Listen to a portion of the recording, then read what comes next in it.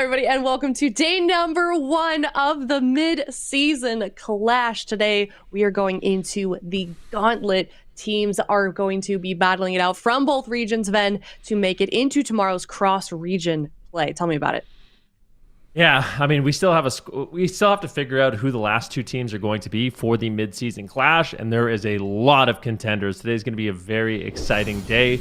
We have some of the best teams in Europe as well as North America.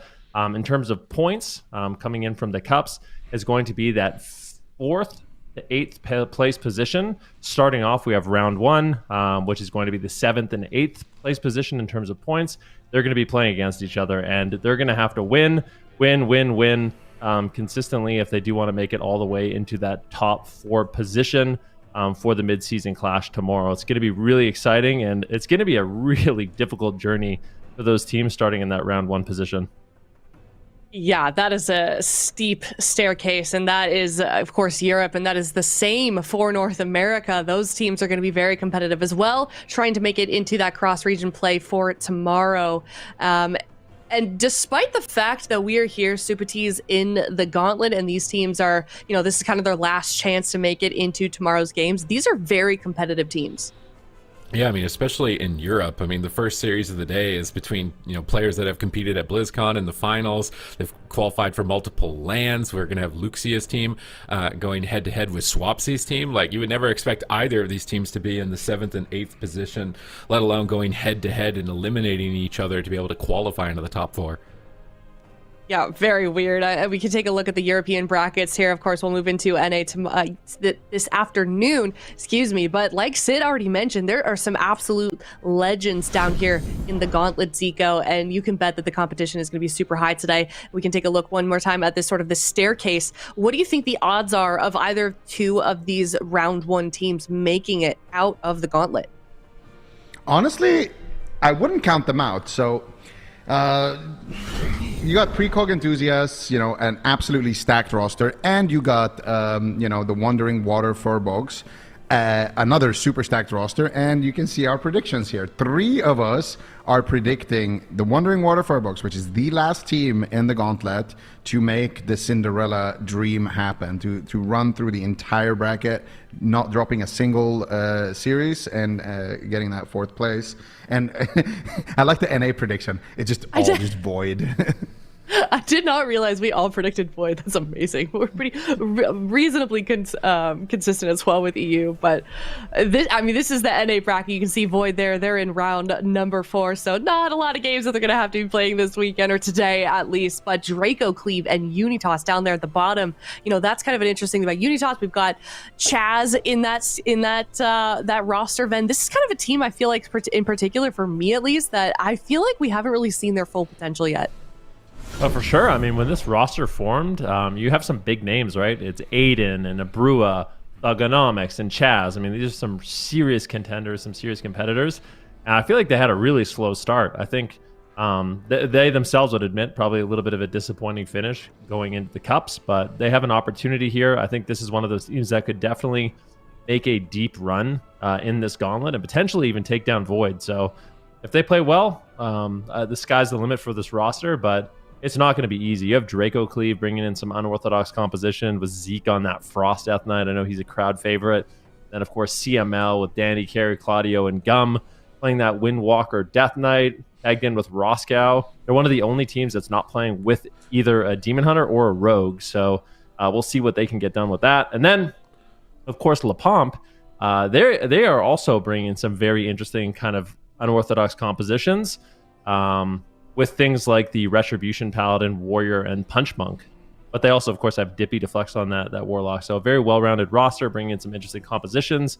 I wouldn't say, all of us predicted Void to win, but it's not going to be easy for them. There's some serious contenders here. Yeah, I think so as well. And I'm sure these teams are going to try and prove us wrong as much as they possibly can. But we are in the EU region. We can see down below at your screen here, PRECOG Enthusiasts and Wandering Water FURBOLGS. That is going to be the first match of the day here in the EU region. And, we kind of mentioned a little bit, Super T, some of the specs we're going to see. We're going to see a lot of rogues, of course. But sort of a new spec that's been emerging this season here in Dragonflight is the Demon Hunter, which I think we are going to see a lot of today as well. Yeah, I think both teams, they can specialize in the Demon Hunter, Elemental Shaman, Resto Druid composition. I'm kind of anticipating that it's going to be a mirror matchup between both of these teams. So whichever side is going to be the bigger pumpers who can get more damage out is likely going to be, you know, the dominant team in this series. So this is likely going to be a game that's really based on like overall throughput and how much damage can each team do. Yep, definitely going to keep your eyes on that blind pick as well. I would love to see a mirror match for the first game of the day here in the Gauntlet. But Zico, what is your take on this? Do you feel like the one team over the other is favored in this matchup? Honestly, they're both extremely talented teams in terms of their roster. It's so hard because both of these teams really shouldn't be here.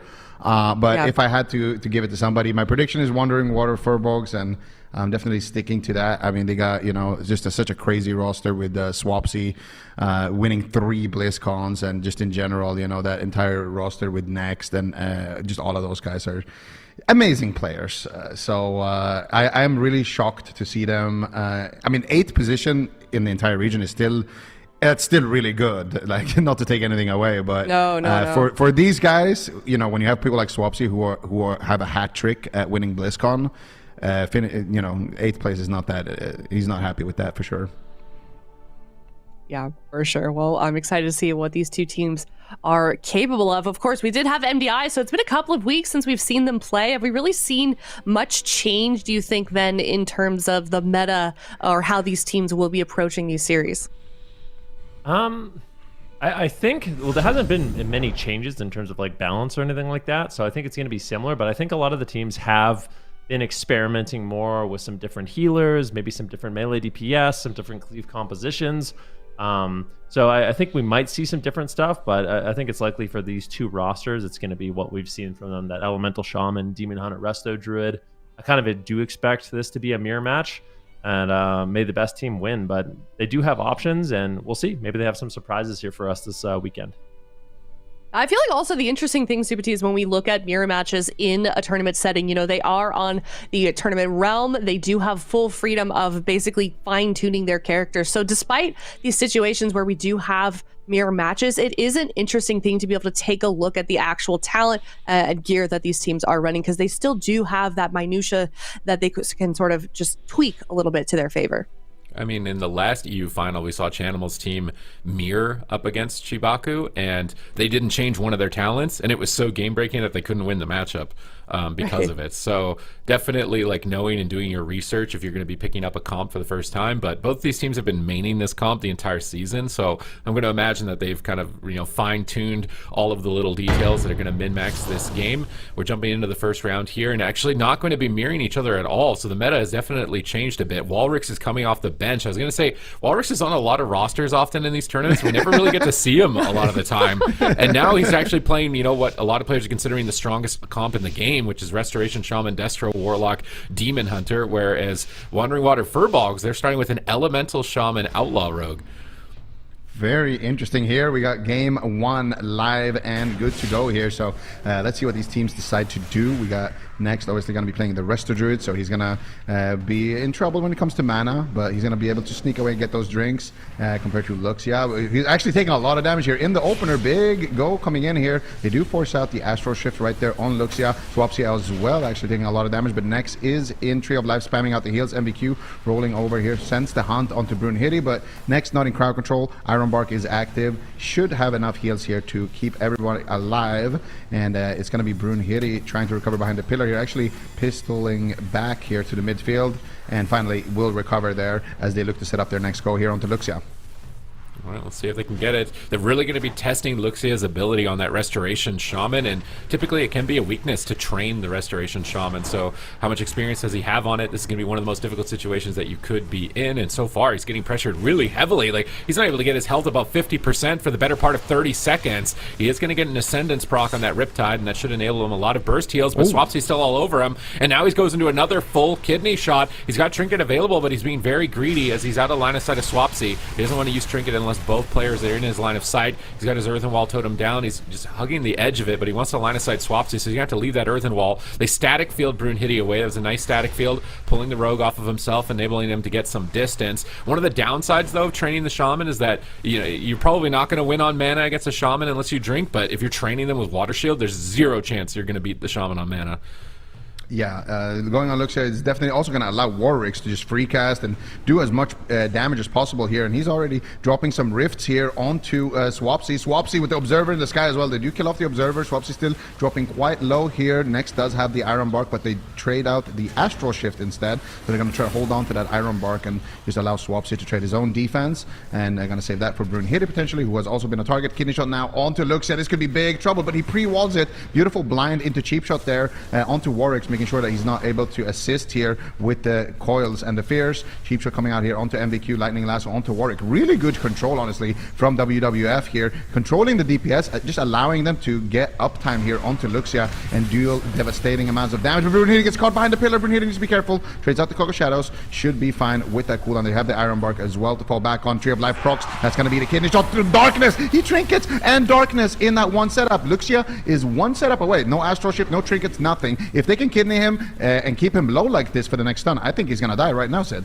Yeah, he's got to be careful here with no trinket. He's got a pre-Spirit Link possibly. MVQ needs to save his crowd control, his stuns, and his imprison. He needs to use those defensively to peel the attackers off this next Kidney Shot, because otherwise Luxia is just not stable. They've used Coil before the Kidney Shot. Walrus drops down an Observer, but Swapsy snipes it out, and that Kidney Shot will connect. Where are the peels? Swapsy gets CC'd for a moment. He's getting spam feared. They need more crowd control on the Rogue. Multiple Cheap Shots incoming. Nature Swiftness does nothing onto Luxia. Another Cheap Shot, more Lava Bursts as he's trying to get around the corner. He drops the Spirit Link, but they kill it immediately. Walrus can't get inside. It's only a 2-player link, and he might die through it. He drops Earthen Wall Totem, but Swapsy is just blasting. Luxia, fortunately, again, getting another Ascendance off that Riptide. It's going to boost his healing quite a bit in this position for a moment. He's got his Healing Tide Totem. He needs to make sure that he protects it. Walrus relays a gateway down for Luxia to escape. Quick reactions there, but the Healing Tide's in line of sight of Brunhilde, and he's just slapping away at it. He's got to move that Healing Tide pretty soon if he wants to make sure that it stays up. He tries to static field, but it whiffs, and now Brunhilde's getting full uptime. They swap to MVQ. He's got Trinket and Netherwalk, but if he gets stunned on his Trinket, he could die. He gets the Trinket Netherwalk off successfully, and Brunhilde is still keeping options open for his team. I would say WWF, their biggest problem at the moment is their mana, and I think they realize that. That's why they're blinding the Warlock, and next is in cat form trying to drink. They're trying to hold off their damage and get some mana, and they get a tiny bit of mana in this exchange. And now Luxia is in the middle of the map. You don't want to be in the middle of the map with Swapsy there. Multiple Lava Burst, Ascendance proc, insane damage incoming onto Luxia. He has to Astral Shift. They drop down the Observer to try and distract Swapsy's damage, but he's immediately killed it off here. A Lightning Lasso comes through, but it's getting zero pressure. Luxia's team is just so far behind constantly throughout this match. I'm not sure how much longer they're going to last. Yeah, how are they going to be able to stay alive here? Luxia actually pre-shield walled that Kidney, otherwise he would have no trinket, but he has it right now. He might need to use it, and he will use the trinket on that Kidney Shot. Swapsy, though, getting pressured, and they need offense right now on the side of PRECOG enthusiasts. They just need to run it down here, get as much damage as possible, and try to force Brunhilde and Swapsy away from Luxia. I don't think Luxia has another go in him here. He needs to stay far away here, cross the map from Brunhilde, try to get as much distance as possible from him and Swapsy, and we'll see if he can keep himself top. He gets a nice Ascendance heal there. Luxia now, right before the Kidney, tops himself off with a big heal, and he should be able to stay alive there. Good control, honestly, and now good pressure here onto Swapsy. They force out the burrow, and Swapsy trying to actually duck in behind the corner there and get offensive with the burrow damage. It actually does a lot of damage, but Swapsy's going to try to cross the map. Works, and he's in a Cyclone, and they are once again, the target is clear. Luxia, 15 seconds left on the Astral Shift. Can they take him down in this Kidney Shot right now? No defense available. Darkness still a long while left. Beautiful knock coming out there. Swapsy looking for blood, trying to take him down. The Grounding Totem comes out in the nick of time, and he does manage to survive for that Ascendance. Manages to get a couple of big heals out here. Luxia really just tanking it out super well right now, but that was another super close call for WWF. Can they continue the pressure here, or will the PRECOG enthusiasts finally take Swapsy down? I mean, it is looking rough for both sides. With Swapsy still has Wally's Iron Barked. I think it's mana is the name of the game here. Can next keep his team going because he's almost completely tapped. They swap to Brunhilde evasions. He gets stunned on his evasions.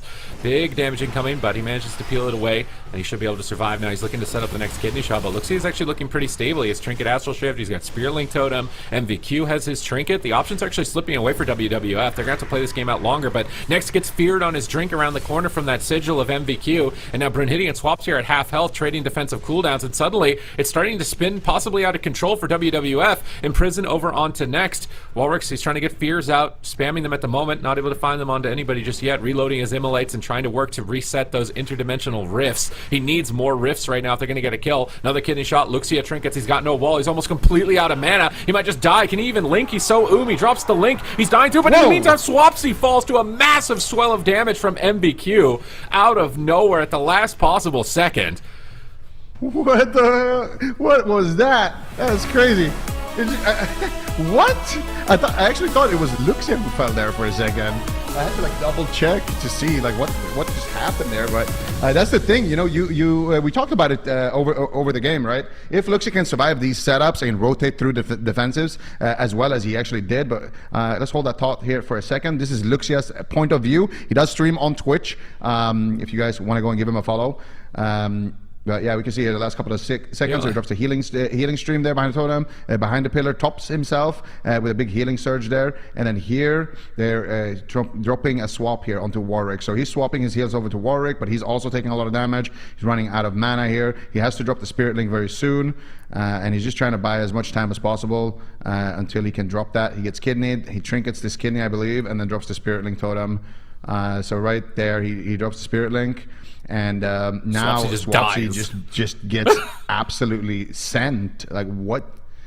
And you can see his that was an essence break. There's no chance that wasn't. I think earlier he burrowed one and then he used his wall in this match. So MVQ finally connected an essence break where there wasn't any defensive cooldowns to block the burst, and it just hit him all at the same time. So Luxia did an impressive job. I mean, it's the first time I think we've seen him on Shaman. He's typically playing Druid or Preservation Evoker from the past when they used to play like Hunter comps.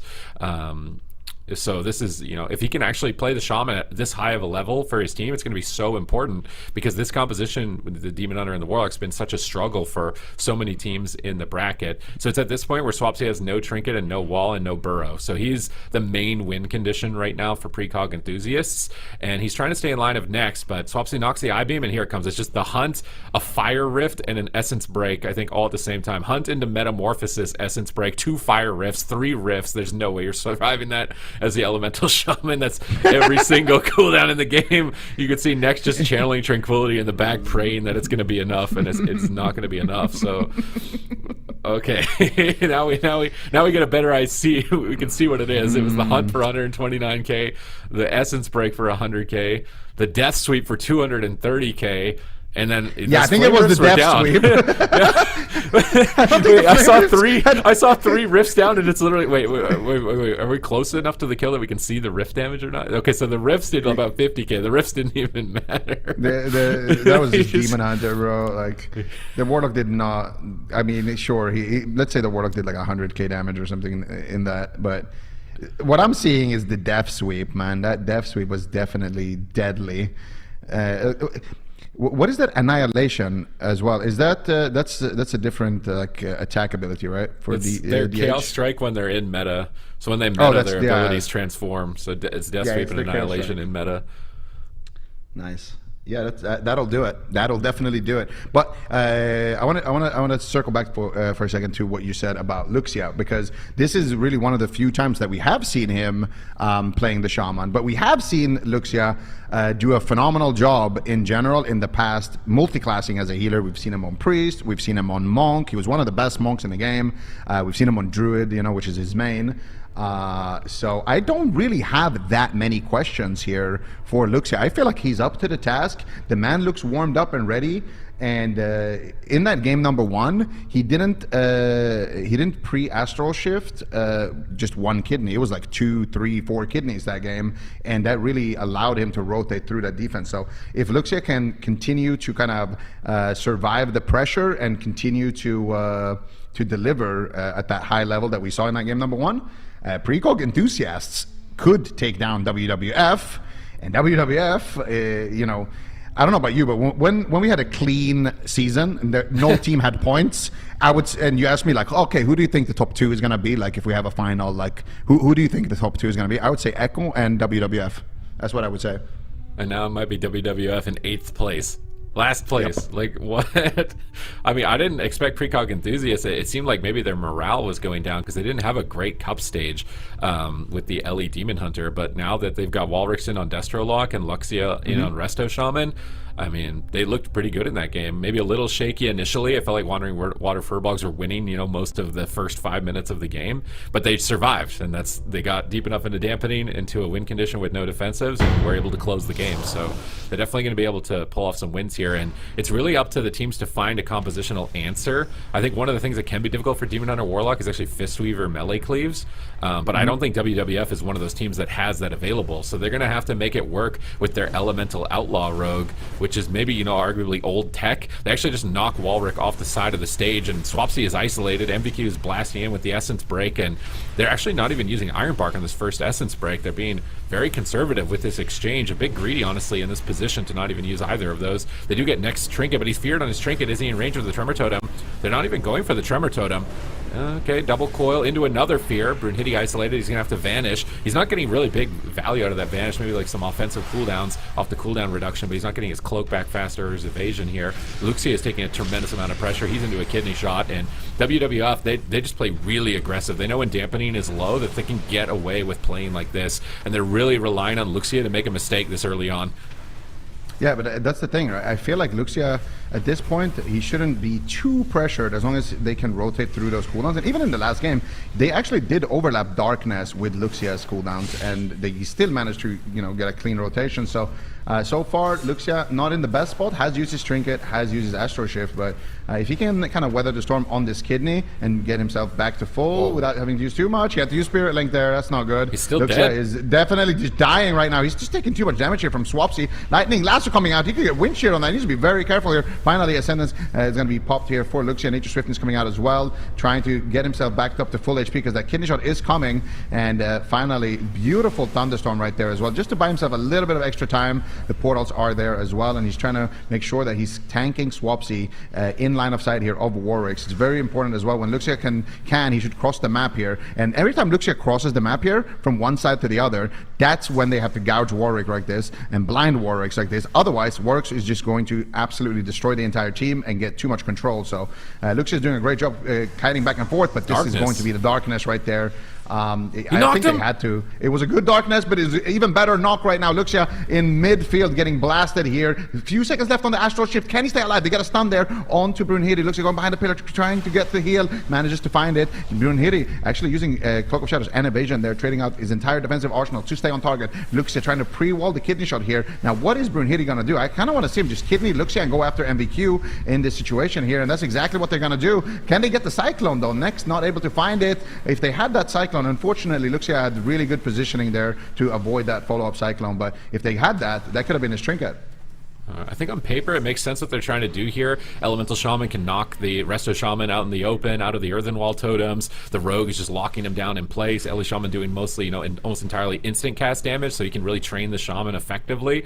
I feel like, honestly, the weakness of their comp is the Druid. It's just the mana on the Druid is going to be a problem here, and on Dalaran Sewers, they need to drink more frequently. I think that's what Nex is trying to do right now in cat form. He has to get more drinks. His mana was just too low. He couldn't power through. They had to use defensives in situations where they shouldn't. They should be lining those up with the Essence Break, which is available and popped right now. MVQ immediately reconnects on that Thunderstorm. You didn't even see him get knocked back there, just timing his mobility right on it, and that forces a burrow. Just every Essence Break is going to be a big, you know, moment where WWF need an answer. And then if Walrix can ever get a Chaos Bolt off during an Infernal, it's going to be another scary moment. Here we see Luxia trying to knock Swapsy away with Thunderstorm and trying to get out of line of sight around the corner, but Lava Bursts are still incoming. He doesn't want to leave that Earthen Wall totem. He's stuck between a rock and a hard place. Like, do you line the Shaman and leave your Earthen Wall, or do you just tank the Shaman in the Earthen Wall? He's trying to stay with his team, but he's kind of running slim on options. He needs to buy like 6 more seconds. Can he live to it? 4 more seconds to his Astral Shift. Swapsy's trying to get in line of sight. Chaos Bolts are coming out. Lava Burst incoming. Luxia line of sighting on the bottom side of the pillar here. MVQ setting up damage. They lasso the Rogue with no Trinket. Next jumps in, and Brunhilde is getting one tap. This is unbelievable. Is he going to go down?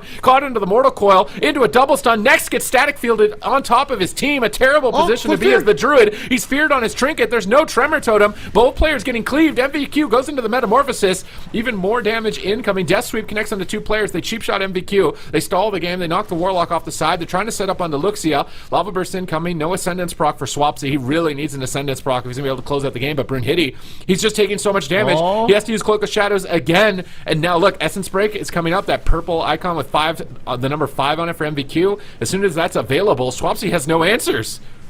Yeah, and there it is. Essence Break coming in. Swapsy getting absolutely blasted. Trying to jump down to line of sight some of the incoming damage from Warwicks. Does manage to catch a big heal there. Lightning Lasso coming out here onto MVQ. They do, however, interrupt it. And as cheap shot here onto Warwicks. Lightning Lasso now onto Brunhilde as well. Luxia getting stunned here by Swapsy's Elemental. So everybody is just having stuns right now. Another stun coming out there from MVQ into the hunt. Still a lot of damage coming out here onto Swapsy. How is he going to respond next mana? Not doing too hot. And it feels like they've kind of abandoned this like kill Luxia strategy here, and instead what are they going to do? They're going after MVQ. They try to Cyclone him low, but next gets spell locked. Warwick is just absolutely dominating right now. Warwick's still taking a little bit of damage though, but he's just going to respond with the Dark Pact. Gets a full blind here. Now they're going back onto Luxia here. Not a lot of mana left for either of these healers. Can they connect with the Kidney Shot though? Swapsy's at 50% HP. Imprisonment onto next. Swapsy could fall here. 10 seconds left for his Astral, and Swapsy could survive if he has that, but Luxia now in trouble. Going for the Lightning Lasso onto Brunhilde. They actually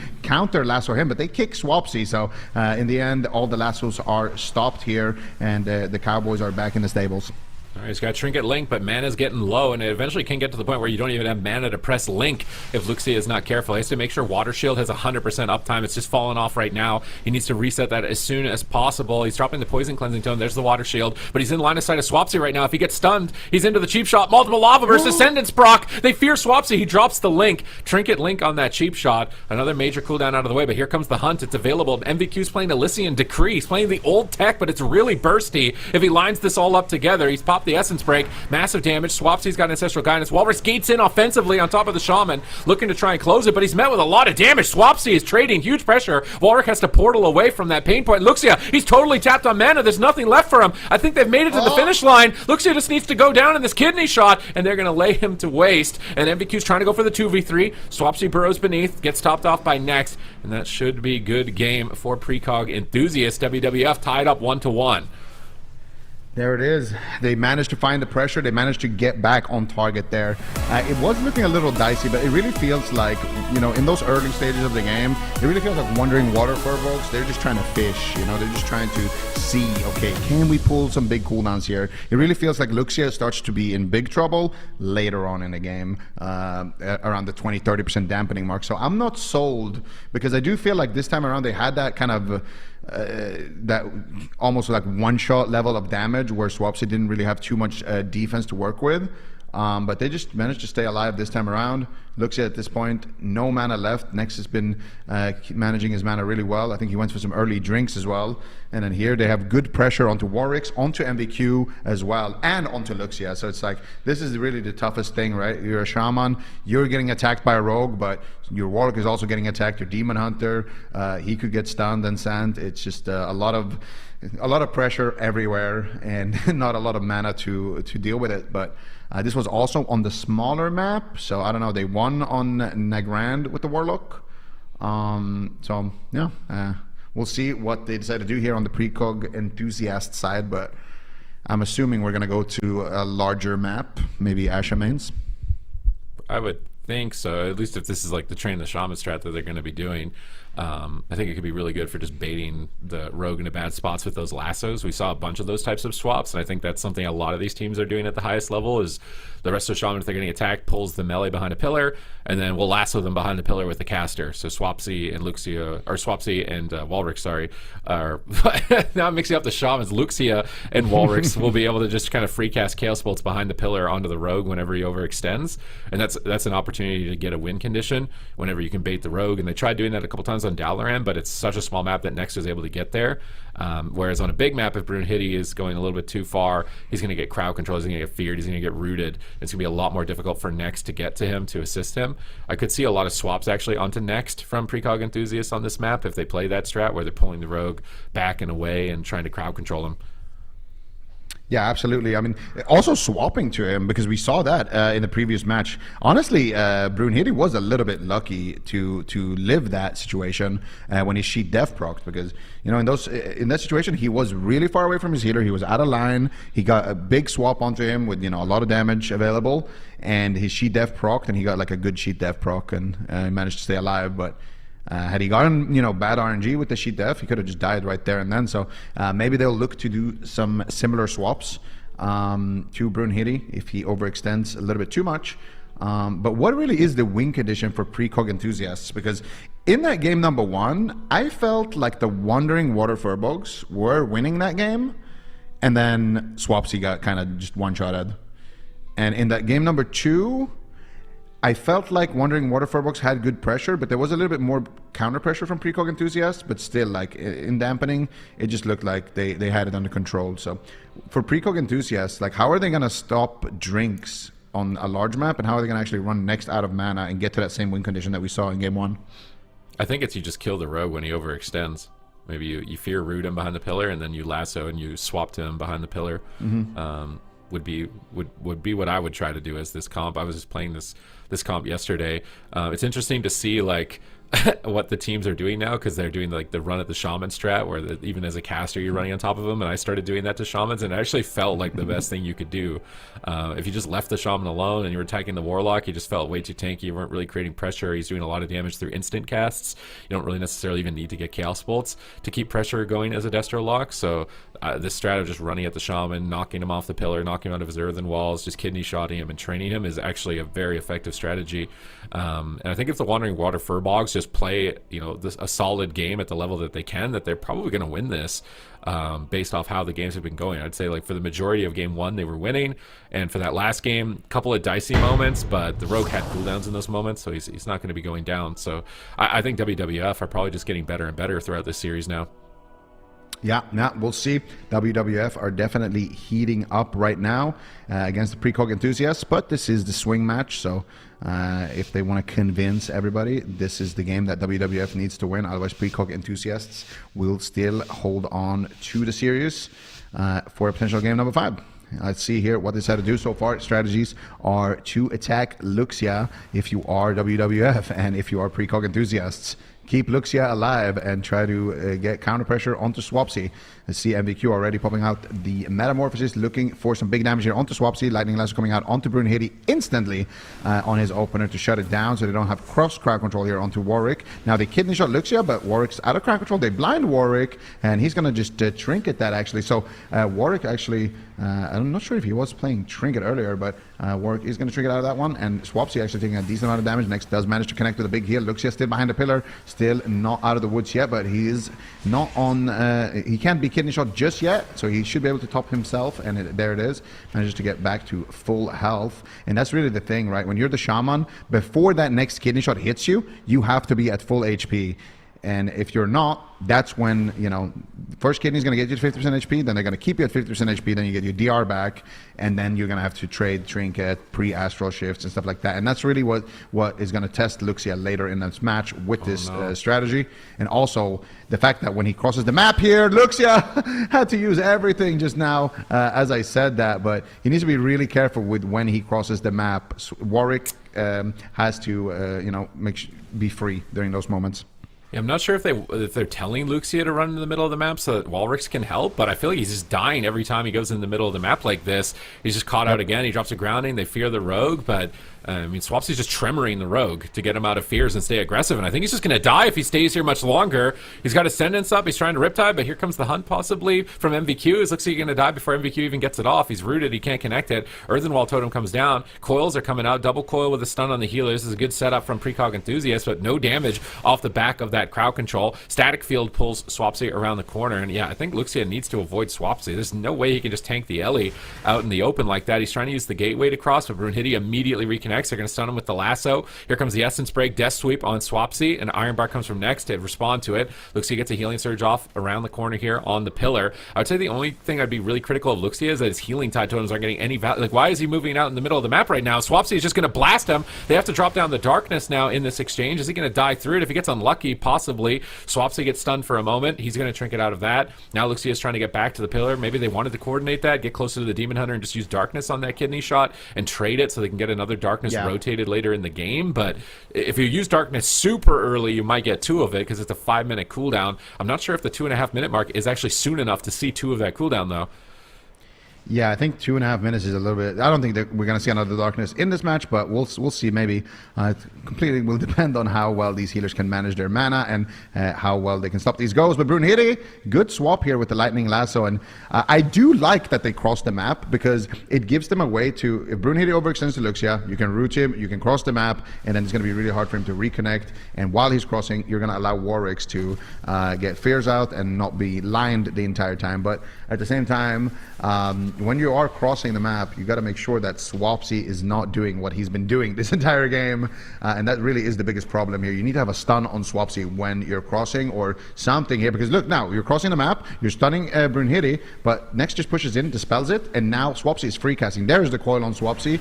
A little bit late, but they did get the double coil there, so they are going to alleviate some of that pressure onto Luxia. Luxia still has 50% HP, pops the pre-Astral Shift, and this is a classic situation where we're probably going to see a Demon Hunter swap. There it is, swap to the Demon Hunter, dropping quite low right there, and that's the mind game here. I feel like MBQ is going to be on the same page here with Luxia, where if Luxia tries to shield wall the kidney, so he tried to preemptively use a buff that makes him take less damage right before he gets hit by the kidney. But if Brunhilde sees the buff, he can just kidney for CC and swap to somebody else. So MBQ has to be paying attention to that as well. That costed him quite a lot of healing there.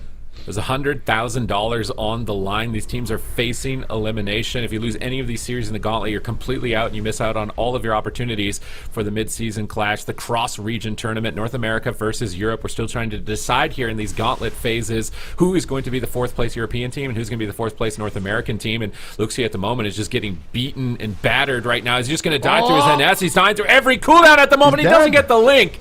And WWF easily sneak away with that, and they look to be getting cleaner and better with every match. Yeah, that one was not too convincing, and WWF, like you said, they have been getting better and better in this matchup. They've been looking clean, and even in game number 1, that looked like it was their game to lose. So if they don't have any more kind of big slip-ups like that, this series should be in the bag. And if they do end up losing the next game, well, they're going to have the pick advantage in game number 5 and map advantage. So really big pickup here for WWF, looking to eliminate the PRECOG enthusiasts here from the Gauntlet. We can see exactly how they did it here in the end. So it's just a lot of damage here onto Luxia. Luxia, again, behind the pillar, tries to get himself back to full health. Static Field Totem, trying to keep the rogue away from him as much as possible, but Brunhilde just has so much uptime, and then Swapsy pushes in here, gets tons and tons of damage, just proccing with his lava, and yeah. Sid, it sounds like you have something that you want to criticize right now. The positioning just looks so bad. Look at what Walrus is. Are we going to get the kill point in the replay again? Is a little bit later after this point. Watch where Luxia is. He's in line of the entire enemy team, but he's not in line of Walrick. So Walrick's in the middle of the map, and Brunhilde's on his back here, and he runs into Swapsy instead of away from Swapsy, and then he runs away from Walrick again, and he runs away from him again, so Walrick's is just bouncing like, I want to help, and he can't help at all, and he's not there for the link, and he's just tanking damage. I mean, maybe he didn't expect to die through NS is the only thing. Maybe he expected that to be more of a solid heal, but I feel like the positioning there just got really sloppy, and nobody could help him. I think Warwick got knocked into a cheap shot clone, and maybe he thought it was like a full clone, or they didn't communicate how long that clone was going to be, because if he was going to sit in the clone, then he may as well line Warwick's, right? But Warwick's was just in a half clone, and then he could have played the game. So yeah, a little bit unfortunate there. If Luxia went the other way, maybe Warwick's had something to save him with, but that is how it goes sometimes. Swapsy and the Wandering Water Furbolgs are definitely going to be happy with that misplay. And we'll see here. Now, PRECOG enthusiasts, they don't have to lock in this composition. They have other options. Luxia could also play healer. They have a lot of things to work with here. So it's not over just yet. They also have Jamie on the bench. So if they want to, they can play DH Ellie. They could also play Rogue DH. I don't know if Rogue DH has made its way into the meta just yet, but we saw Rogue Windwalker and it was super solid. So there's some options here for PRECOG enthusiasts. What are they going to do? Are they going to keep Luxia on the Resto Shaman? Because so far as well, Game number 1, he kited it out well, but in this other 2 games, he has been punished quite a bit. So maybe swapping him out to something where he won't die as easily. I feel like as the shaman, you shouldn't die to just the rogue, especially like in the first 5 minutes. So like if you can make it so it's only the rogue on you, I feel like you shouldn't die. But when he's crossing the map, it's making it so that the shaman can hit him. I feel like in the first games he wasn't crossing nearly as much, and he was just 1v1ing the rogue. But in that last game, it felt like he was actually going to die to the rogue. So he felt more like, oh, I need my team to help me because I'm going to die to the rogue. And I just don't think that should be the case. At least not until you get later into the game, or maybe the Ellie connects on you earlier and forces something that the rogue can solo you later on. It just felt like there's way more. I don't know if Brunhilde switched something up. Maybe I'm going to check out his gear or something. Maybe he just dropped some versatility or something, and he just got more damage on his gear, because he was taking way more pressure than I was really expecting him to be taking in this matchup specifically. I don't think they're going to change their comp, because this is the comp that's been really giving every team a tough time in Europe. So they just need to make Luxia more able to handle the 1v1 with Brunhilde. I don't think he should be under as much pressure when he's able to get out of line of Swapsy. Yeah, maybe it's better to just, like you said, to just tank the rogue and just be behind a pillar and just let the rogue and the healer 1v1, and let the 2 DPS and the other healer DPS 1v or 2v2. But yeah, it's interesting as well that we're going to hook point. That is very interesting. They picked a small map. Maybe they want to just go Druid. I don't know. Yeah, it's possible. Unless they want to go face, which is healer. Like if I'm Luxia and I just played 3 games where I'm tunneled from when the gates open until like the game ends, I probably don't want to play that matchup on hook point. Plus it's an outlaw, plus it's a pirate map. So I don't know. I personally wouldn't be too happy about that. I hope they go on the Druid. Then it would make sense. All right, let's see if they're going to be able to play a little bit aggressive here. Remember, it's $100,000 on the line.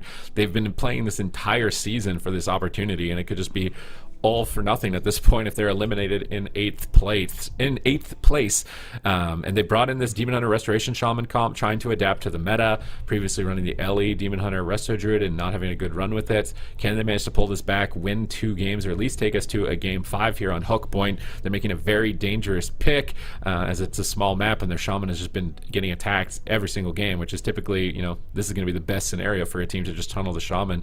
The only advantage really is that the Druid won't be able to drink, but if they're dying as early as they are, I don't think Nex is even going to need to drink in this matchup. Yeah, I wonder. I feel like in the other matchups he had to get a few sips, but they've also been getting cleaner and cleaner with it, so maybe they can just actually end the game before it gets to that point. But we'll see if PRECOG enthusiasts have something to say about this. They will probably try to shut that down. I don't know. I mean, I'm excited to see what strategy they decide to pull out here, but I do believe that we're going to see potentially some healer kind of zug fest going on. I don't think I don't think this game is going to be one of the long matches here. I think it's going to be everybody's just going all in action, and we'll see who comes out on top here. I would say PRECOG enthusiasts, if they can survive those stun locks, things should be looking good for them, but at the same time, you never know. It looks, he had to use a lot of cooldowns actually outside of the stuns too. He even died outside of a stun in that last game. So maybe a better way to phrase it is, if we can keep Luxia away from Swapsy, then things are going to be good here for the PRECOG enthusiasts. If Swapsy can get enough uptime here on Luxia, it's going to be scary. And let's see what Nex decides to do here, if he's aware of the fact that he even might be a target. See how he decides to position and how he decides to play this opener here in potentially the final game of this series here in the Gauntlet. PRECOG enthusiasts versus WWF. We need to see here, winner will advance to the next series. Loser will be getting knocked out of the tournament and out of the chance to win $100,000 Super Tees. Nice pre-earthen wall totem from Luxia there. He's in a position where it was just the rogue, but this is what I mean. If he's lining Swapsy and he's actually going to die to the rogue, I don't know how they ever win. He's traded Ancestral Guidance very early here. It does line up decently well, at least with the Adrenaline Rush and Fire Elemental of the Elemental Shaman. He's already dropped his Healing Tide totem as well, and it got sniped off. I like this lasso and then running around the corner away from the rogue and trying to just kite the corners from the rogue here. And he's in line of Walrix, getting the double coil, peeling for him and getting him into a better spot so that he can line away from the rest of Druid. And they've realized training him right now is not going to be great. They're going to kidney shot the Demon Hunter with no trinket, try and punish that, but they don't get too much, not even a blur. Static Field is down, that gets sniped off immediately. Another cheap shot set up from Brunhilde in this position. Lava Bursts are incoming, and Luxia is trying to line aside him, and I think this is going to work out a lot more effectively for him. He's just hugging the corner furthest away from Swapsy, and he's just got to deal with the rogue. This is where he's going to be tested. He just has to deal with the kick, he has to deal with the crowd control, and be able to heal through it, because if he's running into Swapsy's line, there's no way he's going to survive. Yeah, we'll see. So far, he is managing to do a good job with it, but there it is. Kidney Shot connects. Swapsy is there. There's the Observer by Warwick, spamming out the fears. Good counter attack here from Warwick. Fearing up Brunhilde, making sure that they get no value in that kidney shot, but still Luxia is now in Swapsy's line of sight.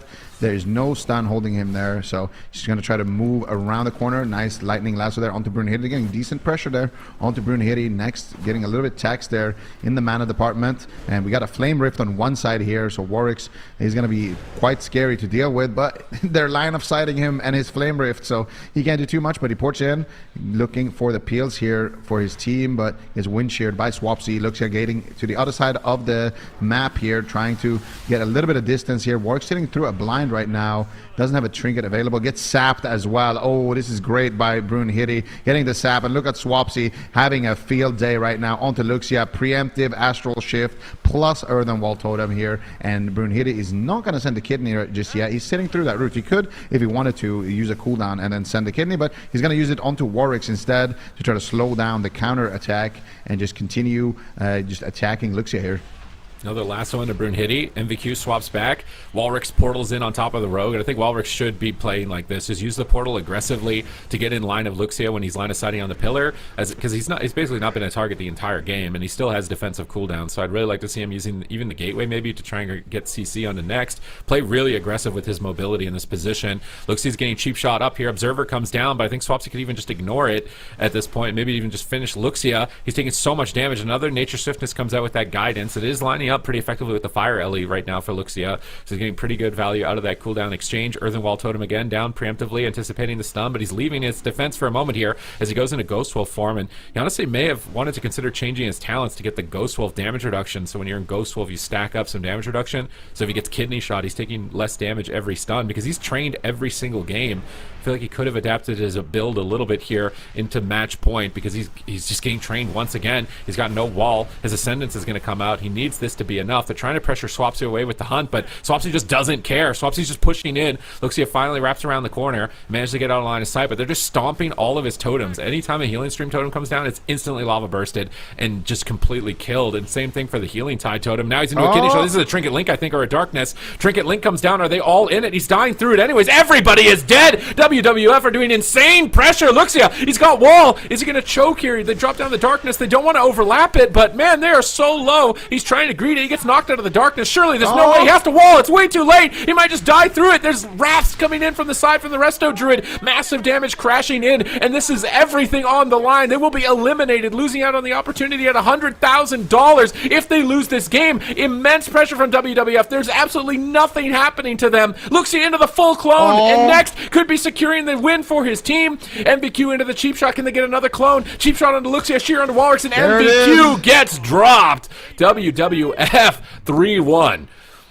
GG's. WWF are going to be surviving this first round here in the Gauntlet, and next taking matters into his own hands there towards the end, landing that one crucial Cyclone. We didn't see almost any Cyclones coming out of him in this series, just trying to manage his mana, trying to get out the heals, but when he lands them, he made it matter.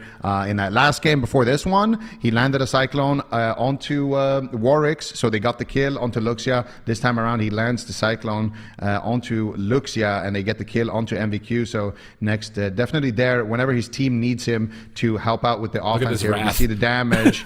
He's sending out some rats there from the backside there as well. But Luxia drops the Earthen Wall, drops the Astral Shift, spams out the heals, trying to keep himself here, trying to recover a little bit, and then he gets the Static Field Totem there as well, tries to duck around the corner here and actually get some heals, and he just gets sniped by a Cyclone there. He did not expect that whatsoever. Brunhilde goes for the cheap shot, and look at that cheap shot out of the Cyclone by Brunhilde. It's really hard to follow up a Cyclone with another crowd control, and the reason why is because Cyclone makes the target immune. So if you're too fast with that cheap shot that Brunhilde just did, then you are going to be on global when he comes out of the Cyclone, and there's going to be a little gap where, you know, a Spirit Link or a Nature Swiftness or something can come through, and if you do it too late, well, then the guy is going to be in the Cyclone just spamming an ability, right, and he's going to get it off. So to really get that perfect cheap shot timing without hitting into immune and also not allowing him to get a global off is actually extremely difficult to do. Especially when it's like a cheap shot or like a polymorph or something like that out of a Cyclone. So you can see it here, like this cheap shot out of Luxia's Cyclone here is the one I'm talking about. So he cheap shot, and look at that right there. There's no gap there. It's just perfect, you know. And these players, they played so many games, they know exactly how to min-max those timing windows. That was a crazy game, man. Just insane. I like that Next actually was lobbing in damage. I feel like a lot of Druids aren't taking advantage of that. When you're in Tree of Life, your Wrath is instant cast, so you can just get out a couple of hits for like 50k damage, and it's super important in those moments. It might just be enough to actually squeak the kill before the target gets out of a stun lock. So I'm really glad that Next is starting to incorporate it. Like he did 10,000 damage or something in that exchange. Just add a little bit of extra push to be able to close it out. And I would say it's impressive that they ended the game so early. I feel like when we're seeing matchups like this with Resto Shamans and Druids and Rogues and Demon Hunters, they're usually lasting like at least 5 minutes. So the fact that it ended at 4 means that the Wandering Water Furbolgs may have actually, you know, come up with a comp and a strategy that could work against other teams that are utilizing this composition. Absolutely, and we're gonna see how long it can take them, how far it can take them. Wandering Water Furbolgs getting that game #1 victory, and of course we are here in the Gauntlet, which means they're gonna have to continue up that staircase. So can they take that momentum into the next series and then into the next series, of course, because of course we want to get as far as we possibly can with this team. The next team we've got coming up here is gonna be Black. Zico. Yeah, and the last we saw of Black, they had some issues in the healing department.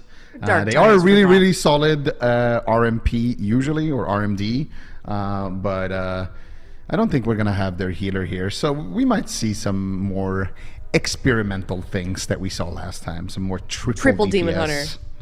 Yeah. Triple Essence Break. Yes, something like that. Yeah, it is unfortunate. They, as per the rules, are not allowed to make a roster swap, so they're going to make the best of it once again as much as they can, and we're going to see what they're capable of. I mean, they have had some time to maybe pull some kind of strategy heading into this next one, but we'll see what they can handle. But Wandering Water Furbolgs, I mean, showing a lot of promise. So Pirate Pete's, if they do end up getting to that match, Super T's, maybe we can talk about that one. Is that a team do you think that they can handle, given what we've seen from this game against PRECOG?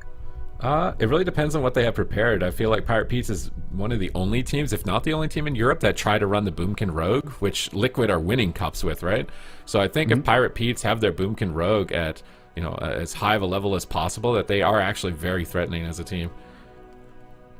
Yeah, I think so too. I mean, we stressed it before we headed into that first one, just how good some of these teams here are in the Gauntlet for EU as well as NA. So let's see what they are capable of heading into this next one. We're going to head to a break. When we come back, I think we're going to get Azael on the desk here, and it's Black versus Wandering Water Furbolgs. We'll be back in just a bit.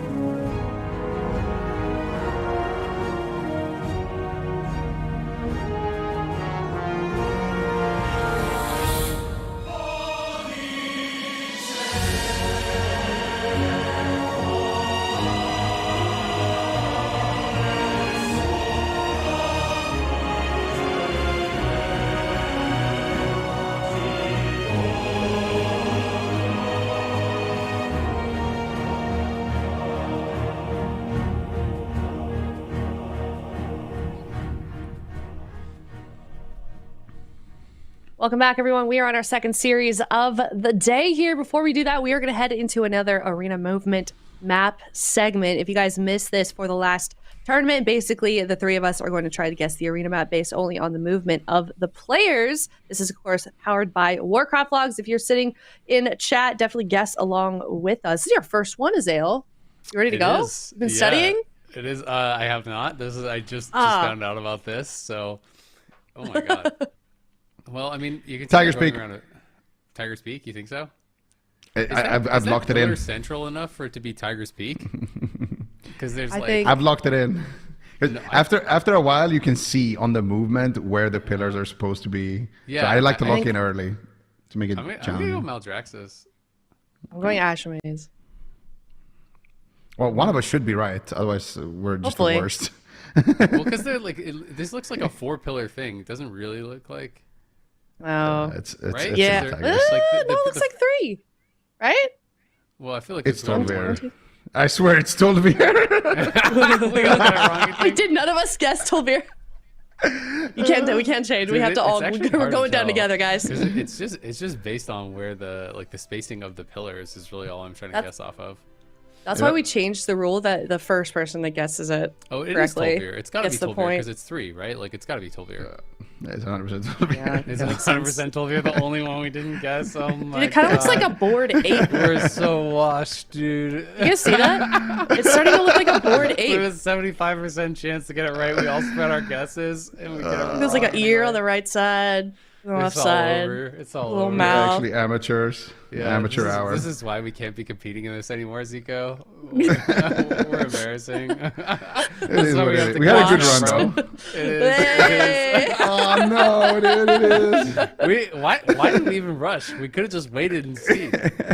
You guessed, so I'm like, well, easy to guess. I guess I'm gonna guess. Hey, don't pin let this on us me, peer okay? pressure. It's not our fault, I'm gonna Azael. pin this Listen. on you. I'm a sheeple. You know, you should have known that. You should have accounted for the fact that if you jump off the cliff, I'm gonna jump off the cliff too. Why didn't Is that what they do over there in the LCS? Is that That's how my it bad. That's my bad. I'll bring you some chocolate and flowers to the hospital. Thank you. Appreciate that. Well, Goodness now that gracious. we've completely entered this segment, time for some arena. Yeah, arena. Powered by subject. Warcraft logs. A subject that we should be better at. But yeah, level up your gameplay by visiting archon.dg/wow. You can find the most popular builds, optimize your gear, learn the meta, and even more. And thank you so much, Warcraft Yaks, as well. So now I think we're going into this. This is Nagrand, right? I think this is Nagrand. Yeah. We're gonna have to. We're looking at Nagrand, right? Yeah. Yeah, I don't know about that. I think Chad needs to let us know. All right, well, this is game number 1 here. It is Black versus Wandering Water FURBOLGS, and we are in the second staircase of the Gauntlet. Game number 1, here we go. Oh, they're playing healer. All right, so yeah, PMake is the mage of this of the roster, Black, and they long story short, they don't have a healer, and he's picking up the healing role, so he's Giga alt, but maybe they can make something happen here. Yeah, I mean, I think they have a much better chance than when they were playing triple DPS in the last event that I was watching them in. So we'll see how they're going to do. PMake, they're going to be opening up onto him, trying to pressure this ult, see if they can train him into the ground. Swapsy was doing really well in that last round as they were just training after Luxia. So it's going to be kind of the same thing, rinse and repeat here for WWF as that healing tide is going to get dropped. It looks like it just got killed off almost immediately. They're chasing after it. Brunhilde takes it down even through that static field totem. The blind now going to be expiring there onto MBC. You can see a nice gouge following it up off that. They're so good at this cross CC over onto these warlocks, protecting the DPS as they're moving out. Next now, just hugging that pillar, trying to keep NPC out of this game, throwing the roots down onto him, and PMake is just taking a lot of damage. Yeah, PMake still at 50% HP. Didn't manage to get himself back up to full before that kidney shot. Had to trinket it instead. Trades out the Ascendance here as well. But a lot of damage coming in here. Might need to trade out the Spirit Link as well. He's trying to hold on to it, but he will be forced to use it. PMake not out of the woods just yet. NPC just getting spam, wind sheared, and interrupted. Swapsy is just standing on top of PMake, having the time of his life right now, doing so much damage. Finally, a kidney shot is going to connect here onto Brunhilde. He's going to take a little bit of damage. NPC coming out here with the coils, and now is a kidney shot onto PMake. Swapsy, though, in a counter cheap shot, but next, not in any crowd control. The portals are blasting Swapsy, though, but he's just going to walk that off and just continue the onslaught, not even trading out the Astral Shift, and PMake gets absolutely blasted. And Yeah, this is it's a rough one, right? Like you lost your healer, you try to show up anyway, and on some alts, but when you're going up against this level of team, you're gonna need a little bit more than just an alt. Yeah, the alt versus triple BlizzCon champion, generally a tough matchup in my experience. But you know, they lasted a little bit longer than they did with the 3 DPS. Because I was thinking we were going to get some triple rogue again, and that was something I hadn't seen since, like, this might even be before your time. I remember back in, like, 2007 MLGs or something, I remember Pandemic, if you remember that team, playing, like, yeah, I remember. At an MLG, and I was like, I was getting flashbacks, man. But PMake just got ran into the ground. This is obviously going to be a tough one to survive that pressure. We saw Luxia struggling, to do just that in the last one. And if you are playing an alt, you are not really super comfortable on it. It's going to be incredibly difficult. But I was kind of just blown away by Brunhilde and Swapsy, how they were playing. Every time they cross through the map, how they're shutting down the Warlock. They did it in the last round. They're doing it this time against NBC as well. Basically, when you're playing a Destro Warlock, you're kind of wanting your healer to cross through the middle of the map so you can actually have that LOS to be able to spam out damage and get something done. But every time they're doing that, it's shear comes down, then grounding, then he's getting blinded, then he's getting gouged, then he's getting off cheap shot. And so even when there is that window for NPC to really kind of get those chaos bolts and get that damage rolling, he's just getting off CC'd so heavily by Swapsy and Brunhilde that it never feels like he gets real pressure rolling. And Next is not getting involved, he's not getting CC'd up, so they made it look super easy. Yeah, and that's really one of the things that make Outlaw so annoying to deal with. You have like the long range on all of your attacks, so you can kick from really far, you can gouge from really far, and then you have like your ranged kidney shots, and you have like just so much control. Yeah, and that's the thing, right? You're also resetting your cooldown, so you it always feels like, okay, they have a cheap shot, they have a gouge, they have a blind, they have something to shut me down when you're that freestanding caster. So it is tough for NPC. He's going to need to really min-max those couple of seconds where he actually can play the game. But for PMake, I think the one thing that I saw that Luxia was doing a lot better than PMake was PMake would still be low before that next kidney. Like you have to, even if it's going to cost you a cooldown, you're going to have to use it to make sure that you're always at full HP or as close to full HP as possible before that kidney connects. Because if you get kidneyed and then you stay kind of on half and then you get kidneyed again when you're on half, that's when you're going to have to use like essentially your entire spell book. So that's the situation you want to avoid if you are the Resto Shaman. Yeah, absolutely. I haven't played a lot of Resto Shaman, but I've played a lot of healers over the years, and I always find when you're learning a healer, one of the hardest skills is knowing how much to use. Because if you ever underuse, then you end up having to just all of a sudden dump everything, right? So it's so much about being able to perfectly anticipate exactly what you will need to stabilize in that situation, doing it early enough that you don't have to use a second cooldown. And if you ever make one of those mistakes, you ever make one of those misreads, all of a sudden, instead of just the Astral Shift, now it's the Astral Shift coming in too late, then you have to trinket, then you have to link, now you have nothing for the next one, you're falling further and further behind, right? So it's really being so good at evaluating those situations, and that's where playing a class, it requires a massive amount of experience, right? So if you're just hopping on a Resto Shaman, you don't have as much experience on it, it's going to be very difficult to know exactly how much to use. We'll see if they can get anything done here on their map pick though, or if Wandering Water FURBOLGS are going to be blasting black into outer space.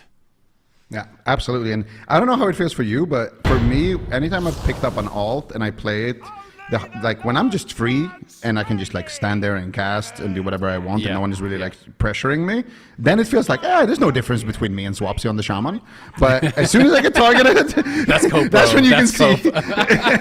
okay, fine. There's a little bit of difference, but there's a slight difference. But no, I completely know what you feel, right? You're like, I'm doing the rotation, I'm doing it, and then it's like all of a sudden you get kidney on it, then you get kicked on it, then you get gouged on it, then they're LOSing you, you're like, wait, how do I do damage? What am I supposed to do here? This isn't working.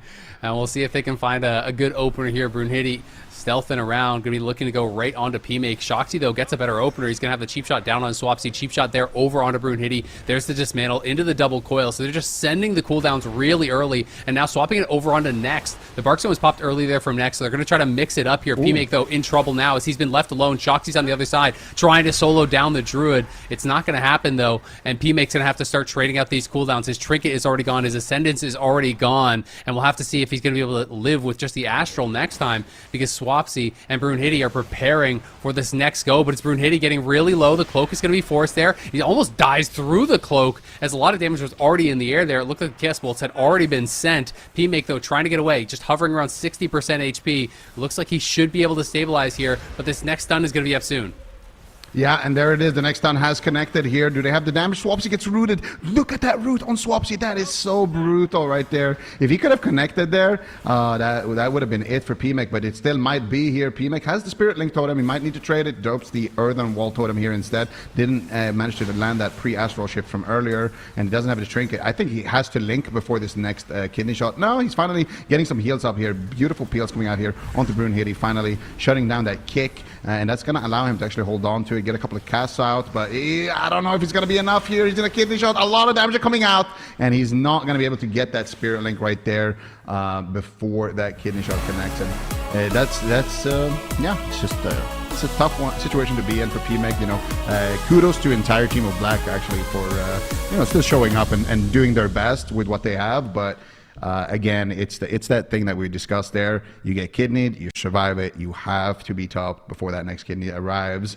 And for PMake here, sometimes that means you have to drop a Spirit Link earlier. Like here, he's quite low, and the kidney shot is off the R. As soon as Brunhilde comes out of this crowd control, as soon as that disarm ends, he can be stunned right now. So the best thing you can do here is drop a Spirit Link, or at least preemptively Health Stone, so you have a little bit more health in that kidney, because he almost survived the kidney, and then you can drop the link when you come out of the kidney on low HP. But you really need to try to get as much HP as possible before that kidney connects, and that's the tough thing, right? When you're playing on alt and you're being pressured, it's really hard to survive if you don't have like a lot of games on something. So yeah, PMake, he did a good job, but it's a tough one. We saw what happened to Luxia, you know, who's played significantly more games as well. So yeah, absolutely. I mean, WWF doing a really good job, though. Even with the cross CC at the end, it's triple CC as they're actually training PMake down. You know, they have clone on one, cheap shot on the other, then they have gouged off that. Like the cross CC has been really, really nasty. So it's definitely looking like we're heading towards a quick sweep here. And Wandering Water FURBOLGS would win their second in a row in the Gauntlet. They have to win 4, I believe, to get all the way through the Gauntlet and qualify into the rest of the event tomorrow for that interregional event, which is going to be really, really fun. That's something that I feel like people have been wanting in WoW for so long, right? Because there's always this debate about, you know, which region is better, which team is better, you know, who's got the strongest team, and it becomes a point of pride, not only just for the players, but also for the fans, right? Absolutely, and especially in WoW, where some of the teams that kind of make it up to the top, they tend to really like stay there for a while and dominate. Like I'm thinking about like Luminosity in the past, Cloud9 in the past, Team Liquid right now, Echo. You know, all of these teams, like, because you would have like, okay, you have Luminosity. They're dominating in North America. They're winning everything 2 years in a row. Echo is doing the same in Europe, but they're not facing each other. So which region is actually the better one, right? We've had those. We've had, you know, like we had like some show matches at BlizzCon last year and stuff like that. But it is really nice because it's so rare to get those EU versus NA matches. So it's really hype when we finally do get them. It's going to be a treat. I'm definitely excited for that. But of course, if these teams want to be involved in that, they have to get through the Gauntlet first. WWF obviously already won one of their Gauntlet matches. You know, and they're going to be working towards, you know, trying to get through this one. They are now, you know, on match point, looking to close this one out. Then they would have, you know, Pirate Pete's as that third match, and HOOLIBANG is that final boss in EU for the Gauntlet. So those are the teams kind of waiting in the wings, assuming the WWF can clean this one up. If you are just tuning in now, you're kind of wondering, you know, why is this so one-sided? It is, of course, because Black does not have their main healer, so they're playing with some alts, and now they're going to close it out with the triple rogue. Unfortunately, they're going to be closing it out, I think, for the other team with the triple rogue composition. You know, I like it. I remember when triple DPS used to actually like be in the meta, you know. I think it was like, it's been like over the years, you know, like we had it like back in BC a little bit, in Kata a little bit, like here and there, you know, you see it pop up. But it's going to be cool to see what Black can do here. Obviously, this is just a Hail Mary right now. I think their best option is just full send like the healer or the LA Shaman and just try to win in the opener, triple Shadowy Duel or something. I don't know what they're going to do, but I'm excited to see it. No matter what, we're getting chaos, and I'm here for it. Yeah, it's gonna be a quick one. You know, this is the biggest Hail Mary of all Hail Marys. Like, this is trying to hit a 3-pointer, but the basket is on the moon and you're shooting from Earth. So the reverse sweep, I think, unlikely perhaps with the triple road comp. But we'll see if they can put Steph Curry to shame. You know, hit the Hail Mary. But it's gonna be a fun one, like you said. There'll be some chaos, and it should be quick either way. Absolutely. We'll see here what the Wandering Water FURBOLGS can do. And I mean, they got to be pretty happy with that, because they're starting out in the bottom end of the gauntlet. They have to fight a really solid team in the PRECOG enthusiasts. And now, finally, they get to, you know, breathe out a little bit here against Black, who are not at full strength. So they're definitely going to be happy with that. Wandering Water FURBOLGS trying to make the Cinderella dream happening, starting at the very bottom of the gauntlet and eliminating everyone in front of them for that last spot. But now it is time for the triple rogues here: Shoxy, NPC, and PMake. Oh, he's rooted out himself. Oh no, he cloaks! He cloak vanish already! Wait, cloak vanish. All right, let's see. They're going to be opening up on a Swapsy. It looks like he's going to be the target. Swapsy not popping any defensive just yet. Just going to be able to sit through this. They use that Iron Bark there from next. He's going to pop the Heart of the Wild as well. Brunhilde going to get off Kidney, but it's PMake already incredibly low. He's on the run here. Does vanish out. Going to try to get out of there, but will be flame shocked out. And they don't have much time left in this one. Shoxy stunned up. Shoxy is going to be going down in a hurry. WWF. They say no. No, sir. No reverse sweep going to be happening here. It's a quick and easy rejection. They're going to get the 3-0. Quick and easy rejection. Now that we just had Valentine's a couple of weeks back, Swapsy going to be happy with this. And Wandering Water FURBOLGS is going to be moving in. I got to give PMake some credit, though. The reason why I just randomly started laughing like uncontrollably in the middle of the game was because the camera zoomed in on his character and he's just playing like this bald Kultiran, like naked rogue. You can see it on the replay here. Look at him, PMake right there. And when he vanishes off and runs to the room, I think the camera stays on him for a second. Look at him. with like the mask as well, like the Do you think this the is hood. the bog, or is he just not wearing gear? Honestly, I was thinking he died pretty fast, so maybe he's not wearing any gear. Too. No like way. That would not be a real question in most cases, but in this one, it's hard to know. Which one He's do you wearing think gear. is not He's making? wearing gear. Okay, He's I was wearing gonna gear. check it. I double checked Okay. it. He has a green. He has a green shoulders He's though, got so the I'm not light, sure the about light that. drinker shoulders, the 340 eye level. Not sure about the light drinker. No, you're not a light drinker enthusiast. I'm just more of a regular drinker. Some innovative gearing for sure from PMake there. But it is going to be that quick 3-0 sweep for WWF. They are going to move on. They're going to have some much stiffer competition for sure as we do go forward. As it is going to be, again, Pirate Pete's going to be waiting for them next, and then HOOLIBANG would be that final team if they are able to take them down. Pirate Pete's, from what I have seen, the matches that I saw, they were mostly playing like Rogue, Moonkin, Evoker. You know, so it'll be interesting to see how that matchup goes. Yeah, absolutely. Pirate Pete's is essentially ABC from previous years. The team with Alec on it. They've won BlizzCon in 2017. They have a new healer since then, but also their new healer is not so new. He's been around for such a long time in the scene as well. Clyde been a legend for a long time, and Alec has stepped down. I don't know why or what the reasons are, but I know that he's not on the team. And Gelu, which is another amazing EU mage, is on that team instead. So this is a real team. Like they had their fun now against Black, but against Pirate Pete's, it's definitely going to be a tough one. I hope so. I wonder.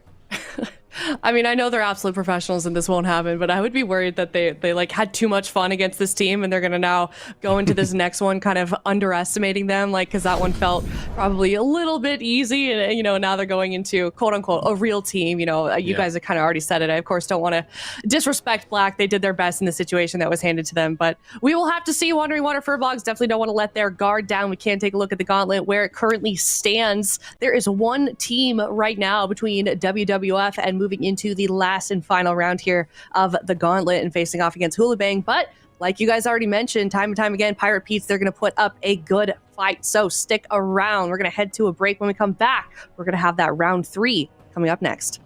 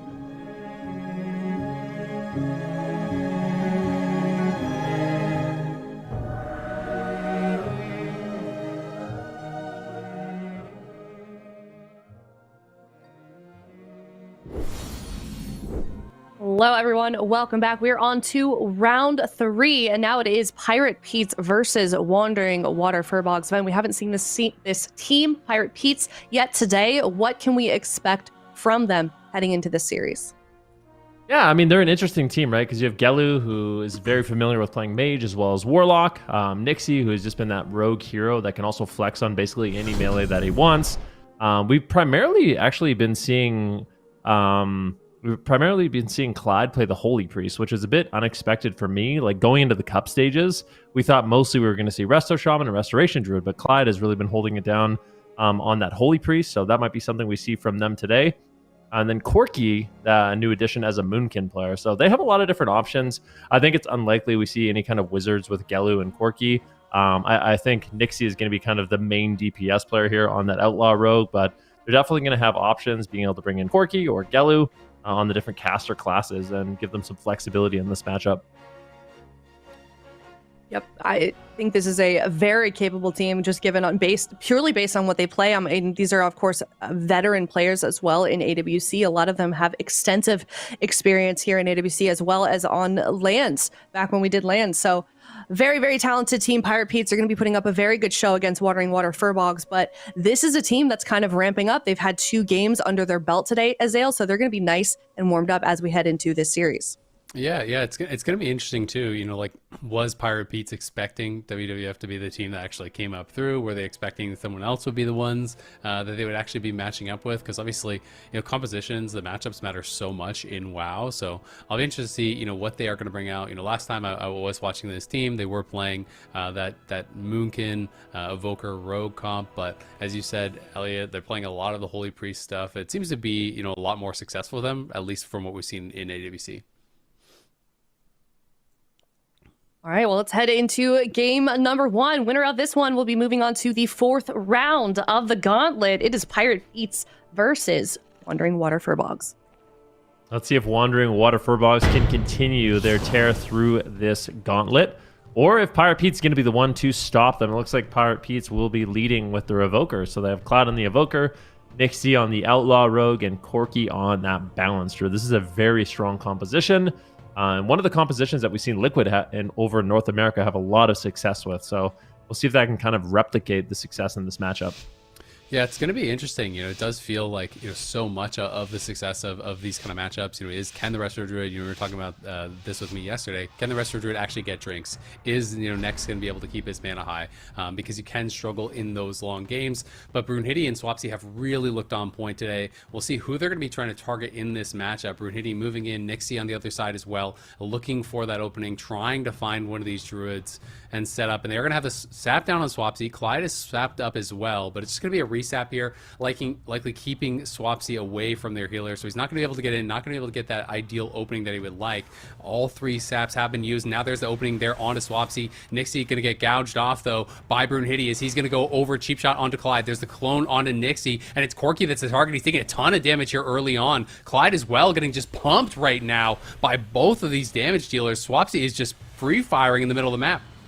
Yeah, this is a really devastating opener here for the Pirate Petes. We'll see if they can turn it around. One nice thing about the Preservation Evoker is that Fire Breath, the spell, is very effective against the Restoration Druid. So if we do see Clyde get these big Fire Breaths, that can be a huge momentum swing for their team and really throw next off.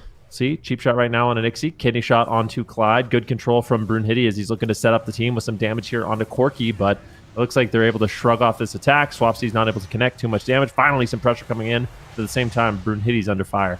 Yeah, there was that killing spree used onto Brunhilde. They chunked him down a little bit low, but it's Clyde who's actually taking most of the damage now. Nixie as well in the middle of the map. He's getting hit pretty hard. Brunhilde's going to be cloned off there by Corki as both these Druids just trading clones back and forth. You can see the Fire Breath was trying to come out, but it's going to get kidneyed onto Clyde, and Swapsy still has those hots rolling on him. Cheap shot going to expire on Nixie, but there's a clone now over on a Clyde, and it's Corki in trouble. Going to have to pop the Barkskin, jump back to the pillar with the Wild Charge. They're going to try to turn things around onto Brunhilde, but he's not dissuaded. He's pushing forward. He gets the kick onto that clone. Corki looking for another to follow it up, but it's Corki still sitting low here as Swapsy is now taking some damage in the middle of the map, and Nex is going to be kidneyed up. It's Swapsy getting pretty low here. Going to have to pop the Astral Shift. We'll see if that's going to be enough, as there's the hots getting stripped right off him by Clyde. Clyde now going to get cheap shotted up. There's the beam down on Nex. He did look like he got locked. Had to use his trinket as well, so the cooldown's actually being pushed through here pretty quickly, and Brunhilde still has his blind.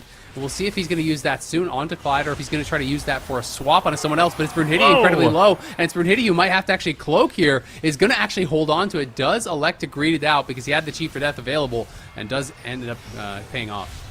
Yep, ends up working out for him. Now has that Cloak of Shadows to get aggressive. A full Cyclone here on Swapsy, and both these teams having a Rogue and a Druid. It's going to be Clone City, but Brunhilde might just fall. He has a Cloak of Shadows available. Is he going to use it? Saved it for this moment, but still going to greet it out. Cheap shot on the next. Brunhilde still incredibly low, just opting to trade out the Vanish, just holding on to the Cloak of Shadows for dear life in this one. Now cheap shot on Nixie, as this looked like it's turning into a bit of a rogue race here between these two teams, as it seems like the Outlaw Rogue is going to be the main target so far. Mana heavily in favor of Pirate Pete's, and this is what we talked about. If Next isn't able to close out the game early and he's not able to drink, it's going to be a massive advantage in the late game here for Pirate Pete's, and they might not even need it. They might just one-shot Brunhilde, who trades out the Trinket Cloak of Shadows, and all of a sudden Brunhilde is not feeling healthy. No, not at all. And I mean, he used his blind, but it was defensively onto Corki. And they didn't really get any pressure on anyone else with that. Brunhilde just trying to stick on the back of Corki here. But it feels like every time Next tries to get away for a drink, they just strip the hots and they pump this damage into Brunhilde. And it's Brunhilde again in a lot of trouble. Not really any cooldowns remaining here. Next is going to be able to pop out, uses that NS, does get him top back off. Swapsy, though, getting a little bit low on the other side. There's the kidney shot down onto Corki as Clyde's going to get sheared. But can they get any pressure rolling with this? It doesn't feel like it just yet. But Clyde now getting burst down there by Swapsy to about half HP. Picks himself back up. It's Next behind the pillar. We're gonna have to see if he can find an opportunity to get this drink, as there's the step, the kick onto the clone again from Brunhilde. Corki getting interrupted here, but this time the clone is gonna land, and they're gonna swap the damage over on a Swapsy. There's the kidney shot. He's trying to push in here, looking for clones on a Next, and he's gonna get it. Next has no trinket remaining here. Swapsy in a lot of trouble, trying to run back, trying to cut out of there, but there's a bash now following that up onto Next. Corki destroying this Resto Druid with the CC. This time the clone not gonna be able to land onto Next, but it's Brunhilde that's cheap shot off. He's dismantled. The pressure is not really turning around whatsoever. Nixie, though, getting pretty low here. Nixie may just get sent. He's into the kidney shot. He is going to be able to survive, though. Yeah, it looks like he's going to be able to hold on. Big heals coming in from Clyde. Really, really important. That was a dangerous situation. Getting full kidney shot with no trinket, about 20% health. But Nixie's going to shake off that attack and continue the push here onto Swapsy. Full gouge on Next. This could be the end of the game. Swapsy burrows underground, but he might just fall. Full Cyclone here on the Next. Swapsy doing what he can to survive, but I think he's going to get clotheslined. He does. Pirate Pete's is looking on fire, and this composition looks great from them. Yeah, they looked really, really good. And honestly, even if they didn't kill him there, I don't know how Next was ever going to get away and drink. It just didn't feel like there was going to be any opportunity on this sort of map. You know, obviously, for a map pick, if you're going to stay with the same comps, you're assuming that you go to basically the biggest possible map. You know, try to spread it out, try to slow it down. But they were really struggling to get much rolling. You know, most of the opportunities really were for Pirate Pete's this game. There was this one brief window where you thought maybe they could actually kill off Nixie, as he had no trinket. But as soon as he lived through that kidney shot, of course, he had cloak, and he didn't end up even needing it. But, you know, Pirate Pete's playing it very, very well. You know, I liked how Clyde was playing this. I liked how Corki was playing it. The Moonkin being so annoying in the middle map, just constantly spamming out CC. And every time Nex is trying to kind of push back and trying to kind of reset, those hots are just getting stripped by Clyde, right? You know, the Fire Breath comes out, you know, puts that pressure on, puts him behind, and then Corki spamming CC, and you're just falling further and further and further behind. Yeah. Clyde definitely looking good here in that one. And like you talked about, that Fire Breath just such an additional tool for this roster. And the Rogue Moonkin, it can be very difficult to deal with. Nixie in this game is just going to be stunning up lots of different targets. So he's going to be using stuns and gouges on the healer. And that's when you can see Corki just move in, move the Cyclone over onto Next from Brunhilde, and they're really not able to shut it down whatsoever. So it'd be very difficult to deny all the Cyclones that come in from the game. And it's such an effective crowd control in matchups like this.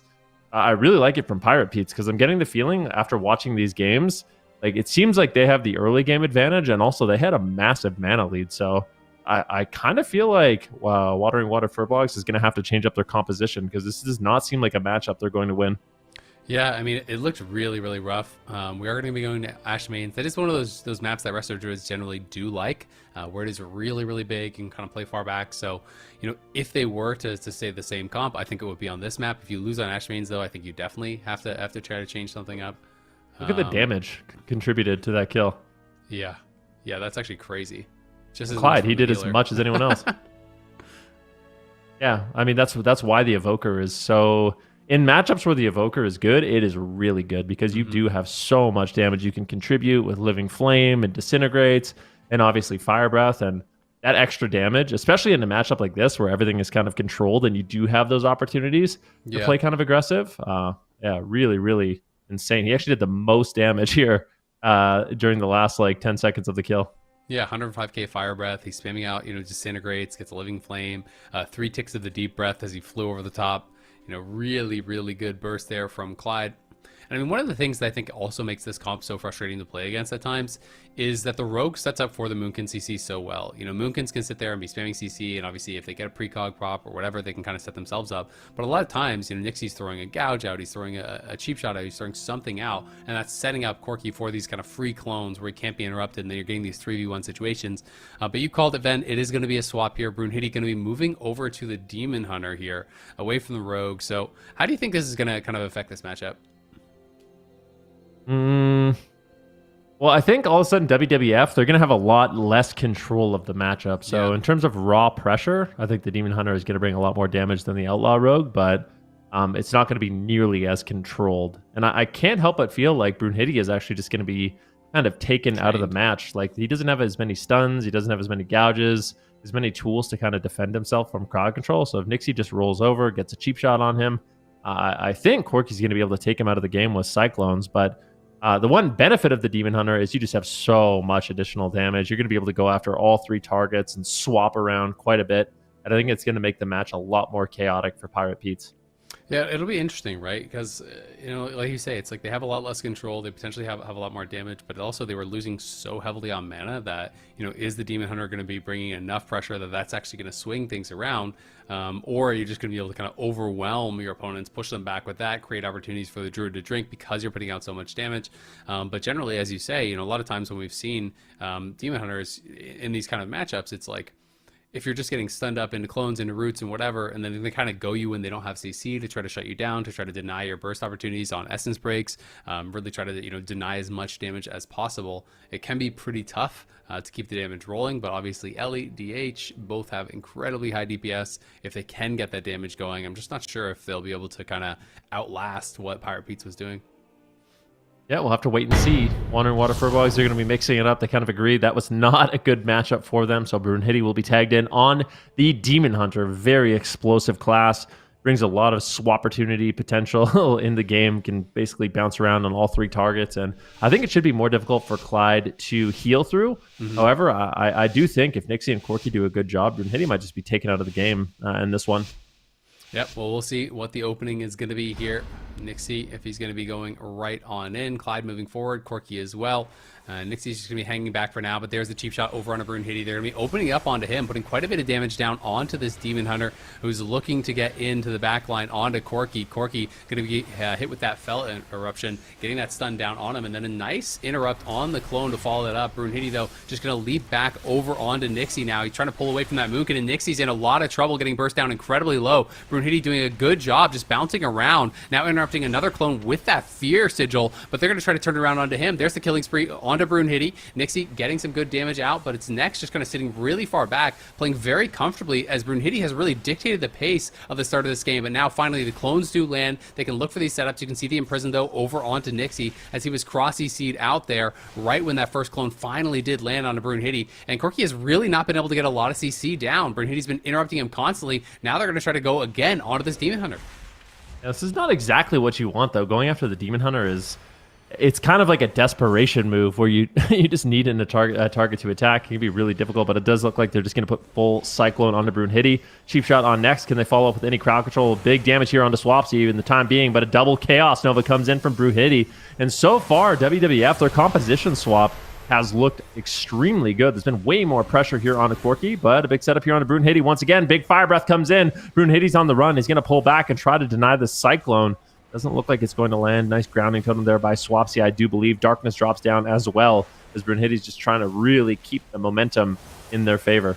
That seemed like a very preemptive Darkness, though. Still had like all his cooldowns, was pretty healthy as well, so may come to regret that. But now the clone finally going to land on Brunhilde. He's been doing just such a good job of actually disrupting the CC that I feel like Nixie is feeling pressured to come back and kind of get on Brunhilde to try to help out his team. But if they can keep this pressure rolling, Swapsy, Brunhilde just constantly shutting down the CC, being really annoying and allowing themselves just pump out this damage. You can see those damage meters down in the bottom left. It is Swapsy, it is Brunhilde up there at the top, just pumping out out damage onto Clyde now. He's going to have to pop the Dream Breath, trying to top his team back off, but his mana is actually getting crushed, and he's into the stun there. Emerald Communion has to be popped as well. Clyde going through some of these major cooldowns. Now the clone going to land there onto the DH. We'll see if they can finally get any pressure rolling here onto Swapsy, who's down to about half HP. They're going to look to try to strip these hots off, but Swapsy just kiting back, pumping the damage over onto Corki, who's going to have to pop the Barkskin, and it's just pushed back to the pillar once again here. Brunhilde just bodyguarding for the team, creating so much space for them to really get this damage out, but Brunhilde is going to have to pop the Netherwalk, and now no Netherwalk, and that early Darkness use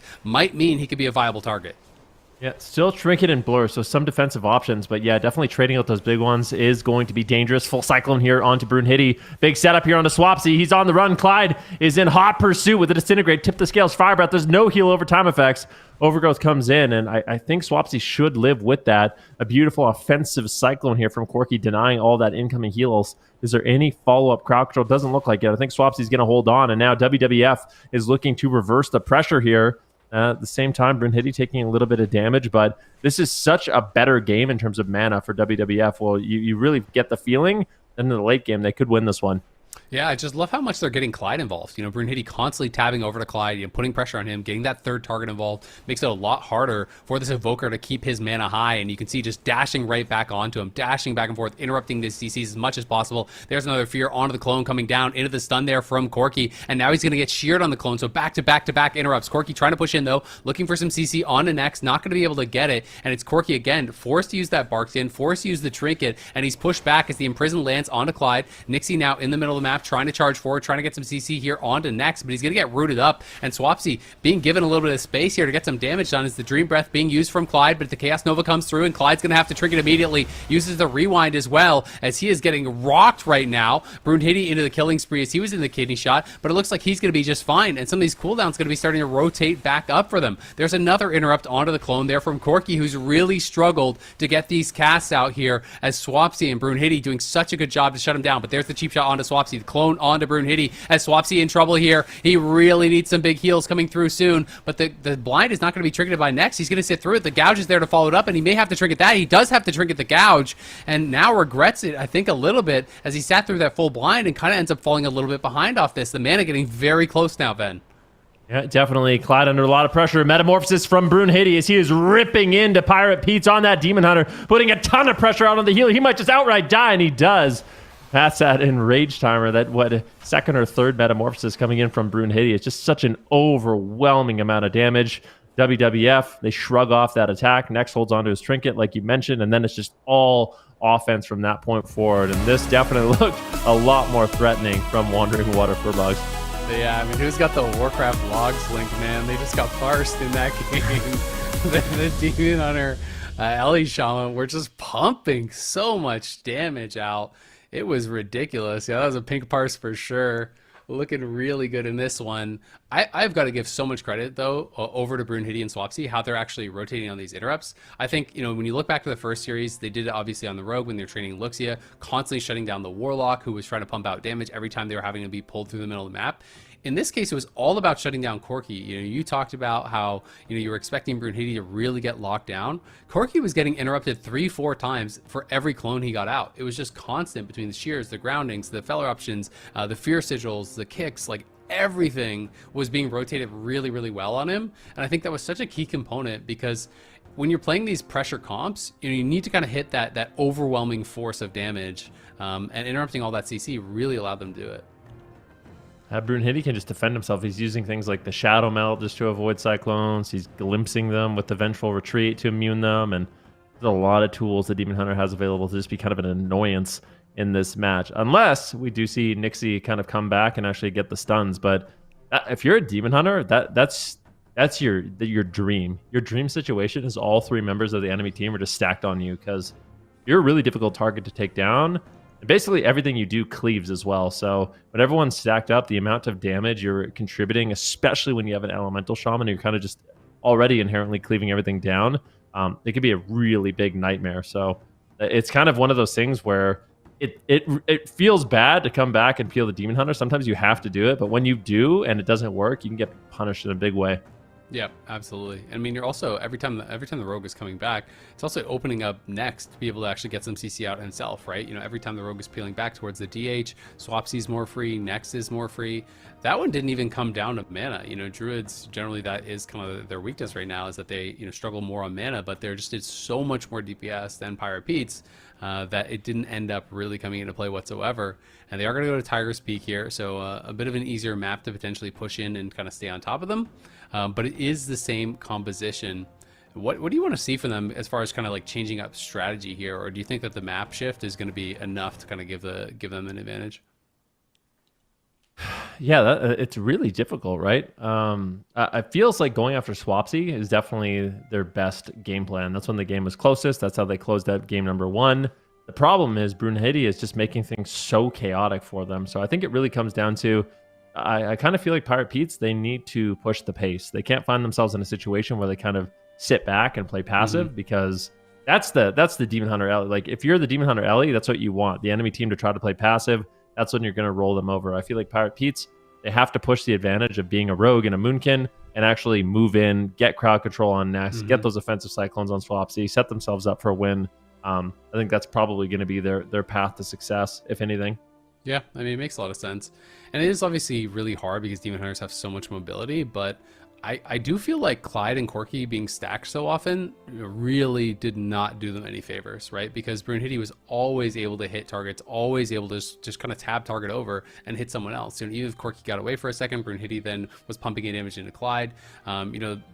Clyde didn't look like he was going to die for most of the game, but they would chunk him down. They'd force out a cooldown. They'd force him to use more mana. They'd force him to kind of heal up a third target, which really did kind of even the playing field as far as the mana was concerned. So, maybe if Clyde and Corki can find a way to be a little bit more spread out, force Brunhilde to kind of use more of his mobility if he wants to actually get between these two different targets, I think could be beneficial for them as well. Especially if they're going to be able to make this game go a little bit longer. You want to make sure that you're going to have that mana advantage, and I think so much of that is making Brunhilde's job a little bit more difficult. Yeah, let's see what they do. Looks like Tiger's Peak will be the map of choice. Both these teams, of course.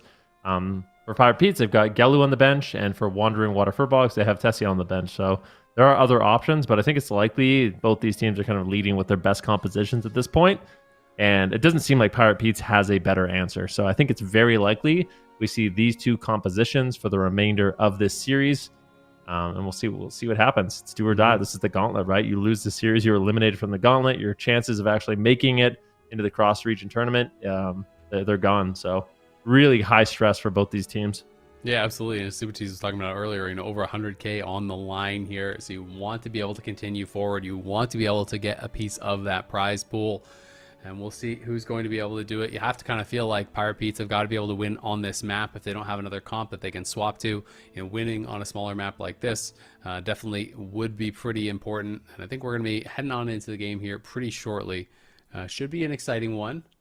But we'll see what they're going to mix up as far as the strategies are concerned. Wandering Water FURBOLGS in their third straight series of the day. Definitely very well warmed up. Have been looking extremely good as they're going to push forward here, and we'll see what the opener is going to be. There's the cheap shot right onto Brunhilde. So they're just going to be starting the damage off onto this Demon Hunter, and Brunhilde just not dissuaded whatsoever. Just going to push straight in. Swapsy, though, over to the kidney shot. Nice Thunderstorm. Does knock him back as he's thrown in the root. Killing Spree going to be used here. Swapsy taking some serious pressure. Corki on the other side, though, already has to use the Bark Sand as Brunhilde is just crushing him right now. Clyde, again, stacked up with Corki. It's just making it so easy for Brunhilde to get that damage out back and forth, as they are looking for it. The beam and the interrupt both overlap there, unfortunately, onto Swapsy as he had that lightning lasso coming out onto Nixie. Now a nice fear there from Brunhilde. Used, and the triple Chaos Nova. They're going to swap it over onto Clyde. The Hunt's going to come out, and they're not going to be able to get him down, but still, more mana being forced.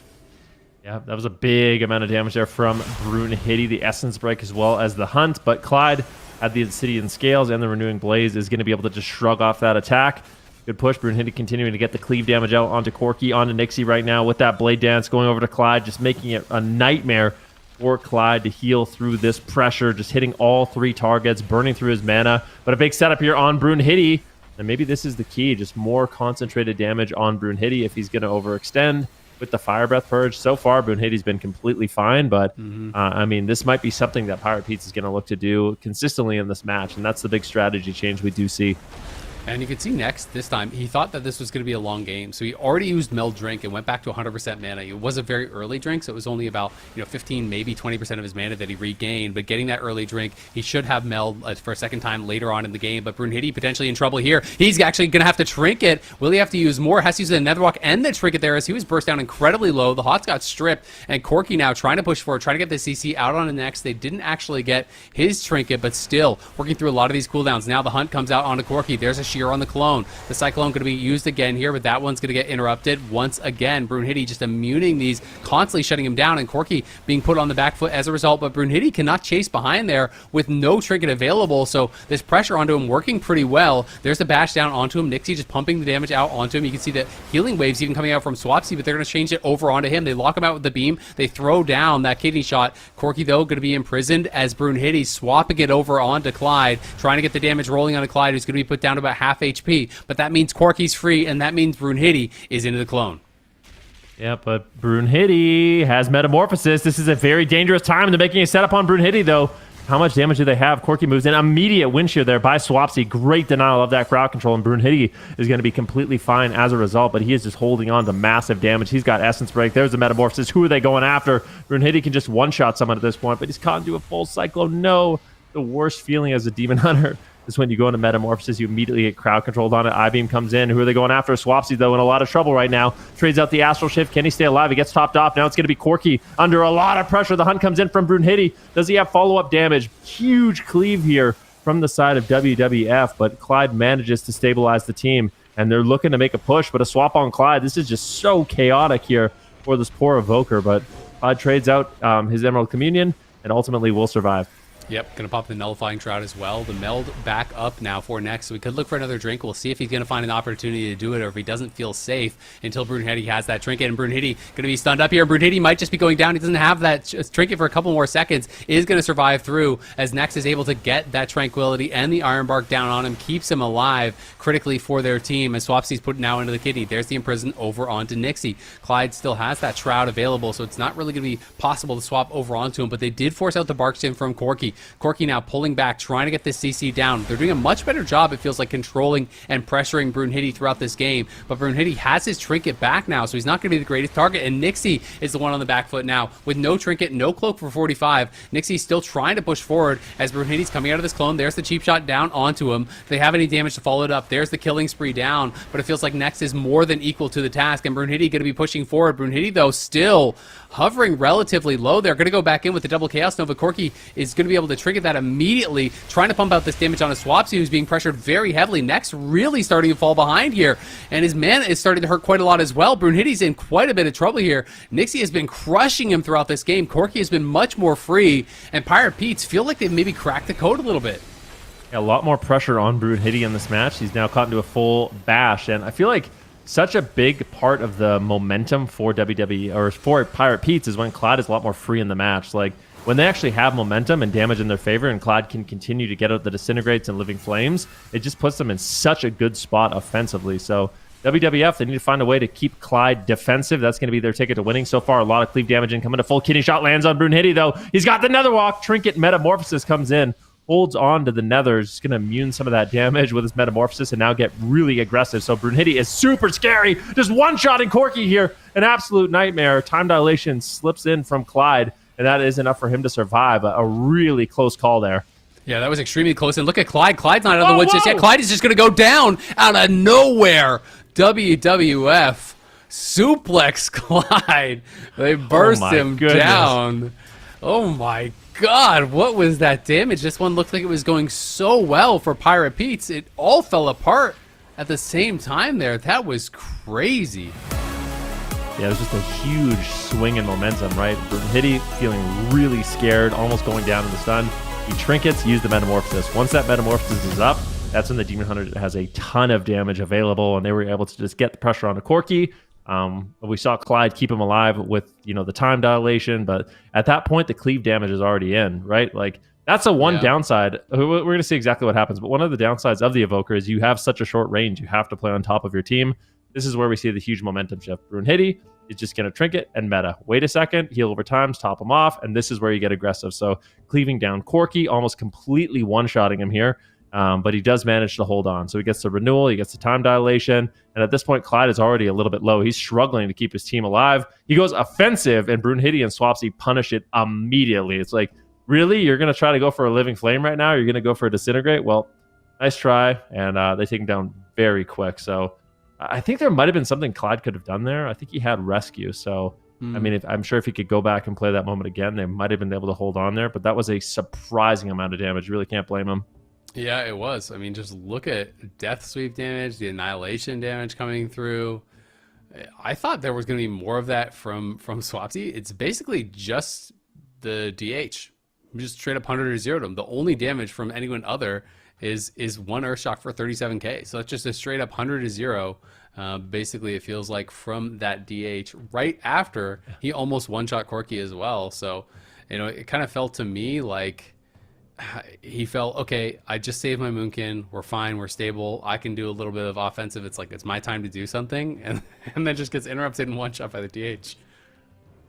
Yeah, Brunhilde literally looking like Illidan himself in the last few moments of that game. that was a crazy amount of damage coming in.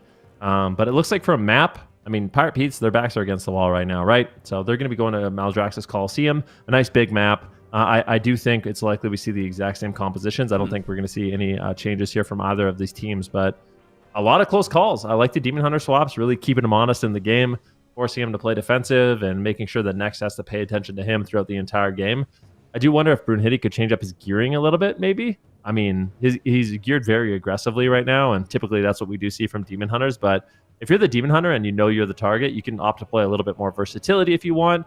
You do lose a good chunk of damage, but if you can't die in stuns on a Demon Hunter, you're not going to die. So we have seen some Demon Hunters opt to do that. Maybe something Brunhilde does, but I kind of doubt it. It seems like the damage is just so important for them.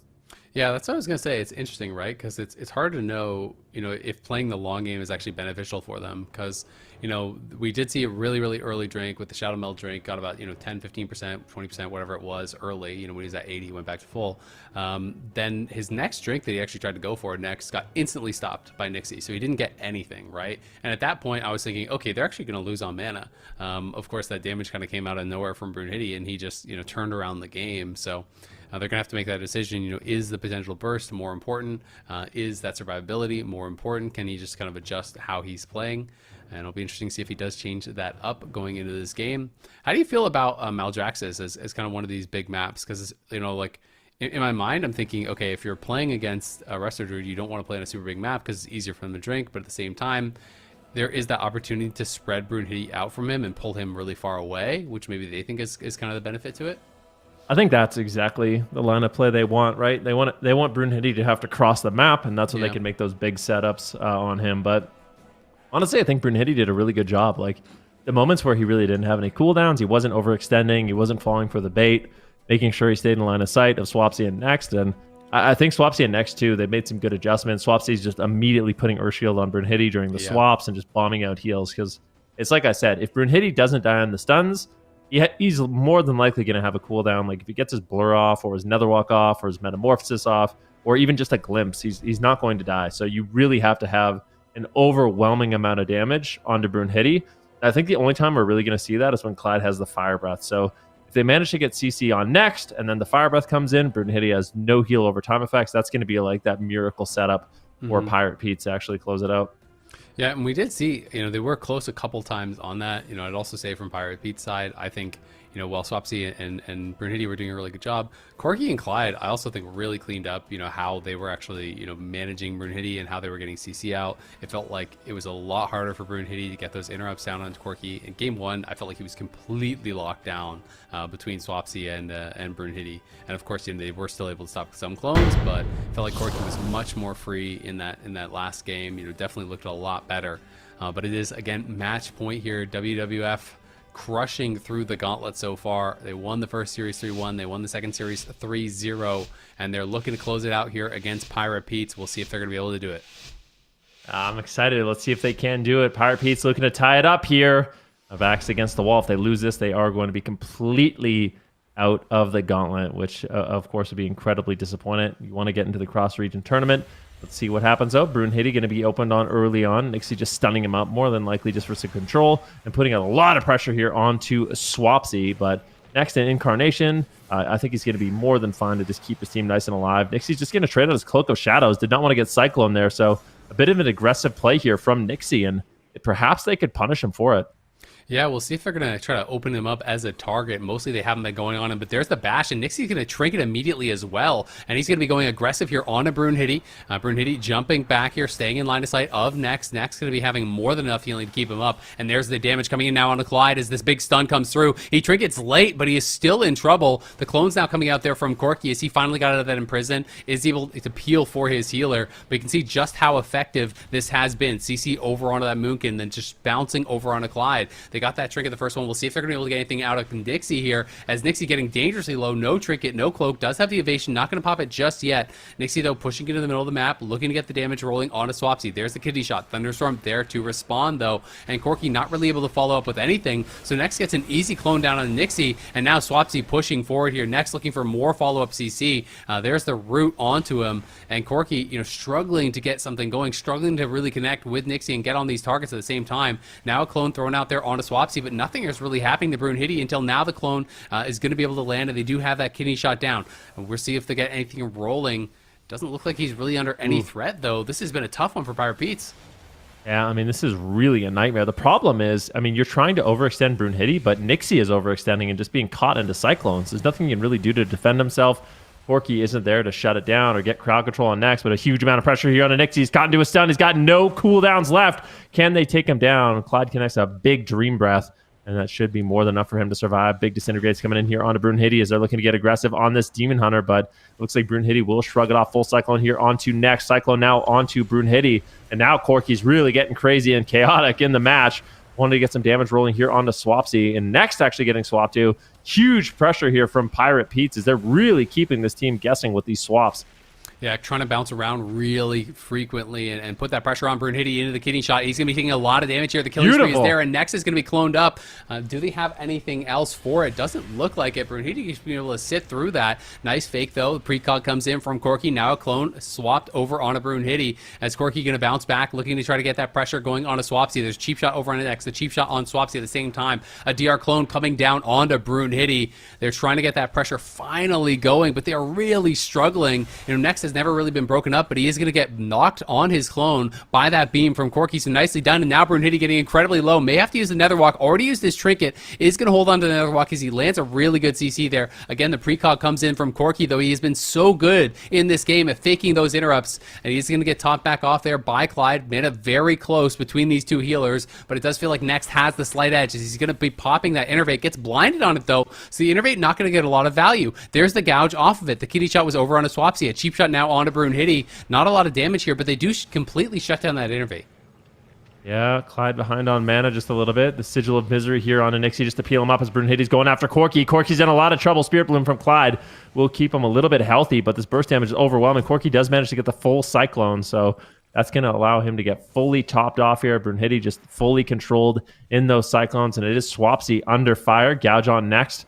Looks like Clyde has even a little bit of mana lead. A huge setup here on Brunhilde. Can they take him down? He gets the Nether Walk at 1% health. That was such a close call. A beautiful push there by Pirate Pete's.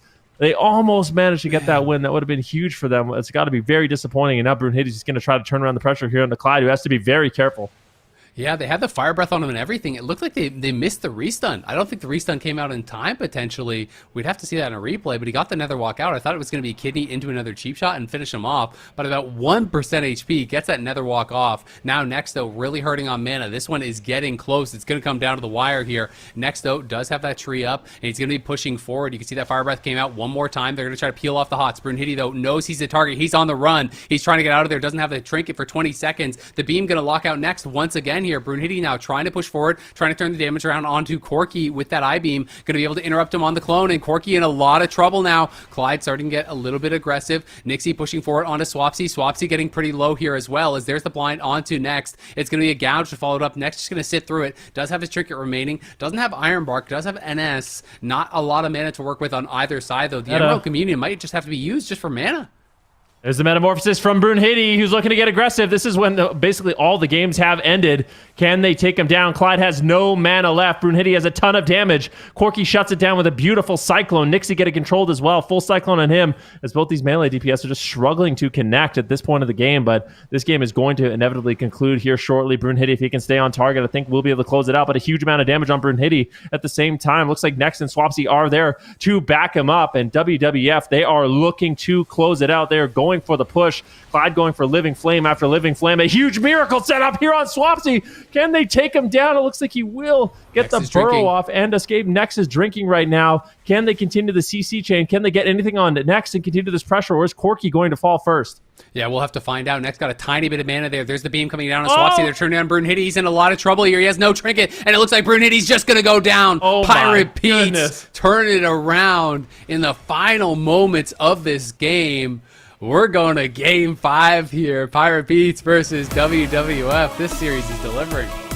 Oh my goodness, what a close game. I mean, there's just so many close calls. I feel like Pirate Pete's, with how close they were on that one setup, I'm kind of glad for them that they were able to tie this up, because that was as close as it does get. But I mean, both these teams playing completely out of their mind in these final moments to just avoid damage, try to go for drinks. But I think Pirate Pete's did. Yeah, this is the previous setup. I think Pirate Pete's did. Yeah, here it is. So the big Fire Breath Purge comes in. Living Flame. No, he got the cheap shot. Yeah, no restun. Did he not Yeah. have any additional stun? He was in Might have had a dance, cheap no? shot. I don't know. He might have had one more cheap shot available. It's one of those situations where maybe he just went for the damage global. It's like, this guy's 5k health. I'm just gonna, finish him here. And it ended up not working out. But this is a really Swapsy burrows underground and Next is drinking, which is a really scary moment. All of this mana goes into healing Swapsy, and then they're like, okay, well, let's just go after Brunhilde. Clyde comes in with the Fire Breath Purge, Living Flame, Fire Breath Purge, and goodbye Next. You've got no mana. All your hots are gone. And there's just no way Brunhilde's going to be able to survive this. So I really like the presence of mind. They just got everything from Swapsy, but I love the fact that they were able to just come back. Brunhilde was off stun DR, and they really just punished him here in those final moments. Yeah, I mean, it was really well played. I mean, the Emerald Communion felt like it made kind of all the difference, because both healers were pretty much dead at about the same point. But the Emerald Communion regens a lot of that mana and also stabilized his team pretty much completely. And on the other side, the Resto Druid had nothing, right? So yeah, Swapsy's in the burrow. He has to go for a drink. He had that meld back up, got maybe 10% mana. But Resto Druids, are not really good at kind of recovering, deep into dampening like that. And when they're low on mana, it's very, very difficult if they're having to try to hot up multiple targets. Next has been shut down on these drinks, pretty effectively by the team. But they are going to have their map pick here for that final game, the all-important 5th match here. We're able to get that kill, and again, you can see a lot of that damage coming in from Clyde, able to contribute quite a lot. There's just so much damage you can do on that Evoker, and removing the heal over time effects is really the biggest thing. As a Druid, it's such a nightmare to deal with a good Evoker who's timing that with the burst damage of his team. It's really, it's not fun. So we'll see. Appearing Domain, another big map. So it seems like both these teams are kind of favoring the bigger maps. Really small pillars in this one, so it's going to be more difficult to pull away and get away from Swapsy. Maybe that's what they're going for here, but we'll have to wait and see. I don't really feel like the big map favors any team in particular, to be honest with you. I did notice a lot of the times during the game when we saw Nixie push in and go after the Ellie, he's just getting like lightning lassoed into a full Cyclone, and there's no one that can really stop it. So I think it kind of is good for both teams. How did you feel about the positioning from Pirate Pete's, early on in that game? Because, we talked about, okay, well, maybe part of the reason that they're wanting to play on a big map is so that they can actually split up the DH from the rest of his team. But because they were playing on the same pillar as Next early on in the game, it didn't feel like anything Pirate Pete's was doing early in that game was really working, because Next was always in range to be able to get those heals out. The swaps over to Brunhilde were not really effective because he was never kind of pulled far back. So do you think that was like fine, or would you rather see them kind of cross and try to pull Brunhilde more out of position? The only problem with crossing is then that's Swapsy's opportunity to just have a field day on the Ellie Shaman. So they might just be doing their best to try to just mitigate as much damage as possible and not allow Swapsy to easily get up Flame Shocks and get out these big Lava Burst setups that we're seeing from him. So that might be what they're trying to do, is just avoid crossing, because you avoid being in the open for too long, and they don't want to get caught perhaps. But Yeah, I think it's fine, and maybe that's why we are seeing them go to Empyrean Domain. Like I said, this is one of the maps that has the smallest pillars, so I think it's going to be a lot more difficult for them to avoid kind of that Ellie Shaman cleave here. Yeah, it makes a lot of sense. It's going to be an interesting one. You know, it's just so close in that last game. You know, both teams really, really close to being able to take it down. Of course, it did come down to mana kind of at the end, but it did not seem like that was a reliable way to get the win by any means, as Clyde, you know, was barely hanging on himself when Next was fully tapped and they got that kill. So it is going to be a tough one. We'll see if Next can get early drinks. I do think, you know, what he did 2 maps ago was the right idea. You know, going for a really early meld drink when your team, you know, is stable, I think is important, because sometimes later on in the game, even when he had meld available, his team was just under so much pressure that he never really had an opportunity. So, you know, the earlier Next can get that drink, the better, because I do think if he can survive, you know, as they get further and further onto the game, it is going to be so hard for Clyde to deal with just the overwhelming amount of damage that Brunhilde and Swapsy are putting out. This is as close as it really can get here. Tied up 2-2 between these two teams. The winner of this, I do believe, is going to be going to the final boss, right? Like the final game is going to be HOOLIBANG. So winner of this is going to be playing against HOOLIBANG, another really chaotic team. HOOLIBANG is not a team that I think is fun to play into. The Subtlety Rogue Windwalker Monk, I think, can be absolutely deadly, and they play it well. So that'll be the final boss for one of these teams. Whoever does win this series, a lot on the line here. A very stressful match, but these games have been about as close as they can be here, Azil.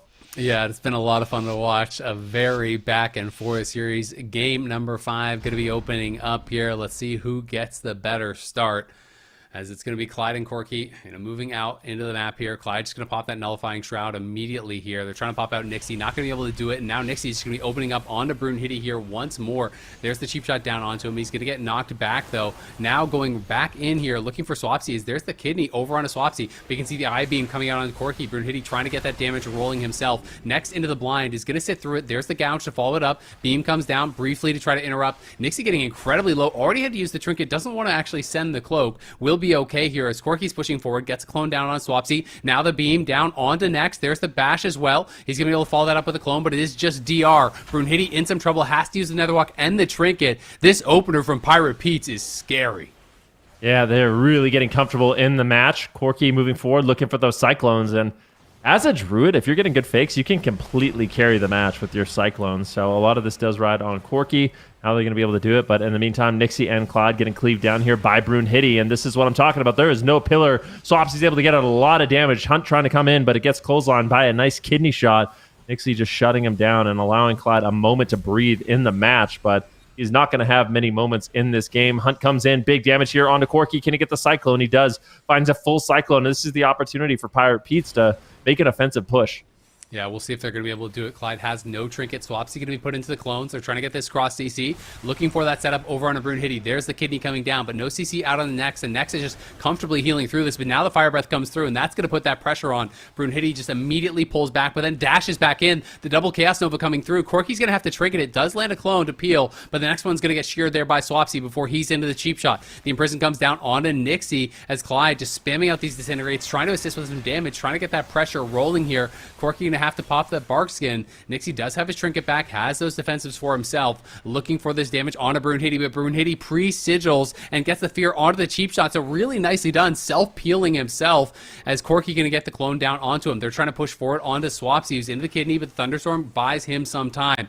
Next again, pulling back here once more, already used the meld, tried to go for that early drink. He didn't recover too much mana, but we are still very even. Yeah, Nixie getting an interrupt here onto Next. I think they want to do a setup here onto Brunhilde if they can. Just need to stun on Next. He goes for the pre-Tranquility, so they know exactly what's going on, reading the situation, but now does not have that Tranquility available for the future. A little bit behind on mana at this point of the game. Nixie continuing to push forward, gets a full stun on Swapsy with a full blind on Next, but it looks like Next is going to comfortably sit that. Gouge to follow it up. Swapsy's getting low. Beautiful crowd control here by Nixie.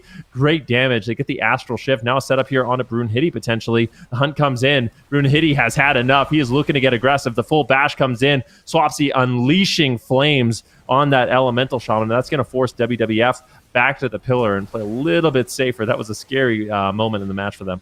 Absolutely was. And you called it out earlier, but Swapsy, anytime Brunhitty's getting low, just spamming out those healing surges, getting that Earth Shield over onto him immediately. Now the Step Gouge goes over on the next, but he just gets knocked back off of that. Nixie not able to reconnect for some damage. The Shroud going to come out from Clyde. You can see there's a clone over on a Brunhitty. They want to try to set up out of it. There's the cheap shot over, but there's no CC over onto next. So Brunhitty should be okay. He almost has a Netherwalk back as well. So this early pressure, this great opening that Pirate Beats had didn't really amount to too much. That being said, Mana still very even. Step Gouge over on a next. What thing can they get done here onto Swapsy? As there's a wild charge forward from next. The bash on Nixie. They're going to try to turn it around. He does have the trinket. He's not going to use it as Clyde is equal to the task. Does keep him up. Now the clone going to be triggered there by Nixie as he wants to get aggressive here onto Brunhitty. But there was a fear over onto the Moonkin, and that's shutting a lot of this down. The lasso going to come out as well there, but that's going to be a step kidney from Nixie to interrupt that. It's just back and forth CC from both of these teams trying to get the momentum, trying to shut down their opponents. Yeah, it's really close. I mean, both these teams, they want to win this. They want to play against HOOLIBANG. Stun on Nixie. It's full Cyclone on Swapsy. Stun on Corki. Brunhitty trying to get aggressive here.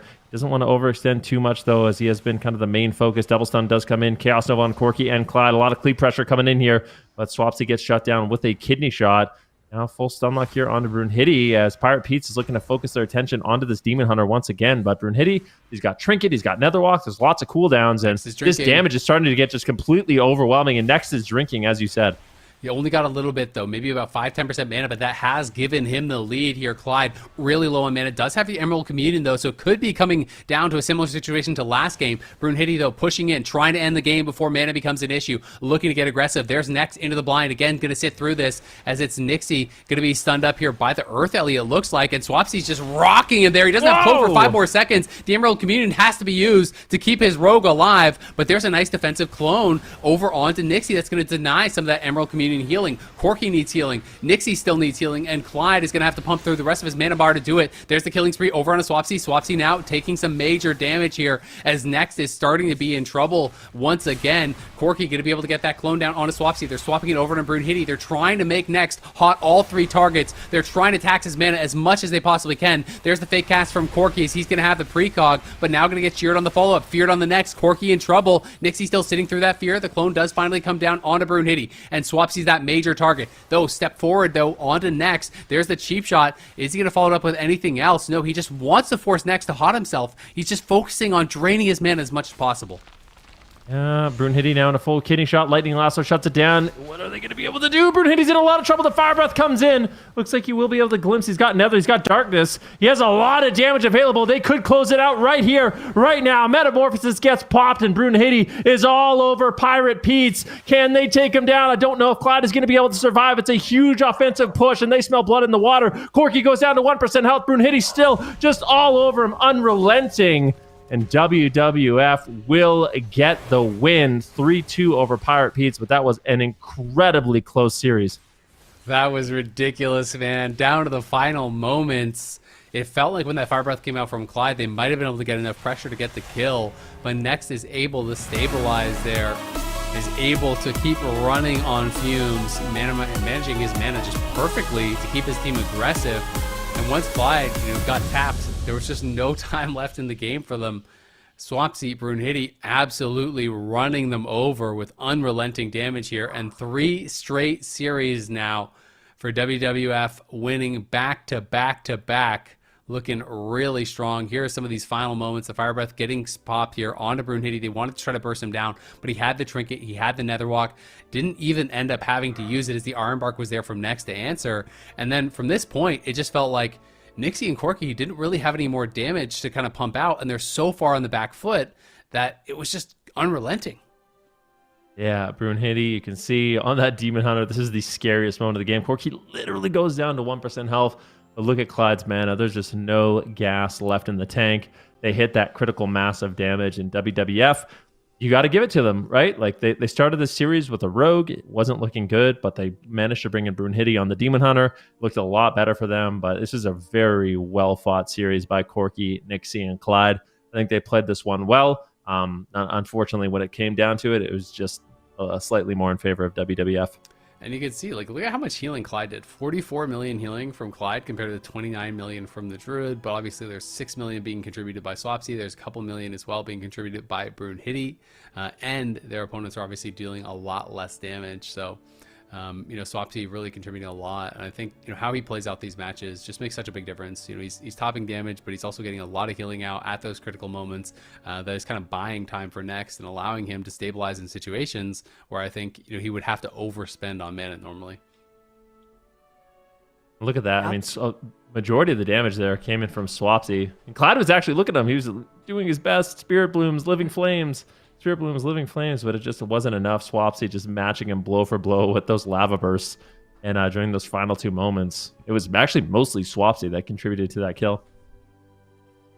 Swapsy continuing to be one of the most meticulous and assertive players here in the AWC, and proving why his team is definitely worthy to be here and why he wants to win and come out of this gauntlet. They do only have one more series left, but you can just see how much they wanted this in this series as we continue to go through this death recap here, Azael.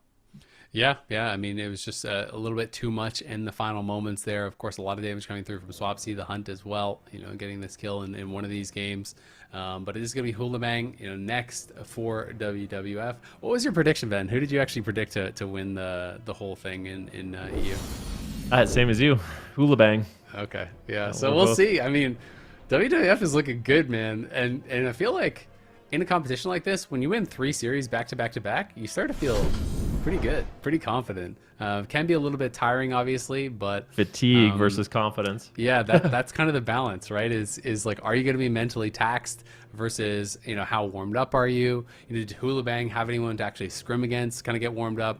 You know, I know from my team's point of view, in playing a lot of these events in the past, we always struggled with the first game. So if we didn't have a warm-up, we often just choked in the first game and then kind of had to recover from there. So I'll be interested to see, you know, how good HOOLIBANG comes in looking in game number 1. Yeah, curious as well. You could just see how much they've played so far today already. And now they're going up against arguably the toughest team that they're going to be facing against today in round 4, all the way at the top right. HOOLIBANG versus Wandering Water FURBOLGS. That is going to be the last game of the day in the EU region, of course, before we hop over to North America. So very excited to see how they continue to do there, and they've had an incredible day so far. We're going to give them a little bit of a break. So in the meantime, we are going to head over to yet another segment where we will be guessing the arena map based on the movement of the players. Also, these are, I believe, games played from the last tournament, so these are pretty recent games as well, so perhaps somebody recognizes them. But if you're watching from home, let us know what you think they are playing on, which map they're playing on. Of course, this is powered by Warcraft Logs, so this is either Dalaran Sewers, Tolvaron, Nagrand, or Maldraxxus. Okay, whoever guesses first. I feel like this is Sewers. If I have to guess early, I mean, obviously it's better to guess later, but there's not like it feels like they're kind of playing around the boxes in the corner, like in the bottom of the screen. I'm kind of thinking like that's one of the straight boxes. lines. Yeah, I that would be my guess, because it doesn't feel like a agree. circle. But it's hard. Both it's hard of you to are know. going for Sewers, huh? Well, I mean, I feel like it's more fun if you I just guess guess I've got right some away, time here right? to really think about what. Because if you keep waiting, it just gets more and more obvious. So I kind of Yeah, no, I'm that's just gonna good. Send it. Going a little bit too fast. Sewers, I'm sending it. It's too late. I already sent it right off the bat. I'll go Sewers with Looks you. like they're playing on the side. I'm kind of leaning towards something else. I'm thinking maybe Maldraxxus. Like, it's either for me. Nah, not Maldraxxus. This is Nagrand Arena, 100%. Yeah, Nagrand. Final answer, C. I can just. Wait, there's no way it's the Grand, because there was not like Look at the 4 boxes. equidistant pillars. Or you think they're just playing around the 2 pillars on the bottom side of the map? Yeah, I think they're kinda? just playing around 2 pillars. Yeah, because I they're can not see that. really I can see avoiding the. Oh, that was my first guess, but I was wrong. I should have went with my gut. Okay. I should have won my gut. I was wrong. Sure. You didn't get it right either, so. I did it. You're right. You're right. That's true. It's hard, I to can't. be honest. It's a little hard. It's definitely harder. Especially the hard when they earlier don't you try even go to guess. one section of the map, right? Yeah, this one was tricky because they played basically the entire game on one part of the map. Someone had an Very interesting tricky. suggestion on Twitter actually to do only the healers or only the DPS and then try and guess from there, or maybe try and guess what position you're looking, what role you're looking at. Yeah, Definitely a lot of interesting. Like So in my too. mind, the like left pillar was basically the sewers box, and then the other healer Yeah. was playing on the stairs. But that's what I was Yeah. thinking. Well, You know, and I like, saw kinda, like, those bouncing straight around there. lines in the Yeah. beginning and thought that was them. This is a tricky one. Like they tricked us. It is actually a really did. tricky one because they didn't use the Skamazed. part of the map at all. This one, to be honest, I don't know that I would have got it even if I waited till the end. The last one was Zico, and if I waited to the end, I think I would have got it. But this one, I wouldn't have gotten. All right, well, let us know in chat if you got it right. And if you'd like to level up your gameplay by visiting archon.gg/wow, you can find the most popular builds, optimize your gear, and learn the meta and much more. Also, you can check out at Warcraft Yags on Twitter if you'd like even more fun facts or movement maps. So thank you so much to Warcraft Logs for powering that segment. And with that, we will be heading to a break before we head into the final European Gauntlet series of the day. I am so excited for this one. Let us know in chat who you were rooting for. So we're going to head to a quick break and we will be back in just a moment with that series for you. It is HOOLIBANG versus Wandering Water FURBOLGS coming up next.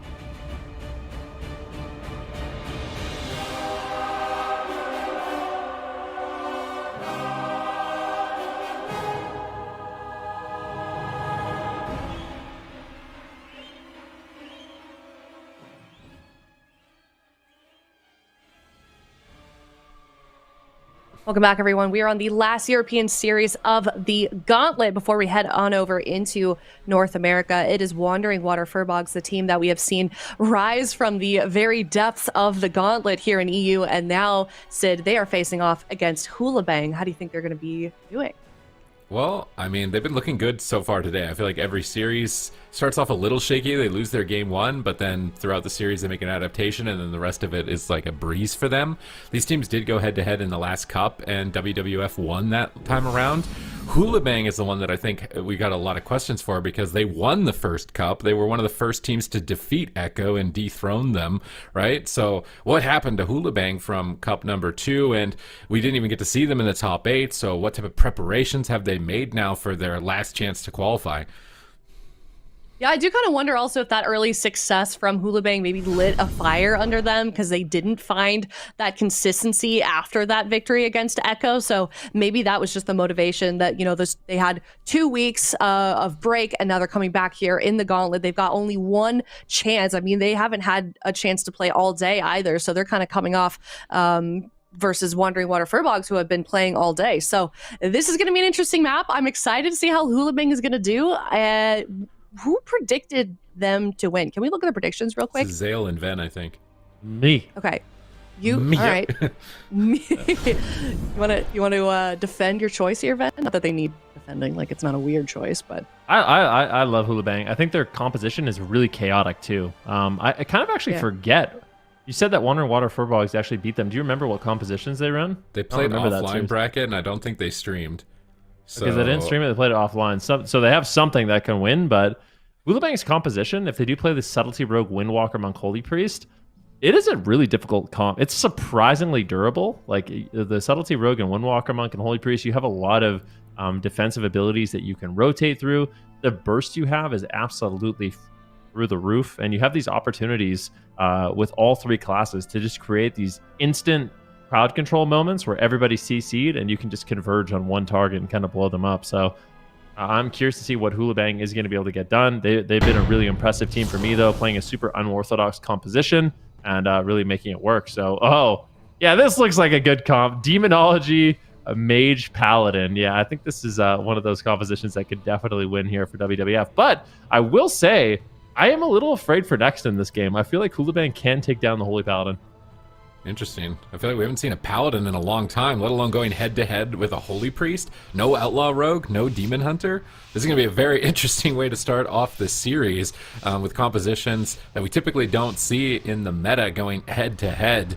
As the gates have opened, how are they going to play this out? How much experience do they have? I mean, probably they have next to no games against Mage Lock Paladin on the ladder. They are going to start with a sap on the Warlock and a kidney shot on the Paladin. The Rogue is going for a solo mission. Oh, but the Windwalker is getting in now with those Fists of Fury flying through, but a double Shadow Fury around the corner buys time with that mass barrier from Tessia to give next enough time to escape. And now there's a polymorph over onto the Holy Priest, but a smoke bomb comes down both offensively and defensively, line of sighting the Warlock from his healer as well as the Windwalker from their assault, as Swapsy is spamming out the coils and the fears, trying to take control of the game and start to develop his demonic army as he has his Tyrant out and his Vile Fiend. He has double Felguard out as well as his max ramp damage from Swapsy at the moment.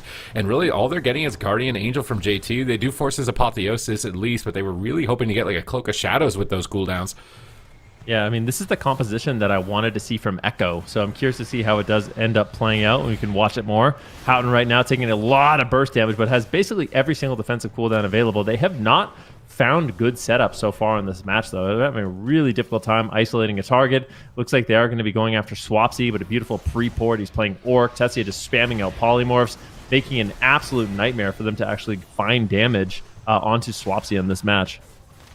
Oh, here comes another big setup. Tears Deliverance available for next in 3 seconds. He has to make sure he safely gets that off. It's his #1 way to heal through damage. He's going for it right now, and he does manage to sneak it through with no disruption. So his team is going to be very tanky at the moment. He's actually just opting to pull away from the fight and possibly drink in the backline, but he's got to make sure that he's spamming out Flash of Lights and extending that Tears Deliverance as long as possible. He wants as much uptime as possible so that it can hit one of these goes. Eridas and Houghton are just holding their stuns. They're not committing anything. Here comes another Demonic Tyrant. Vile Fiend out as as well. Now the Tyrant is gone, paralyzed onto the Paladin, setting up damage with the kidney shot onto Swapsy. It looks like a shadowy duel all in from Houghton. Can he kill him through his Unending Resolve? There should be no way, certainly not, as the coil comes through, as well as Lay on Hands. So Unending Resolve, Lay on Hands, and coil in that exchange. Houghton now with no trinket is vulnerable if he's caught in an Axe Toss coil combo during a Tyrant in the near future. That's going to be the opening for WWF.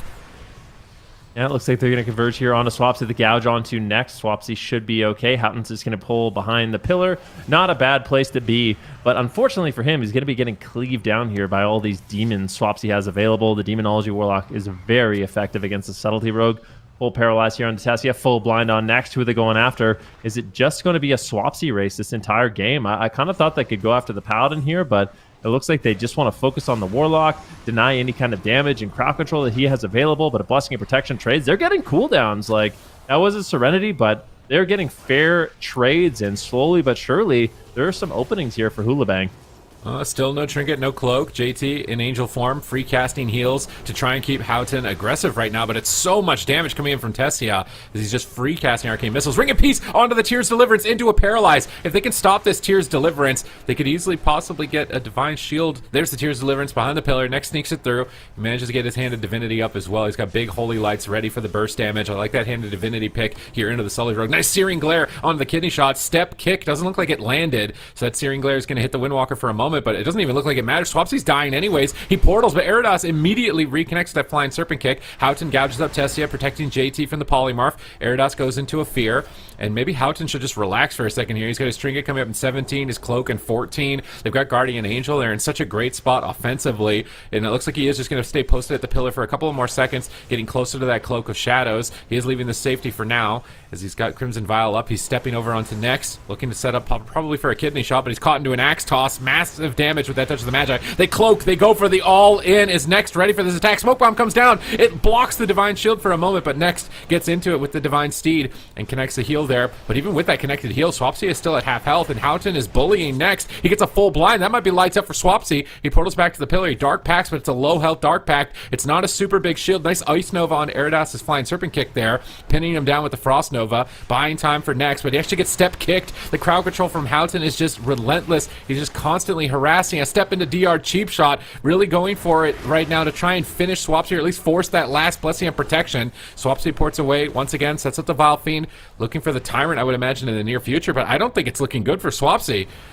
Yeah, at the same time, though, Houghton, he's burned through every defensive cooldown that he has. Serenity comes in from Eridos. He gets feared on it. No, he needs to dispel the Windwalker Monk. Full coil onto Houghton as well. Swapsy portals away, really getting used to that impish instincts in this game and using that gateway to his advantage. Houghton just getting cleaved here behind the pillar with no cooldowns left, not feeling confident to make a trade, but he's just going to go for it. And a beautiful fake cast there by Tessia is going to deny Houghton any kind of crowd control and allow him to basically just free cast here. Houghton is really feeling the pain. Needs to connect. They need to find a setup to get a gouge here on the Tessia. Next in the backline, he's got Sacrifice, he's got Blessing of Protection, Avenging Wrath. Things are looking good, but they managed to actually allow JT a moment to get a drink. Tessia stops him a little bit, but Houghton just making a big setup here. If they can get the ice block, it would be absolutely devastating. And all of a sudden, Tessia is now a good target for them to go after. So this is giving them a lot of options. He might just outright die. If they can get the Sacrifice or Blessing of Protection on Tessia, that is a huge win for HOOLIBANG. Arcane Surge. Tessia's looking to turn it around. Fears on the Rogue. They're swapping to the Windwalker. Both teams mixing up their targeting. Houghton offensively cloaking here. He doesn't find any crowd control. His next pre-sacrifice is anticipating crowd control. They have to wait for that sacrifice, then they can commit the blind. But Houghton blowing his cloak like that might actually cost them the game, as it's 2 minutes away. But he's got Shadowy Duel. He wants to send that probably on Tessia with no ice block in the near future. Maybe they're just going to send it on the Warlock. They go for the blind. Here come the Shadow Blades. They force the Dark Pact, but Houghton gets caught in a coil and gets clotheslined. JT is too far away. Massive damage incoming, and Houghton is so low. He vanishes from sight for a moment. He's got his Crimson Vial. He cheap shots the Holy Paladin, and he's managed to recover. Now they're swapping to the Holy Paladin. No Divine Shield. Looking to finish him. Massive damage incoming. Shadow Fury follows through. If they can purge that bop, do they get the Mass Dispel? They're not even going for it. They're just going to switch their attention. JT has to do too much healing to try and Mass Dispel. The pressure is immense at the moment. Touch of Karma comes up from Eridos. Guardian onto the Rogue, as JT is trying to reset some holy words here, I would imagine, in the near future, just trying to flash heal, but he gets counterspelled from Tessia, and that's it for Eridos. He gets stunned, but he pre-ports the stun. Life Swap comes through at the last second for JT, as he desperate prayers and pulls himself back from the brink. And now, looking at the situation, there's a bop coming up for next. He's got it available. I mean, this should be easy. A cakewalk for WWF. They got them pinned at the pillar, cleaved by the pet, and they still have a Blessing of Protection in their back pocket. Yeah, this is looking extremely good for WWF, bringing in flexibility, bringing in the Demonology Warlock, Arcane Mage. Erados is getting crushed. JT is struggling to keep them alive. They're going for an all-in Hail Mary here onto Tessia, but he's got the cooldowns to answer. Can they take down next? Erados gets gripped away. They cannot continue the push. JT is panicking, realizing his team is in just so much trouble. But look at all of this cleave damage. Tessia next, and Swapsy, they smell blood in the water. They want this first game win. We're at almost 40% dampening. JT gets interrupted, going for the mind games, though, just continuing to make a push, but I think Erados ultimately will fall. A big heal comes in once again, but JT, look at his mana. He's got no mana whatsoever. Apotheosis! He can heal! I can't believe it. He might actually hold on. It makes all of your holy words free, so even though he's out of mana, his apotheosis happening right. He's Cymbeline. He's getting mana. If they can live for like 5 more seconds, dampen harm. It needs to be enough. Houghton might solo next. Erados portals back to the pillar. I can't believe it. JT kept his team alive with 0 mana. He gets the him off. He gets some mana back. They force the bubble, but really, where's the opening? I mean, they've got Serenity. Paladin. They have to go. Yeah, but is he on Forbearance? They have to kill him before Forbearance, I think, if they're going to do that. Their clothesline. JT is getting in. They're all going all in. They have to win right now. Full Fear onto the mage. Can they connect onto next? They can't. Ring of Peace comes down. They get the kidney shot. He trinkets right away. Fear spam. It's just absolute Peel City from WWF. Nobody can play their character on HOOLIBANG, and Houghton is isolated. Erados is trying to go for it. He touches Karmas. He throws it out, and he's trying to connect, but he can't. He's just feared. He's Nova. Missiles are flying in onto Houghton. He's trying to evasion the melee pets. Dex is just drinking and chilling in the back, though, regenerating mana. He's still got a Blessing of Protection, while JT is sweating his mind right now. Like, how is he going to keep this going? No apotheosis for another 50 seconds, and Houghton could just fall to everybody's dead. That's a triple, basically, for WWF. Yeah, I mean, this is looking good. They brought in a perfect composition, right? Like, this is just shows. To actually find consistent setups here for HOOLIBANG is really difficult. To their credit, I think they made that really close. Like, it was difficult to actually finish them off, but you just get to a point in the game where you're not finding those setups. Next kind of had the answers that he needed during that moment. He just trinketed, got Freedom, got Divine Steed, and it was just Testy and Swapsy, just polymorph, fear, stun, and nobody could connect to next. And at that point, Forbearance is almost up. He's sitting down for a drink, and HOOLIBANG has basically fully exhausted themselves. But I could see them winning this matchup on a smaller map. So this might be one of those series that comes down to a Game 5, depending on what happens. Yeah, but what are they going to do on a big map? They do have a new fourth member, so I wonder if that's something they'll utilize as a blind pick on a big map. But this looked so tough. There was just always a trinket, always a bop, always an option on the side of WWF. This comp looked really good for them. They played it out really effectively, dragging the fight on, stacking him up, cleaving him down, forcing him to run away, playing the safe game. And it seems like Paladin is going to be really good in this matchup against the Subtlety Rogue, and it is on ladder as well. At least in Shuffle, when you're a Holy Paladin, you get a Rogue lobby or a Hunter lobby. You're generally feeling pretty good over the other healers. So I think it makes sense in this situation that Paladin is actually really effective, and it's really been important for Next to be able to flex onto so many different roles for his team to be able to get them through the gauntlet, or at least to this point. They're not out yet. Yeah, I really like this composition. Like, traditionally, the Demonology Warlock is really good into these rogue cleaves. So is the Paladin, and honestly, the Arcane Mage is not bad at all. He's just playing Blink Stun, so you can't even really go after the Mage. You have to cross him in other ways. So it's got to be like a Chastise or an Incap into a Fear to get cross crowd control on Tessia. But soloed him? Wait, he did 100% of the damage to yeah. What? During the last 4 seconds, I guess so. This is missile. From 70%, he just got soloed by Tessia. That was a double. The demons were probably on someone else, right? Like 2 people almost died at the same time. So it's kind of just probably opportunistic on whoever he could with the touch of the Magi. So a lot of missiles. This damage breakdown looks so funny to me. For 50% health, missiles.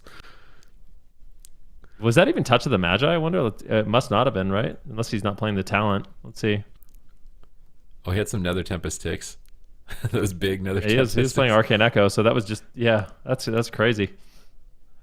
Okay, so for HOOLIBANG, it's about winning on a big map now, because I would imagine they're going to go like Hook Point. They can probably kill the Paladin with how well that they're playing. I think on a small map, they'll be able to shortcut the games there, but on the big maps for the blind picks, I really think they're going to have to mix up what they're going after, and it looks like the Arcane Echo is triggering, so I do think that he had. As we're zooming in, we're just going in as close as possible to get the data. Ooh, They're bringing in their 4th.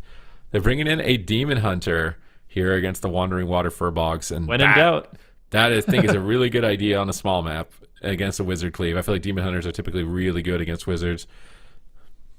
Yeah, it's interesting, right? Because you'd think a composition like Arcane Demonology Paladin would be good into a melee cleave, but I feel like these two melee in particular, the Windwalker Monk and Demon Hunter, are quite good into the Wizard Cleave. So we'll see how it does end up playing out. They got a nice small map here on Hook Point.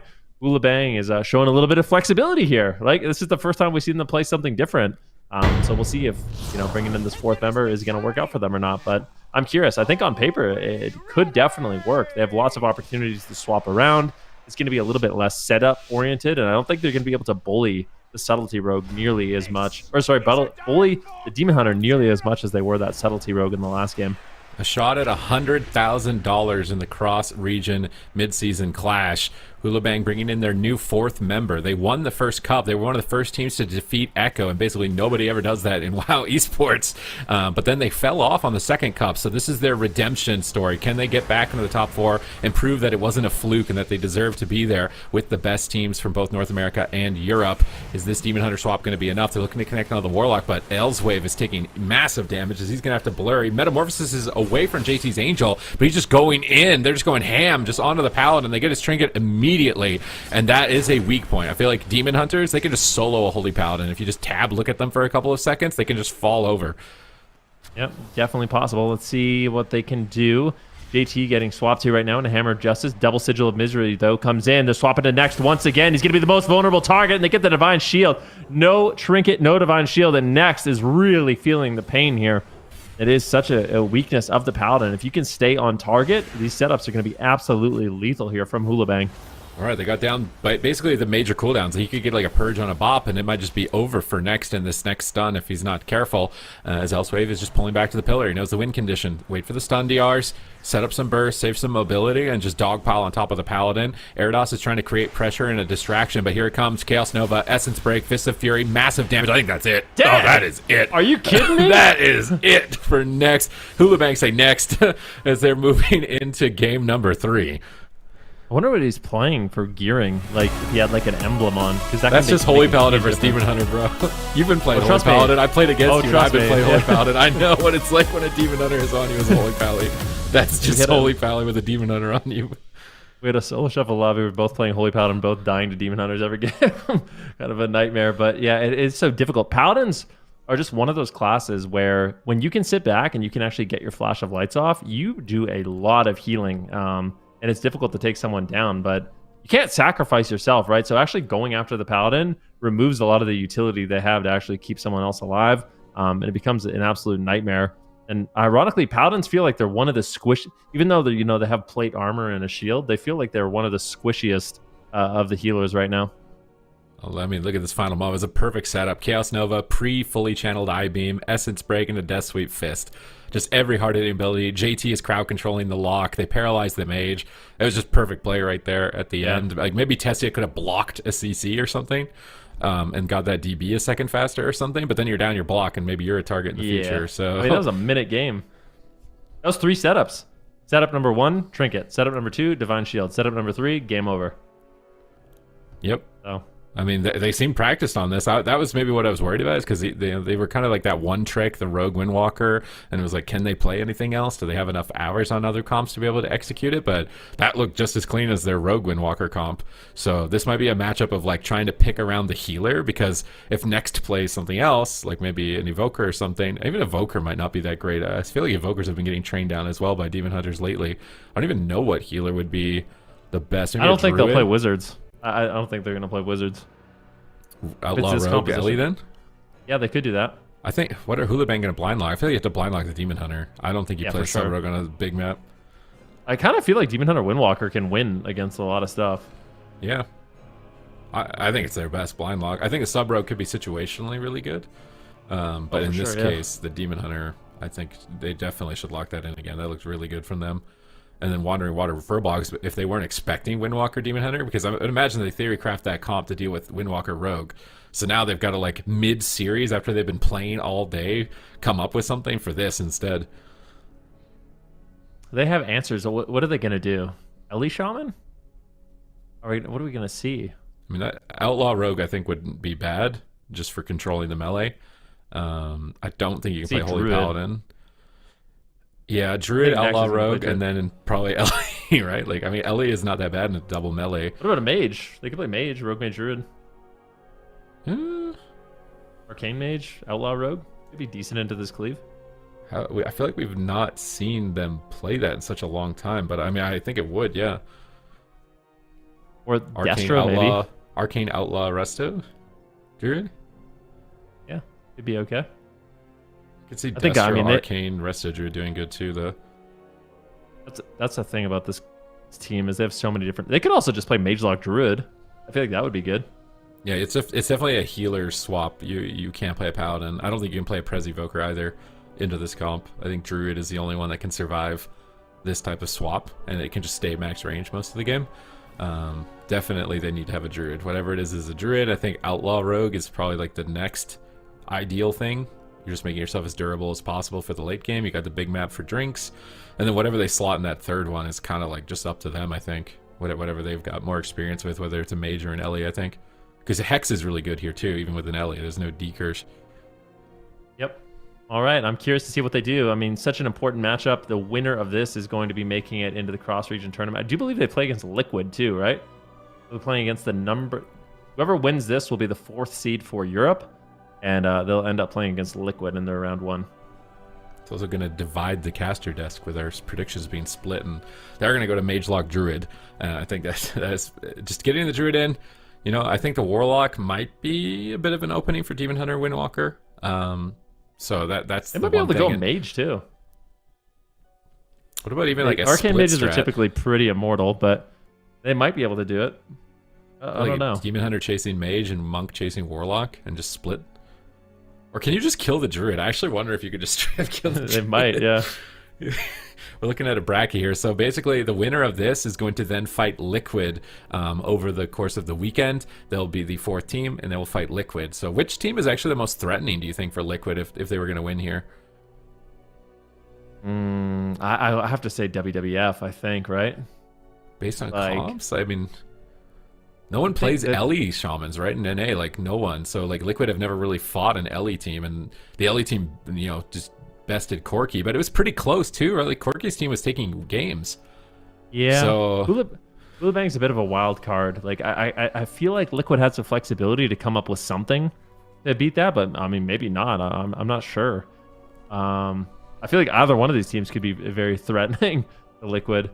We'll have to wait and see what ends up happening, but we are going to Tolvaron Arena. Wandering Water FURBOLGS is going to be subbing out the Holy Paladin. Too easy of a target, I think, in this game. So bringing in the Resto Druid should give them a little bit more durability. But I think the Resto Druid isn't going to be as stable. I mean, Resto Druids are good, but I don't think it's going to be as stable keeping the DPS alive. Like not having the Blessing of Protection, not having the Sacrifice. I think there might be more opportunities for them to go after Swapsy in this game.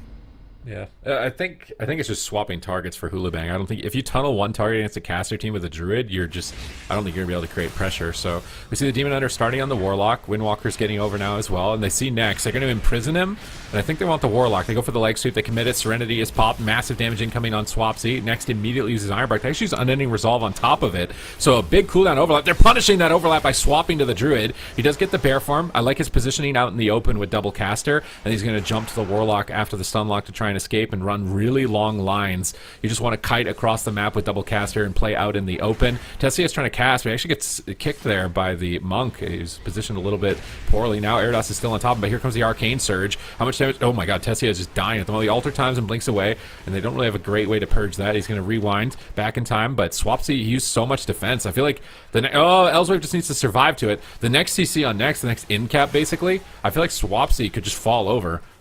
Elswave is just dying outright as well. JT really struggling to keep him alive. A full Cyclone lands here as Nex is getting control of the game. They managed to get the touch of the Karma out of the way. There's no blur, but we have an all-in attempt here onto Nex. Once again, a full Chaos Nova lands, but he pre-bear forms it. Tessia is there with the peels. A diminishing return leg sweep. Is that going to be enough for them to cause pressure? Doesn't look like it. Nex escapes once again, and Tolvaron, this large map, is just going to be a playground for Nex to escape. A really good job so far by WWF. All right, Demon Hunter, Blur coming up in 5 seconds, but no Trinket. Tyrant is out. He's trying to maybe pull back to the pillar. Nice, he brought the pets on top of the Priest to cleave the Polymorph and break it out there. So it was really good positioning by the Demon Hunter. Now they need to get aggressive, but Next is already retreating. Elsewave gets feared. He's way too far away from JT, and I really like the kiting from Next. It's forcing JT to run in the middle of the map a lot, and he's getting CC'd every time he tries to cross. But he is into the paralyzed. Swapsy could be in trouble. He pops the Dark Pact. He's got fears on the Demon Hunter. The Dragon's Breath the Priest, but it looks like he deathed it, and he's able to fear Tessia back and prevent the Polymorph on himself. They sigil fear Swapsy. They're trying to kill the Druid, but Bearform, Barkskin, and Frenzied Regen I think is going to be enough. They chastise stun him. Is he going to die through Bearform and Barkskin? It's really unlikely. He uses the Gateway now, man. I think that's also the big Gateway with Gateway Mastery, so it's going to be a lower cooldown. Next is drinking in cat form. JT's team is getting shredded. He's trading out the Guardian Spirit, trying to recover. They're trying to get back on the pillar here and line of sight. They get the symbols off, so I like this good coordinated defensive maneuver here to get Symbols of Hope off, regenerate a bit of mana, but they need to not stack up for too long. Those pets are going to start cleaving them down as they are trying to navigate their way into the middle of the field and make a swap. They're going down to the Mage now, trying to force a cooldown. They get the Iron Bark. Now they're going to swap back onto the Warlock, and he doesn't have any resolve for 30 seconds. Here comes the Metamorphosis, a swap onto Next. I mean, they're just all over the map, really pressuring Next, but he got his Bear form up preemptively, and he's running that Oath of the Elder Druid, so he gets Heart of the Wild. I think it's about every minute when he shapeshifts, so it makes his Bear form super tanky. He knew he was likely to be a target, and as long as he gets these pre-Bear Heart of the Wild procs, there's no way he's going to die in a swap. Yep. But I do like HOOLIBANG really mixing it up, going after the Mage, getting Ironbark, going after Swapsy, going after Next. I think that's going to be their ticket to win this one. So we'll see if they can find that opening. Tessia getting stunned up and taking a huge hit of damage, but Next in the backline should be able to keep him alive. You have Swapsy peeling as well with some spam fears. But, I mean, Next's mana is just looking so incredibly good. If it comes down to it, it's going to be a big advantage here for WWF. At the same time, though, Swapsy taking a huge hit of damage once again. Elsewave and Eridos are just all over him as he just going to outright die through heals. Unending Resolve is forced to trade. That was an insane amount of damage from HOOLIBANG. Oh, they're pinned at the pillar. Touch the Magi is up on the Demon Hunter, but he's got Apotheosis, so JT's getting some reprieve there with some free healing, but his team is just rotting down. He's really struggling, and they can't connect onto anybody. It's looking like a brick wall from WWF. Next is just retreating, getting in stealth, drinking, making it impossible to locate him. They try and ring a piece of Warlock, but I think they missed it. Now he's caught into a coil. He actually has to trinket the coil, and he's feared on his trinket, and he's so far out of the game. His Serenity is going to get 0 value. In the meantime, Elswaves is trying to carry the game by himself, but Next pre-Bear forms, and he's got that Heart of the Wild proc. He's going to be really durable with double Frenzied Regen and Renewal. He's on the Gateway. Look at that Gateway Mastery. It's such a long Gateway, such a short cooldown. They're trying to pursue him. I mean, they're just throwing caution to the wind at this point, I think. They're just running at the Druid. Can they take him down? If they can find a window and stun him out of Bear, certainly it's going to be the case, but he still has Trinket. And they used Ring of Priest on the Warlock, so he doesn't need to be too worried about Tranquility possibly getting knocked, assuming he's not running the immunity talent. JT is the one that I think needs to try and find a drink. I feel like if they're going to win this game, it's probably killing the Warlock and deep dampening. Yeah, or going after the Druid with a big all-in. We'll have to wait and see. Elswave is just going after Next once again, but this is the coil touch of the Magi stun.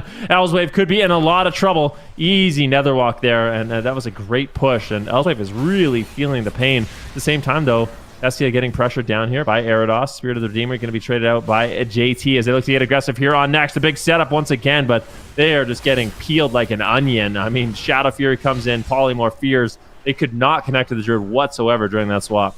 Speaking of onions, there's a lot of layers of defense that HOOLIBANG need to get through here at this point here in game number 3, and it's so important that they win one of these swing matches. Having lost the blind pick on DeGram means they have to beat WWF on a big map. They're close now, maybe onto the Warlock. Is he going to die through Ironbark? They're swapping off the Ironbark onto the Mage. Tessia knocks Eridos away. He's just going to maybe retreat. No, he's going to roll back into the middle of the map, and Elswave doesn't have a lot of cooldowns, so JT needs to be ready to save him. Massive damage incoming on that Axe Toss into a coil, instantly dispelled by JT, but he walks into a full fear, and Swapsy is locking JT away with these fear spams. Elswave comes back to assist with an Imprison on the Warlock, and they swap to the Warlock. There's no Ironbark, there's no any resolve. They have to connect here onto Swapsy. This is their one opening. They go back onto the Mage. He's got no block. Maybe they can do it. Can they steal this? JT's getting mana. Look at that mana bar. Gulp, gulp, gulp, gulp, gulp. Look at the oh my god, this is a happy Holy Priest right now. JT is so happy. He gets full mana, and they can play this to dampening now, and I think the Warlock will just die through full hots if they get deep enough. Yeah, we'll have to wait and see. Swapsy portals away once again. He's got the Gateway. Gets stunned, though. Getting clothesline and deleted. Can they take him down? The stun comes in. He needs to gate, and we need to see some big heals. Elswave's not going to be able to connect, but now Tessia, he blinks in to save the day. He is now a target. He needs to be very careful. There's no ice block left, And this is all of a sudden looking in favor of HOOLIBANG. If they can hold on a little bit longer, the blur's up. They're going after next. This is an absolute nightmare situation. WWF is definitely on the back foot right now.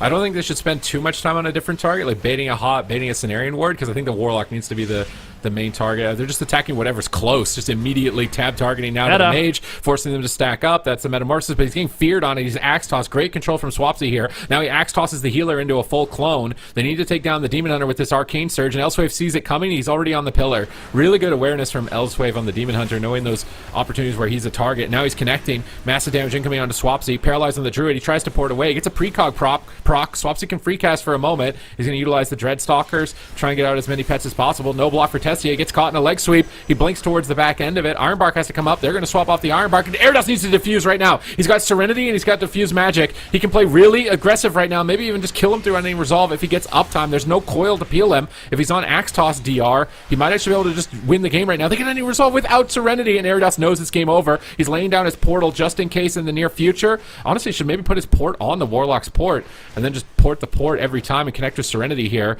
He's going to pull away for a moment. Now he doesn't actually have much defense. It's a Trinket Void Shift. They just have to push in on the Warlock, pop Serenity, Dispel, keep him aggressive, pop the Hunt, Essence Break, and Serenity, and just Void Shift. At any moment right here, it's going to have to trade. They're pulling away. I don't think pulling away is the right move. Maybe he just dies anyways. I think Swapsy would have died there if he didn't grip Aridos. Just life swap and stay on target. That life grip might lose them the game if they can't connect.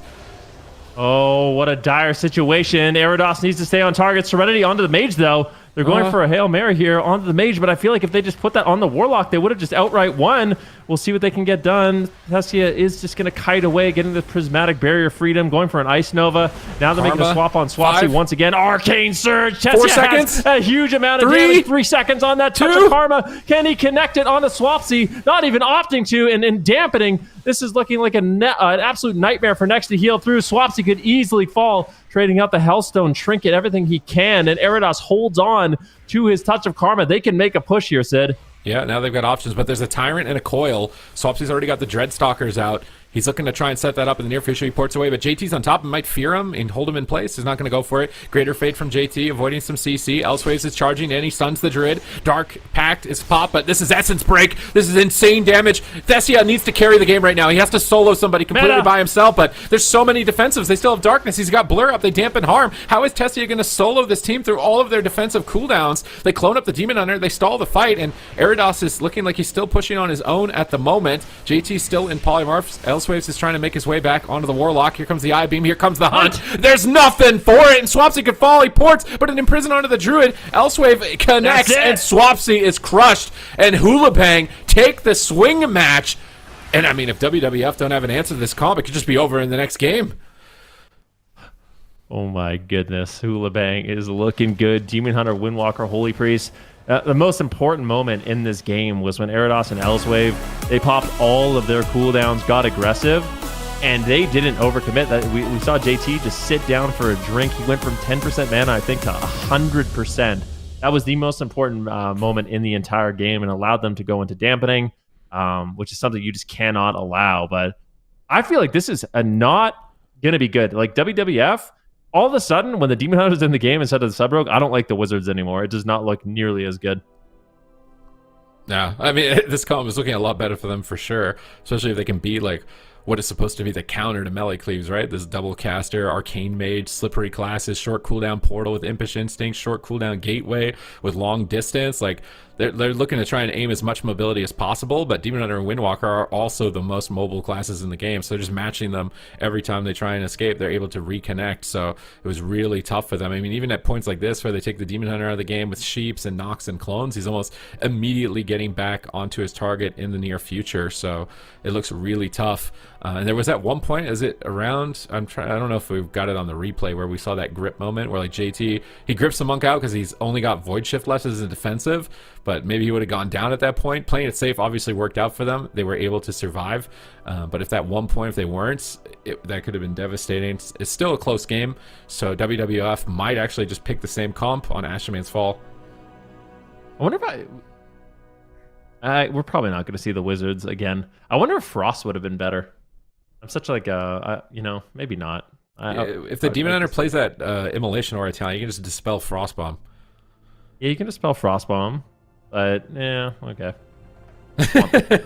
Want to see it, you know, but we're probably not going to. I honestly don't think we're going to see the mage lock again, but we are going to Maldraxxus Coliseum. Maybe we do. HOOLIBANG, they're locking in once again. I feel like if JT didn't get the drink, then Wandering Water Furbolgs could have won that game. But is that a condition that they can consistently stop?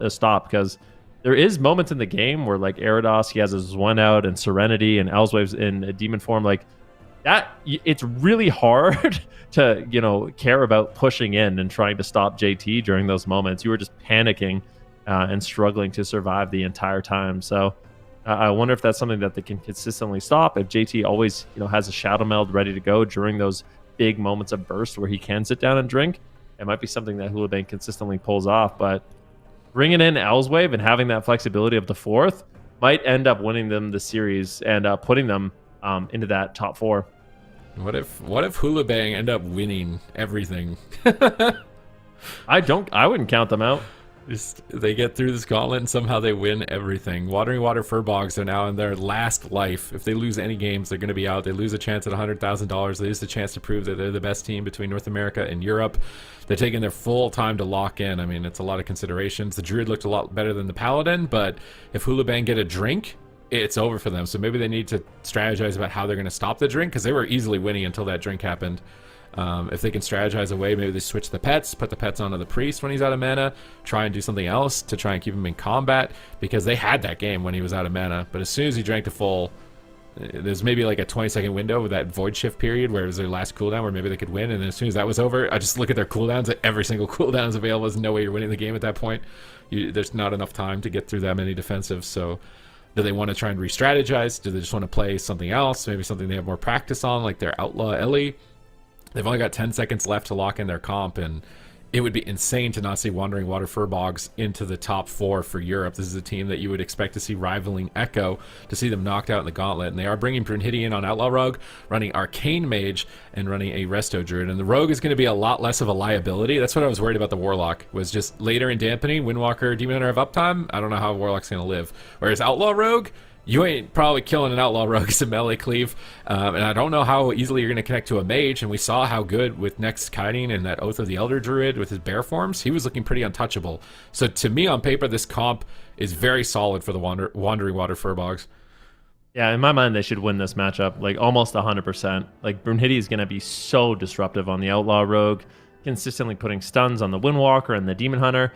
And that's just going to allow Tessia to basically have a field day, just free casting on that mage. But HOOLIBANG has surprised me in the past. I mean, they've definitely pulled off some miracles. I wouldn't expect them to win a lot of the matchups that they have.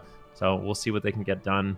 Such a good team. But I think this composition that WWF is bringing is certainly a good one. And I think for this particular matchup, it is the winning composition. So we'll have to wait and see. But keep in mind, HOOLIBANG winning that last game puts the swing match in their favor. If we go to a game 5, it is going to be a small map, something like Ruins of Lordaeron. So Wandering Water Furbolgs, they're going to have to pull it off twice in a row, and we'll see how close it is. And Swapsy also has to go on the bench. I feel like Swapsy probably doesn't want to be going on the bench, I feel like, for his team. So he's going to have no control in the outcome of this. It's up to Brunhilde, Tessia, and next. Will Rogue Mage Druid be enough to thwart out Elswave and Eridos, as HOOLIBANG's 4th member is proven so far to be very critical in their possible success to get into the top 8 between North America and Europe. As you see, Cheap Shot Opener into Clone on Demon Hunter, Kidney on the Healer, isolating the Windwalker Monk, Ringer Frost for follow-up. Great opener as far as CC, but they don't get any cooldowns. Eridos just portals out. They get absolutely no cooldowns despite that excellent execution in terms of crowd control. Yeah, we'll have to see if HOOLIBANG... My problem is, how is HOOLIBANG going to find offense in this game? It looks like they're going to be going after Next and getting some cleave pressure out. Next could die. Keep in mind, I mean, you gained the Outlaw Rogue, but you lost the Warlock, so you all of a sudden don't have Spam Fears, which is an excellent peel. Big setup here on Tessia, and they're still doing the same thing. They're just bouncing around, going after multiple targets, making it really difficult for Next to actually heal. I like this opening pressure here from HOOLIBANG, but it looks like Next is going to be able to stabilize and keep the team nice and healthy. Chastise stun on the Rogue, massive swell of damage. They don't get the cloak, though.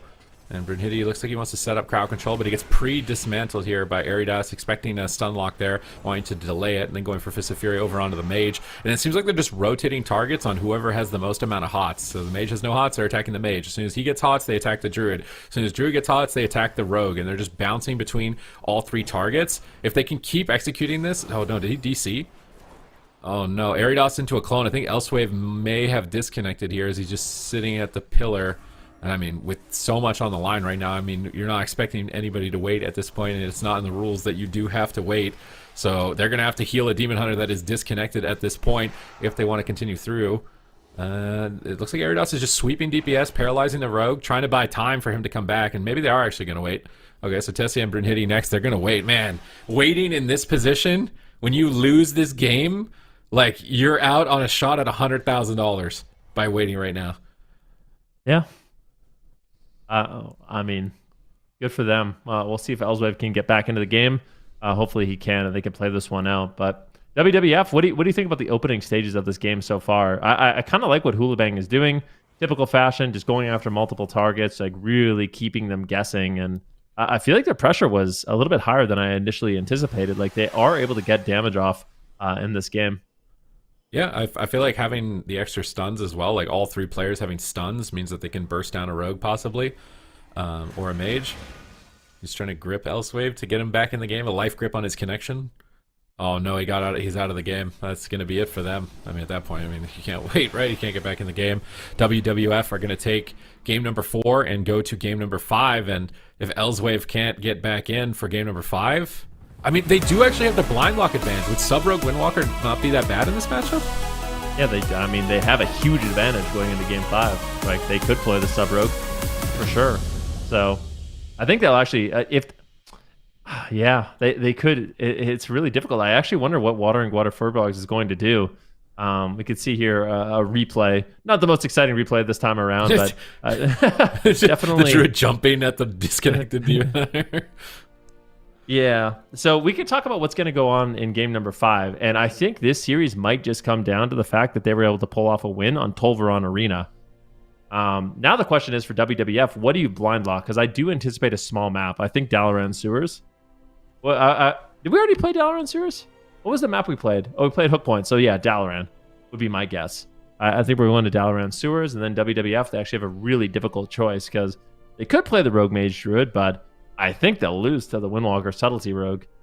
I would think it'll at least be really difficult.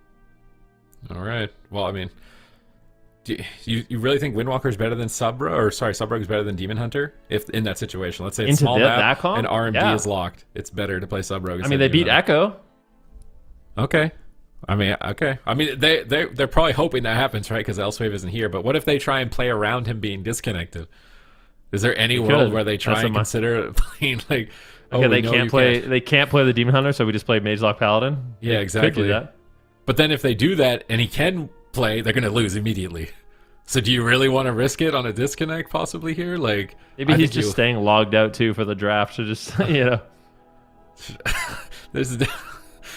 if you're wondering Water FURBOLGS right now, this is like the most insane pick you have to make right now. It's a small map. If you play the comp you just played, you're going to be at a disadvantage to the Sub-Rogue of HOOLIBANG. If you play the comps you played previously in the series, you're going to be disadvantaged to the Demon Hunter, but you don't know if the Demon Hunter can play. So if the Demon Hunter can't play, you definitely want to be Mage Lock Pally. But if you can play, you most certainly don't want to lock a Mage Lock Paladin. So don't envy stressful that, man. situation. This is a tough spot, man. And it's everything's on the line this game, right? Like, this is the max intensity. For Wandering Water FURBOLGS, they've been playing all day. This is their 4th series in a row. They won 3 series prior to this, going to a game 5, like such close calls. And now it all comes down to this draft, this blind pick. What do you do? What do you do? Is there any random comp that could be good for them? Like what? I don't know. Any random thing that I've never thought of ever, like with what they have as classes. Like, is Ellie Mage? Is that ever a thing? I don't think that's a thing. It's not a thing? They're doing Ellie. Yeah, they have to play around the Demon Hunter, man. They have to assume that he's able to play. Because if they play a Paladin into a Demon Hunter, this is over in like less than 2 minutes. So They're going to go with Rogue Mage Druid, which means Hoolibang. Now they have to say, like, do we think Demon they're Hunter going is better? classic. They have to Get send the Rogue, Demon right? out of there. Yeah. Maybe not. Maybe they keep the Demon Hunter, but I feel You like just DC'd, bro. I don't. If you think you don't put him in again, there's no way. I'm not wrong with risk that. If you know Sub Rogue Windwalker can win this matchup, I'm not putting the Demon Hunter back in after disconnecting. There's no way. Okay, so Hoolibang, you think Hoolibang are favored in this matchup? So Wandering Water Furbolgs have to win this at a disadvantage on a small map. They've been playing out the entire day. They've been playing out the entire season. One game decides whether or not they get a shot at $100,000 right here on Dalaran Sewers. There's only a few compositions that I think are actually lethal into an Outlaw Rogue, and I think this is one of them. So I feel like Hoolibang with the Subtlety Rogue Windwalker Monk, they have 2 targets they can go after. They can hit Tessia a little bit, but I think for the most part, all you do, because what's going to happen in this game is Tessia is going to be playing Blink Stun, right? So he's going to be able to blink out of any stuns you do. So all you do is you just chastise him into a fear, or you paralyze him into a fear, and that's how you get Tessia out of the game. Then you just put some crowd control on next, or Brunhilde, and go after the other one. And I think Hoolibang has a recipe for success here. But I mean, the Rogue Mage Druid is really powerful. They have a lot of burst damage, a lot of control. But I don't know. I just feel like Hoolibang is favored in the late game, too. I'm really liking their comp. A small map to stop drinks. A small map for the cleave. Ring of Peace is also really good on this map with blocking like the staircase. They're in a great spot here to possibly qualify and redeem themselves for falling off from Cup number 2. And they're performing really good so far throughout this series. They're crazy. Keep in mind, we did see that the winner of this series will be playing against Liquid. You asked me who's going to be more threatening for Liquid. I feel like if I was Liquid, I wouldn't want to play against Hoolibang because what they do is a lot more unorthodox, right? Like, there's not many teams that are playing Subtlety Rogue Windwalker among Holy Priest. And yeah, I feel like Liquid is one of those teams where they like to get their reps in. They like to get their practice. They like to have every match figured out. And I think Wandering Water Furbolgs kind of plays a lot more of the standard meta compositions. So yeah, I mean, these are conversations we can table for later, but yeah, both these teams obviously really want to win this one. We wanted to table it for long. There's only one game left that decides it. True. Obviously, want to make sure that everything is smooth because as soon as the gates open, anything that happens. So they just want to maybe make sure, reset something, maybe reset their PCs, make sure everything's going to work as smoothly as possible here for this, because this is the most amount on the line for both of these teams in the gauntlet. Who's making it into the top 4 for Europe to face Liquid in the cross-region finals for the mid-season clash?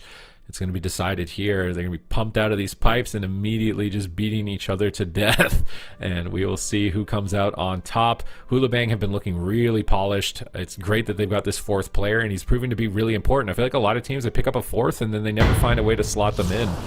So this team doing an excellent job at doing that, and they're going to be relying on their main comp, their bread and butter. WWF, they're going to have to make it work with Rogue Mage Druid. It's funny, make it work with Rogue Mage. I didn't think I was ever going to say that sentence, but they're going to have to make it work with Rogue Mage here in game number 5. Oh, really, really intense series between these two teams. I'm excited to see how it plays out. Hoolibang has been so explosive with this composition. WWF, they're going to have to kind of pre-read the situation, have excellent peels, and try to go the distance. JT in a full sap, Aerodos in a cheap shot. A beautiful, aggressive start, but Houghton gets the gouge onto Tessia. Now a full kidney shot onto Houghton. Huge damage comes in with that Arcane Surge. It looks like JT isn't going to mess around and just continue to get those heals up in the early game. Let's see where Hoolibang puts the first setup. We see Touch of the Magi on Houghton, so they're just going after the Rogue for right now, poking him with missiles, trying to keep his distance. Tessia just playing the outside of the map, which is very interesting. He's just move casting missiles. And Brunhilde, is he going to set up? Cheap shot onto the Windwalker, cheap shot onto the Rogue, into a clone, it looks like, from Nex, as he sets up for a polymorph on the healer. Beautiful setup from Brunhilde here, but Houghton, I think the stun either got gapped or it just ended, because he's going to gouge the Rogue into a kidney shot and smoke bomb it. Big turnaround onto Brunhilde, possibly, as Serenity is spotted. Match point! He can't afford any mistakes. He trinkets so low on health. I think Brunhilde, he's been playing Outlaw Rogue against a lot less bursty comps. Maybe he was expecting he could be greedy on that kidney shot, but that was a close one. Yeah, I mean, this is what I'm saying. Outlaw Rogue is one of those specs right now is really difficult to take down, but this is one of the few comps that actually can just delete you off the face of the earth. The full kidney shot lands once again. Aerodos, can he connect? Big Fist of Fury, rising sun kick, but not enough crowd control. There's a full paralyze onto Next. So continuing the damage onto Brunhilde, though.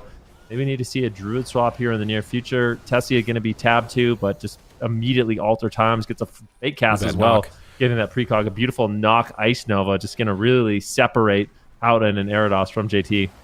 All right, Fist of Fury flying in onto Tessia, but Houghton can't get there. He's trying to line of sight on the bottom right now. Houghton's trying to maybe bait Brunhilde. He gouges him for the kidney shot.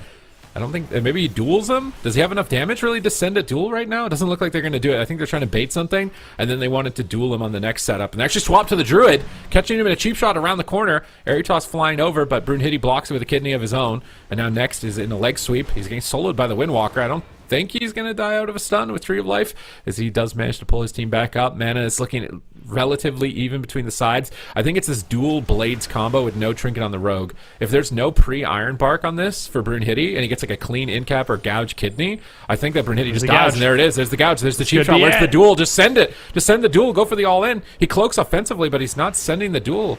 He went for the blades, but didn't send the duel. That looks a little bit odd. I was really expecting him to send the all-in there.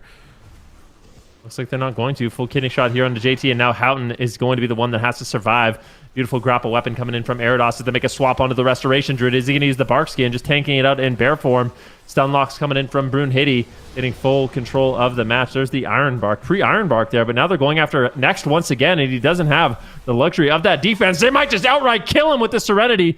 A huge amount of burst, but it looks like Next will be able to recover. Beautiful peels there from Tessia, kind of saving the day. All right, Next recovers, but it was Iron Bark and Bark Skin. Fortunately, Brunhilde has Trinket, so he can just stop any sort of duel or smoke bomb in the near future. Kidney shot on JT, but Tessia is in a paralyze, so he can't get there to get a polymorph. Now they're switching to Next with no Bark Skin, maybe trying to bait his Trinket on a sweep and then win with a blind. Veritas pulls away, he actually ports out of the Ring of Fire, I think, before it could trigger. Brunhilde gets caught into a cheap shot, into a gouge. JT gets a full fear on the Druid, but that Ring of Frost got huge value from Tessia. It protects Brunhilde during that stun lock. Now he is disarmed for a moment. Fists of Fury are still flying in. It's going to be Nature's Swiftness, possibly. He doesn't have it, actually. Tree of Life from Next. Big regrowth, nice grip on the stun there, anticipating pressure. So Aridos is pulled to safety. Houghton pre-evasions the swap to himself as he's trying to develop momentum and try and force that Trinket with that knock off the side. It's going to throw a wrench in their plan because Houghton has knocked out a line of sight of his healer, and now he's dismantled down below and can't turn it around with cheap shots of his own. Is he going to go down to this? JT's struggling. Pops the Apotheosis. Manages to pull him back up. Here comes the Blades. Another big one tap onto Brunhilde. He Trinket cloaks. So close to his cheat death. If his cheat death procs on top of Trinket cloak, I think it's over for him.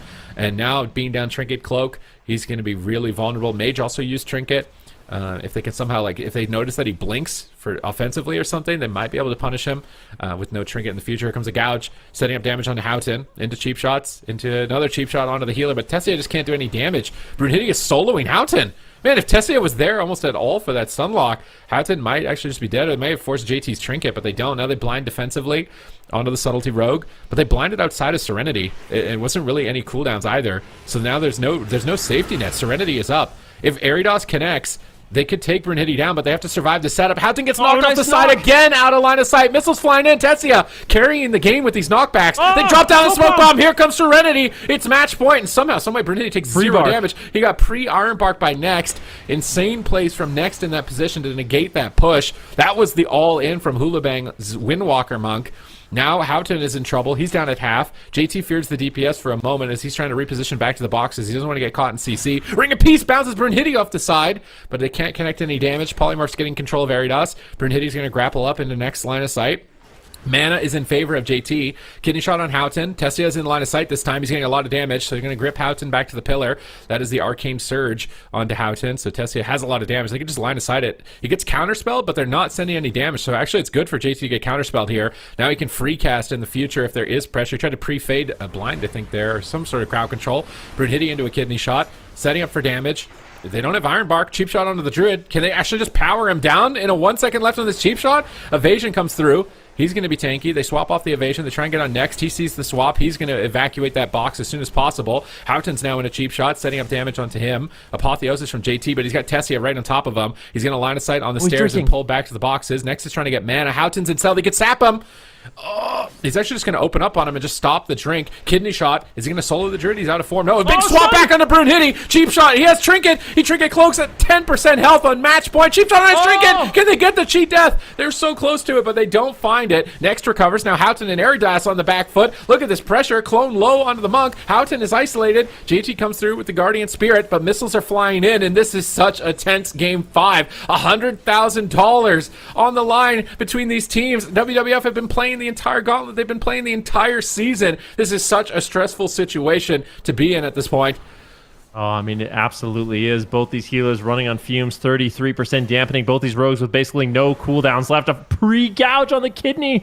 Oh no, Brunhilde not able to really capitalize on the stun. A beautiful pre-read there by Houghton. And they want to go after this rogue once again. A pre-Iron Bark. They just saved the stun diminishing returns, but Eridos in trouble. Trades out the dampen, has no touch of karma, needs to be careful. They're going after Tessia. They might just kill him outright. Oh my goodness gracious. It almost goes down without the ice block, but does manage to find it. Now swap onto the druid. This is becoming increasingly chaotic, and Brunhilde, he's got no trinket. They could just go after the rogue. He's up here for Eridos. Can they do it? Bomb and huge amount of damage here on Brunhilde. Can they take him down? The kidney shot lands. Cheat death is still available, but this is looking like a triple kill. They drop him. HOOLIBANG does it. Unbelievable. Oh my god. Even despite the disconnect, they make it through in game number 5 on Dalaran Sewers. They're going to be our 4th representative for Europe. They're going to go head-to-head with Liquid, and they play comps that nobody else plays. So North America's number 1 might have a challenge on their hand here. I just cannot believe it. I mean, this small map, HOOLIBANG, they're just looking so good. They play these matchups really well, and the thing that makes them so difficult is they have, you know, the setups, they have the one shots, but they also just, they don't die. Like, they just can live for so long. They just keep going and going and going. The subtlety rogue with the Windwalker monk have a lot of really short cooldown defensives they can rotate through. JT just does such a good job backing them up, and it's at this point of the game where dampening is so high. Next is struggling. Like, he doesn't know who he has to heal. His hots aren't nearly as effective. They get the ice block. They can safely make a swap here onto Next. They get pressure onto the druid. You can see he's already burning through all of his mana. At the same time, Brunhilde, he has no trinket. Like, they already got all of his cooldown, so this is just perfect. Like, Serenity's still rolling. You still have your Zwen, and this is where Brunhilde just gets clothesline with the smoke bomb, with the kidney shot. Next tries to get there with the innervate, but he just has no healing. There's no buttons he can press that are going to keep Brunhilde alive, and at this point, they could just tab target somebody else and take them down. That fear just adds insult to injury. JT coming in at the perfect moment, and this is just extremely well played by HOOLIBANG.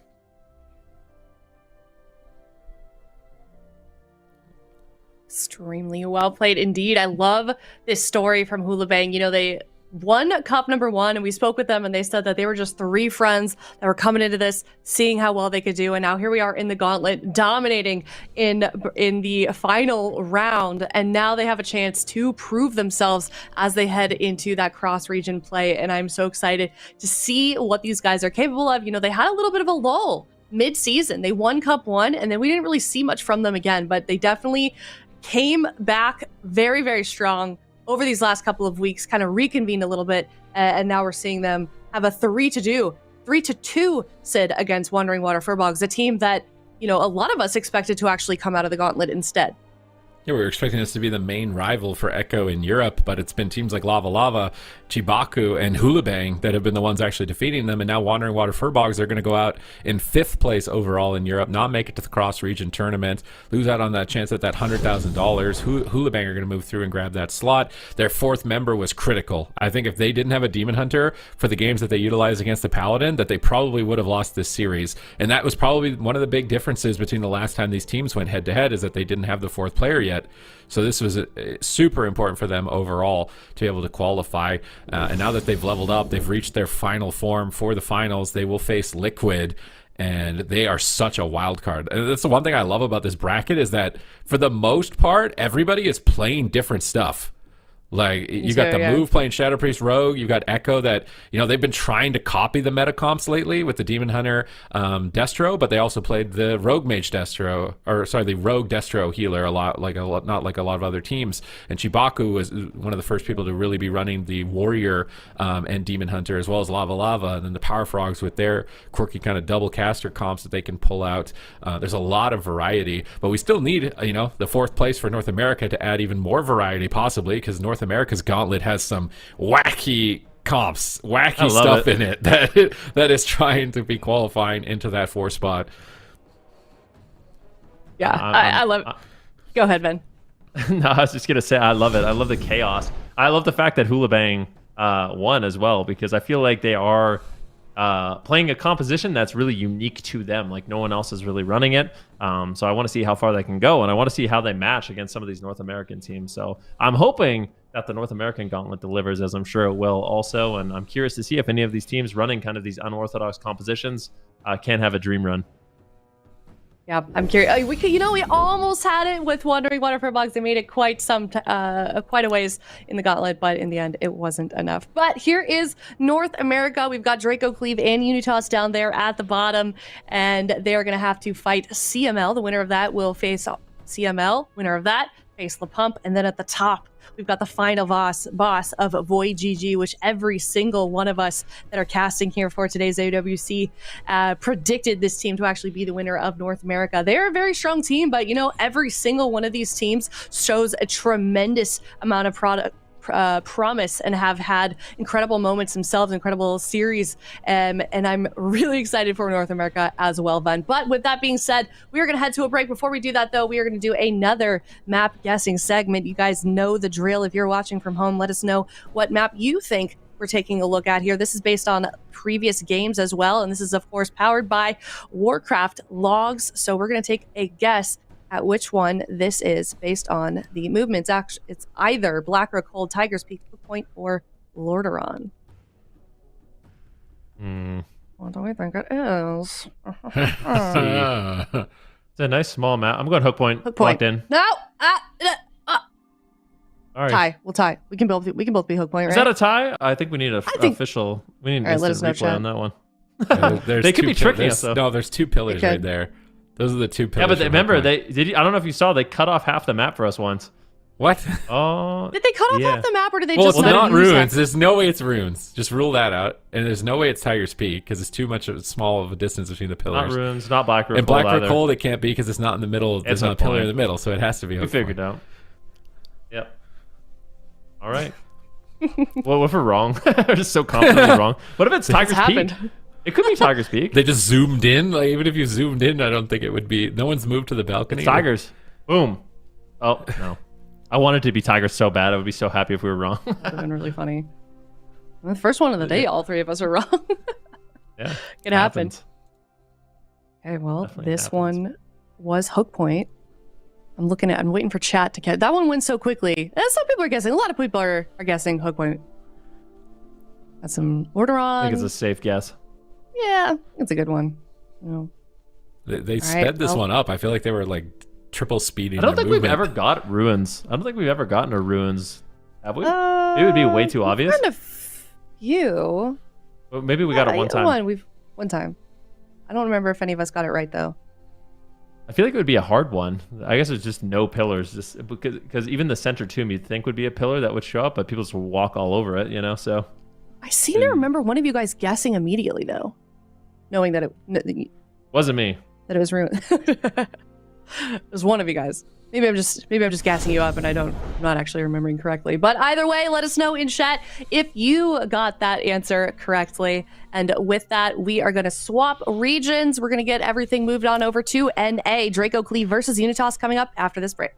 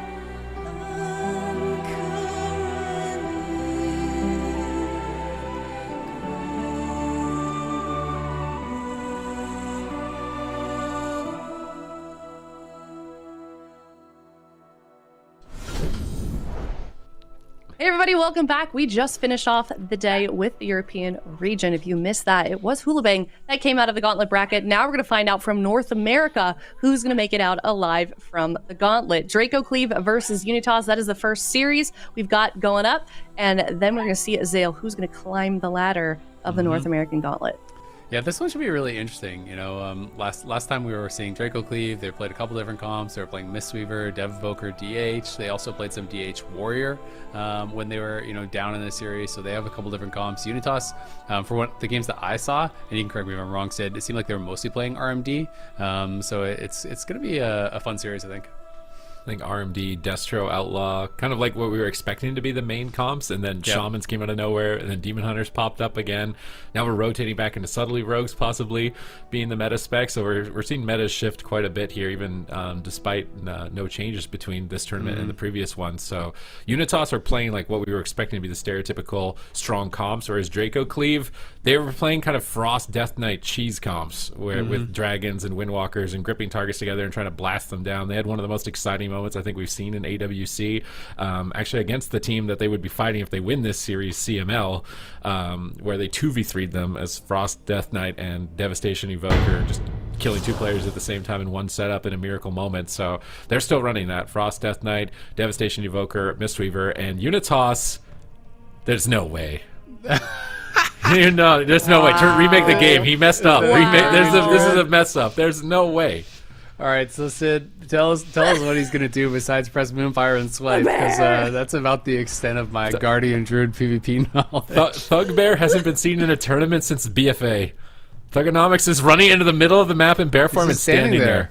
What is he? Is he DC? Is this a bait? Okay. Like, what is going on? Like, is this some sort of bear bait where he runs in the middle and does nothing? Like, I mean, basically you are just going to be AoE and Thrash and Swipe and Moonfires.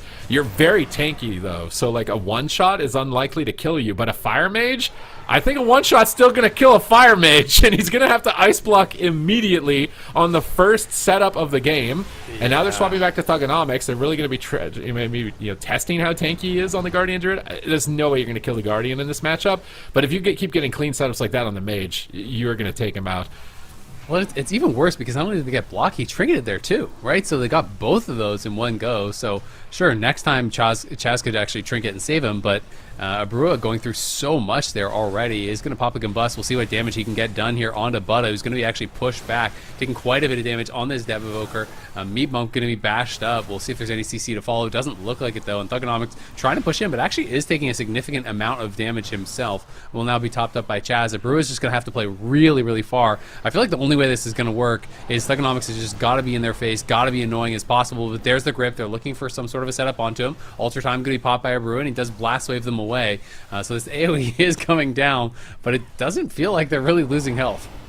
Yeah, this is what I was saying. Like, what is the bear really bringing? Really, all you have is spam clone. You get the fast cast clones with Heart of the Wild, like every other Druid spec. But what's he going to do to protect Abrua during these moments? Like, here comes another burst, double Cindergosa. That could be it for Abrua. Massive damage incoming. He gets a double DB. He's trying to blink to safety, and somehow manages to survive by a miracle. But Thugonomics isn't even utilizing the things about Guardian that are good, like the fast cast clones and tanking interrupts. He's literally just spamming Thrash and Manko and Moonfire and just running at them and poking them. It looks like such a meme. There's no way this can work.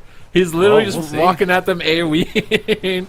I can't see this working. It's not doing enough damage. They're slowly ooming the monk. Yeah. Like, and they're dotting them behind the pillar with dots on the Fire Mage and just AoEing them. They're playing Fire Bear. Like, they're just playing to rot them down. I mean, they are actually winning pretty well on mana. You know, 10, 15% ahead of mana already. We'll see if Chaz can look for drinks.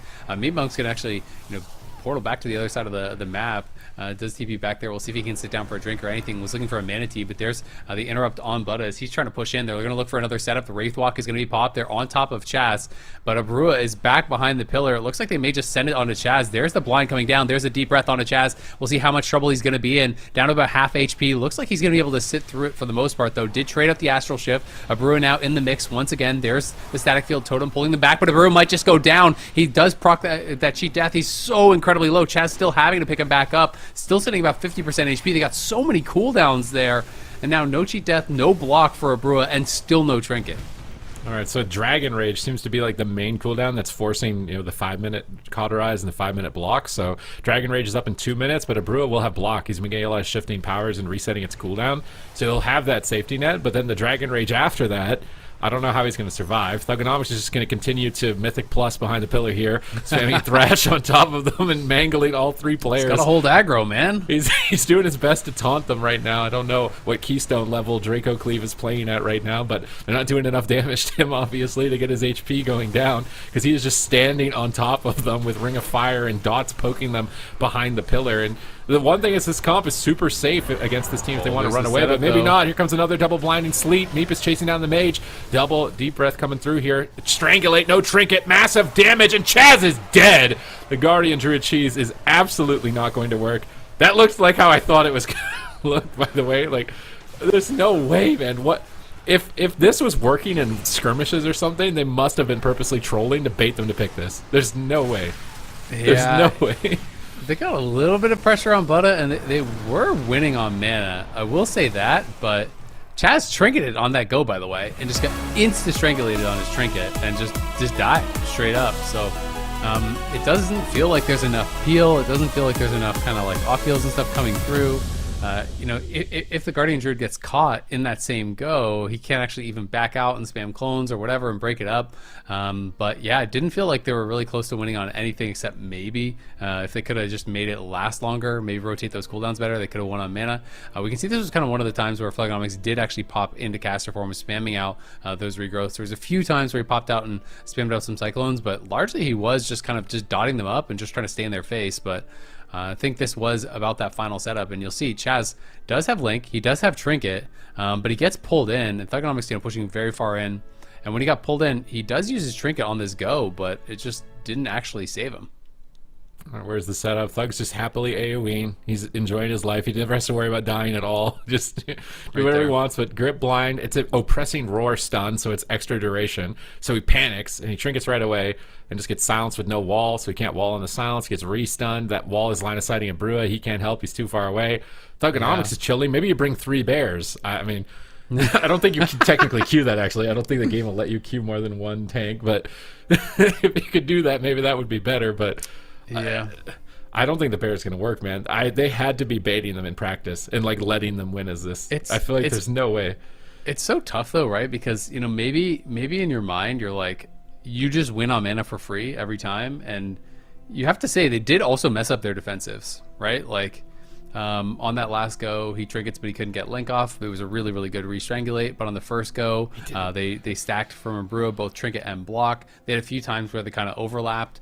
So I could see, like, just trying to play devil's advocate a little bit, I could see the read being that if we rotate our cooldowns perfectly, we could survive. We could maybe make something happen. But oh my God, look at that burst from Zeke, by the way. 117k obliterate, 75k frost strike, chill streak 85k, and 191k obliterate again. So I mean, Chaz was 100% HP, had Earth Shield on himself before, Nature's Guardian procced, and just died. Yep, that's the power of the Frost DK and the Devastation Evoker. And I mean, this comp can be difficult if you don't know how to play around it. Unitas are trying to like out-cheese the cheese comp. Like, if you're going to bring in the ultimate one-shot, we're going to bring in the ultimate wall. Like, what was it called? The immovable object versus the unstoppable force right now between Draco Cleave and Unitas. But unfortunately, not everybody's the Guardian Druid. So Thugonomics is pretty much immune to death, having his fun, and he's locked in again. Man, you're possibly throwing away a chance at $100,000 at the mid-season clash at all the prize money. They're putting it all in on Bear, bro. They're putting all they of their obviously stonks think it's in their on Bear. best option, right? Like, you're not going to be trolling this when it's that much money on the line. If they were already eliminated from a tournament and they just like had to play a garbage game at the end or something, then you could be like, maybe they're trolling. But clearly they think this is the best strategy. If they lose again, I think we'll see them swap. But I'm going to give it the benefit of the doubt in that, if they can rotate their cooldowns perfectly, maybe they can actually win on mana. He's just dancing, man. He's not trolling. Still dancing. Okay. All right. Well, He's we'll not see. even starting Here's the in setup onto stealth. Chaz. There's the double blind. There is that deep breath. Chaz in trouble already. He's gonna have to trinket immediately, and trying to not use anything else on top of that. So is trinket, is healing tide. All of the defensives there pop from Thugonomics as well, but Chaz not out of the woods just yet, as they're gonna be catching back up onto him. You can see the AMZ thrown down defensively there from Zeke, as Abrua was just teeing off on them with the combustion pop. Abrua also had a trinket, so all 3 trinkets they got there. Meep did not use his trinket. The only one they actually got was from Butta. Some of these cooldowns are being forced on the side of Draco Cleave, but mostly they are just chasing after them. Yep, Thugonomics is just going to keeping aggro on Draco Cleave, taking it with the frenzied regens, cleaving him down with Gotta save thrash his taunt damage, for the ghost. moonfires. Yes, he's not timing his taunt correctly. Obviously, here they keep focusing. When down they his do your partners. aggro drop, come on, man, it's tanking 101. You gotta save your taunt. Stampeding, roaring in here, just spamming thrash and moonfire. I have to break out the super wrap where I wrap sitting in bear form spamming moonfire like this. He's just tanking the whole team, but Abrua needs to get damage out as well if they're going to really run the monk out of mana. I think they're making another push here though. Wraithwalk's coming in. They pan to Racial Chaz, setting up to isolate them. Double blinding sleep on the mage. Beautiful setup. Chaz is isolated. Massive damage incoming. Strangulated. No trinket. And I think that's another KO. And Draco Cleave are absolutely smashing. If they wargamed and they were winning as this, they were purposely losing to make them think this was good. There's no... Get off the bear, bro. It's not good. Get off the bear, please. Yeah, this is looking about as close as the series with Black earlier, where they didn't have their healer. So that one, making it look pretty easy. 2 setups, and they kill Chaz. They get through it all. I don't know. I mean, it's weird. It's weird to talk about games like that when it ends up being that one-sided. There's definitely still things you could say, okay, clearly they need to be doing some things differently. Like, Thug probably shouldn't have stacked with Chaz when he got panded here, right? Like, if he's back and he's spamming clones and regrowths, Chaz probably lives through this strangulate, no? Yeah, that's what I was saying. If he's playing it how I think Bear is played at the moment, where you're spamming clone, why is he stacking on Chaz? Exactly. Right now? Like he's just he should have just gripped, shifted out. Oh, he got gripped. Okay, well then there's something you can do in that situation. You got gripped in the wall. I mean, line they triple trinketed on the first go. Yeah. Well, he's dancing out of stealth. Like, if he starts in stealth, so he's not a target to get double, you know. If he starts in stealth instead he's not of literally dancing in and backpedaling and standing still. Like, the opener might be better for them. Like, he's playing with such a high level of overconfidence to do that in a matchup where I don't even think it's good. It's one thing to play with overconfidence where it actually is good, but I don't even think it's good. It's a weird one. We'll say that much for sure. There's definitely a weird one. The dancing bear in the entrance opener may not be ideal. We don't have enough evidence to say that for sure. What is going on? Aiden is not. I've never seen Aiden on an Ellie Shaman. Is that right on the graphic? And they're doing double druid? Okay. Well, Chaz is maybe just thinking that then they actually just live through the burst. You know, he's going to be able to live through the burst on a druid with pre-hots and whatever. Obviously, you could still get that fire breath off and stuff. But if he can survive the goes, I can see how they can win on mana. Thugonomics just kind of keeps him in combat permanently. Aiden just spreading damage around. I can understand the idea. But I do agree that it did not look good at all in the last 2 games. They were nowhere close to winning. So we'll have to see if they can really clean it up. But I mean, this is their tournament life on the line here already. You know, you were saying, you know, maybe they got baited in with you know, like with scrims or whatever. I would say it could be the opposite. I would say that it could be you got pounded so hard with all of your regular comps when you were playing against this team that you thought there was a 0% chance that you could win with your regular comps. So you're just like, what if we did this? And you try something different, because it feels so one-sided so far that you have to think that it's like it's a little bit of desperation or trying to be sneaky or something, right?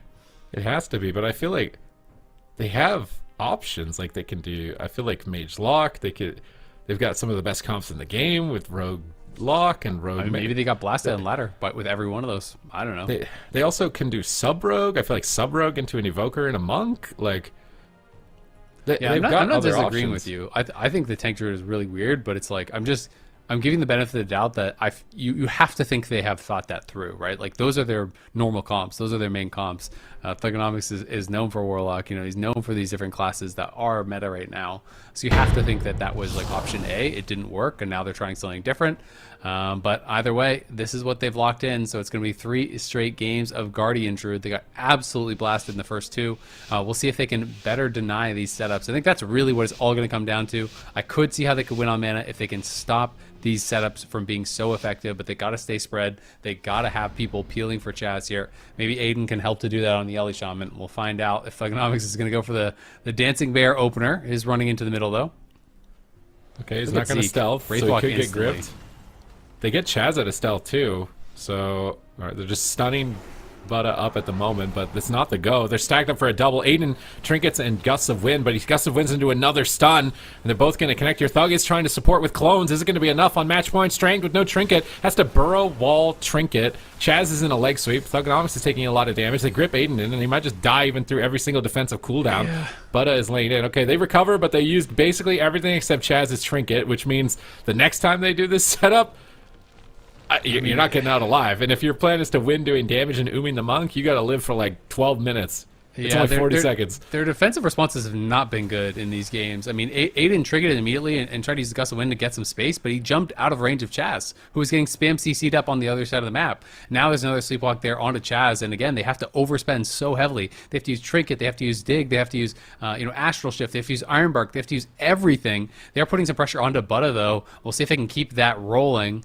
as he is getting chunked pretty low, going to be topped off now by Meat Monk. But again, it's just all about the setups here. The blind is just back up here in a second for Zeke, so they're going to be looking for it now. There's the Incap. There's the Deep Breath coming through onto Aiden. Will he be able to survive this? The pre-hots are rolling, but he's chunked down incredibly low, and that is going to do it. 3 straight games. Feels like about 5 minutes of play, and Draco Cleave sweep Unitas out of the tournament. What does this say for the future? Like, if they were too afraid to play, like, standard metacomps into them, like, because Draco Cleave were kind of just like, the one-trick misfit Frosty K team for a while, where it was like, it felt like if you solved them, you'd be able to beat them. But if Unitas is like so afraid to face them with their standard comps that they're like desperately playing a Bear Druid 3 times in a row, like, does that mean Draco Cleave is actually just going to be the most threatening tournament in this whole gauntlet? I mean, like, I don't want to sound too mean or anything, but I just don't think that Unitas answered the goes well at all, right? Like, it felt like there almost wasn't a single go throughout any of the 3 games where they didn't massively overlap cooldowns. And I just think when you're playing against Frosty K, it's been this way forever. Anytime Frosty K, Devoker is good, it is all about rotating the exact amount of cooldowns that you need to defensively to answer every go, right? Like that's literally the whole game. Their damage outside of their goes basically is completely irrelevant for the most part, it feels like. And it's just all about surviving those goes, being able to answer that perfectly. And it felt like every single time, we were seeing Unitas kind of overspend on the defense, and you're going to get so punished if that happens. So it's hard to say, is this going to be something that Draco Cleave can replicate against the other comps? Unitas also obviously playing Guardian Druid, but just didn't feel like they were playing very clean in this series either. So it's a tough loss for them. Rough one for Unitas. I was gonna say, at least they're having fun with it. It's cool to bring back the Thug Cleave. See that? You said the last time we saw it was, I think, 2008. Was that BlizzCon that we saw it? BFA. Was he playing with Smexon? I'm trying to remember what they were playing against back then. I can't remember, but I remember him practicing it backstage and watching them prepare it. He definitely played it at BlizzCon one year. Yeah, I just remember everybody cheering Thug Cleave in the arena. Yeah. But yeah, sad that we couldn't get it to work, but Unitas, you gotta try something when you know that the current comps that you're running aren't gonna work. But Draco Cleave gonna take that home 3-0, and now we're gonna see them move forward here in the gauntlet. We can take a look at the gauntlet bracket. They're gonna be moving forward to play up against CML and Subtees. You kind of already mentioned it. This is like the closest game I think we've ever seen in AWC history between these 2 teams previously. It was an epic 2v3 moment, but then Gum on CML 1v2'd them back and beat them. So they already did a tiebreaker to decide who would face Unitas, and CML technically won that series. So it's a rematch from where CML has already won. So have Draco Cleave adapted something to be able to beat them a second time around. Well, I'm sure they're hoping that it doesn't end like that again, but who knows when it's these 2 teams. So we will be doing a quick map guessing segment once more, powered by Warcraft logs. Once again, if you are watching from home, definitely play along with us, and we're going to guess which map this is based on the arena movements. All right, I think it's more fun if you just insta guess, but what is this? Yeah, I don't think I'm insta guessing this. Like nothing's happening. Hook point. No, because the I'm just insta-guessing. did pillars hook aren't point. central You think they enough. You told me to hit. You told me to insta-guess. You're right. we True, did do true. it. Look, But it even looks like a I did shark. say that. It looks like a shark. Wait, I kind of feel like it's sewers. Yeah, they're moving through Like the middle the a top lot. one feels like it's moving around a box, and then no, it bottom one? couldn't be sewers because it feels like there's a second box too close. It's too to that. close. Yeah. I'm gonna Or go they're Tiger's Peak. jumping I think off. it's Tiger's Peak. Tiger's Peak. I'm going to I'm Grand. locking it in. I'm sending it I'm doing the Grand Arena. because I don't think it's hook point. That doesn't seem like Negrand spacing for the pillars. The spacing does look weird, but there's 3 pillars. Like I feel like the third pillar though is the like side platform on. Yeah, but you wouldn't run around Dalaran Sewers with 3 boxes either. That box on the left is throwing it off from being Dalaran to me. At Also, I least. said Tiger's Peak because I don't think it's. I don't really know. Oh, it is. It is. What were they Negrand. running around? Oh, they switched the angle, maybe? It's like slightly tilted. You see how the map's like rotated to the right? Like the top wooden pillar's slightly Yeah. facing the right. It's like tilted a little bit so that bottom pillar's like lopsided to the bottom. They also just didn't go to the other side of the map, really. I guess so. That's one of the things that kind of like can throw you off, right? When they don't use the whole map, it's hard to actually figure out That poor what it little all Makes it is. challenging. Just completely unplayed. It feels so alone and isolated. It's like, please play on the right side of the top of the side of the map. Man, this is hard. Some of them are like when they use the whole map. I think it's much easier because you can basically you're just guessing off the pillars realistically, right?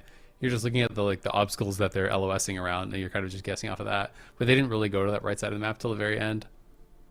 Yeah, these ones are harder than the previous weekend that we were doing these.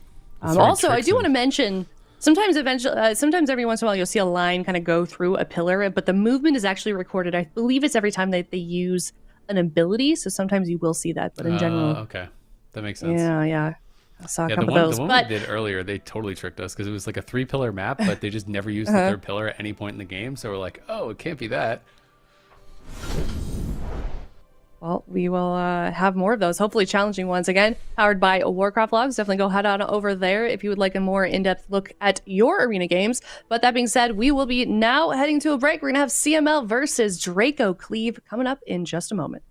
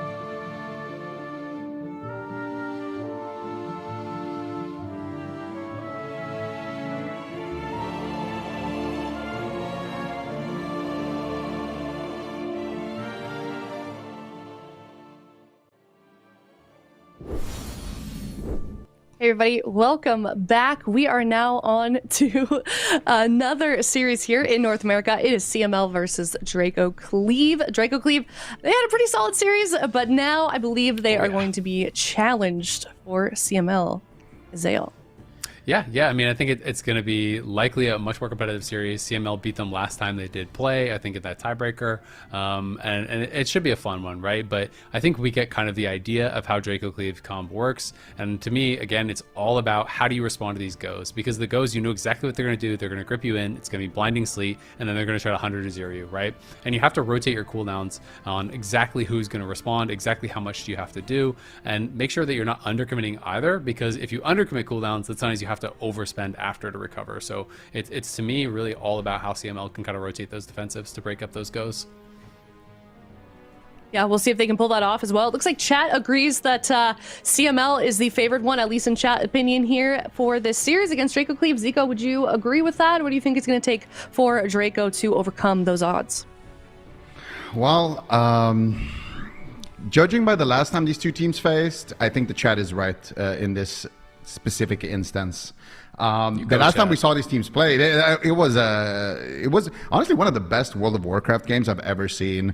It was a 2v3 into a 1v2. So the healer died on DRACO CLEAVE. The DK and the dragon, they killed the enemy healer and the enemy warlock, I think it was, and then the enemy monk 1v2'd them. So. And that was CML's tiebreaker game, actually, for this gauntlet. The series that kind of decided if CML was going to be the team that you have to face if you win the last series against UNITAS, or if DRACO CLEAVE is going to be that team. CML ended up winning, and I think it's going to be the same thing here. CML is going to be bringing out the Windwalker, the Warlock, and it's just going to look too good again. Or they're just going to be bringing in Claudio here on the DK. And I think that's a Fistweaver as well. Nice. Insta-leave, though, from DRACO CLEAVE, so might have had some issue with their setups. But yeah, looking like it's just going to be like full-on Cleave here on both sides. This is going to be an interesting one. Yeah, just we love Gum that. In there by himself. He's got this. Yeah, just Gum. Everyone else can just take the rest of the day off. Honestly, he had an amazing performance during the regular cups, but we'll see here. I think, who do you think is favored here? I feel like Warrior, usually TSG is the comp that like is the cleaviest of them all. Like usually you have like all of these cleaves like beating each other, and then you just have TSG. Like their thing is just that they beat all the cleaves. Yeah. So I don't know if DRACO CLEAVE actually has a good pick here. I think they might. Yeah, it's going to be interesting. I mean, I could definitely see it working out pretty well. Monks obviously have absurdly high burst, though, as well, so you kind of have to watch out for that. It is Fistweavers that they're going to be playing with, too, right? So I think Fistweaver seems like I don't play a lot of Cleave or anything, but Fistweaver seems like it would be really strong in Cleave matchups, honestly, because usually you're a little bit lacking on CC. Obviously, there's so many micro CCs now in the game for a lot of these comps now, but still, as long as he's able to actually stay active, it feels like it could become an overwhelming amount of damage. Yeah, absolutely. The Fistweaver adds in so much damage. A little bit RNG based healing, but it should be able to keep you going. And also later in dampening, even when they're like they can still heal for a decent amount. But Fistweaver typically does a lot better into like stationary target that you can attack, like for example like a Warlock or like a Shadow Priest or something like that. But I wonder what they're going to do here with DRACO CLEAVE, because maybe they can go after the DK at least later in dampening. Like they could pressure the Warrior to like not allow the Warrior to get too much momentum, and then like to force him to be defensive, and then later in the match they could just tunnel the DK, or they could just zug the healer. Like there's so many things that can happen here, and this is the first time we're going to get to see Enigma at least today, I think. So that's going to be cool. Yeah, it wasn't needed in that last series. Looked like they had everything under control. So Enigma going to be coming out here on the Warrior. So we are going to have that Monk DK Cleave on one side, and then we have on the other, obviously, the Warrior DK. It does feel like Warrior's, pretty good at killing DKs overall, but we'll have to see, what the target is going to be as the gates are going to open up, and both teams looking to charge pretty much straight on in. You can see cooldowns being popped here already. Gum looking for that setup already onto Meat Monk. There's a triple leg sweep for him, but Claudio not able to connect too much. AMZ going to be dropped right off the bat. Both AMZs overlapping. Ring of Peace trying to knock them out as Gum is going to be bouncing them out of there. But Meat Monk doing a good job just healing through this. No one's health really moving at all, it feels like, on both sides. Yeah, Meat Monk is playing Fistweaver, and Danny Carey is not playing Fistweaver. And right now, it's just a big slugfest here in the midfield. Finally, a live cocoon is going to be used here by Danny Carey. Rolls in, gets the triple leg sweep, big pressure. Actually, Danny Carey also playing that Song of Shiji, so he can add in even more crowd control with that sleep. But look at Zeke right now, taking tremendous amount of damage, but he is managing to stay afloat there. Finally, it will be Meat Monk's live cocoon now. Nice spear hand strike there onto Danny Carey. Claudio is taking a decent amount of damage, but so far both DKs having around the same level of defense, but Claudio could be in trouble here. Danny Carey has to cast. Remember that. He could get gripped back in. He could be interrupted, but finally he will be able to get some heals here onto Claudio. Claudio, though, did trade out his AMS and his Icebound Fortitude, so actually a bit of a lead here in the DK race for DRACO CLEAVE. Yeah, definitely. And these little CCs on Danny Carey have been causing a lot of problems. He's going to get gripped in now. There's the triple blind. What's the setup going to look like here for Zeke as he's trying to get aggressive? There's a triple shockwave across everyone to follow that up. There's the strangulate. Looked like it got triggered immediately by Danny Carey. Has to top off Claudio, and he will be able to do so. The mana very even on both sides, but Claudio is really on the back foot. These warriors so adept at being able to knock through them. And there's the sharpened blade. The Colossus smashes up as well, trying to use that blind defensively, but it's not really for any sort of a setup. Gum is trying to turn around the pressure, but it doesn't feel like they have anything going right now. Big leg sweep comes through, though. It's Zeke still in a lot of trouble, but they're trying to turn it around onto Claudio with the strangulate onto him, getting him pretty low. Defensive fear comes out as well there from Enigma over onto Gum. And Danny Carey feels like he's stabilized his team once more. Yeah, and that's going to be the touch of karma here being used from Gum.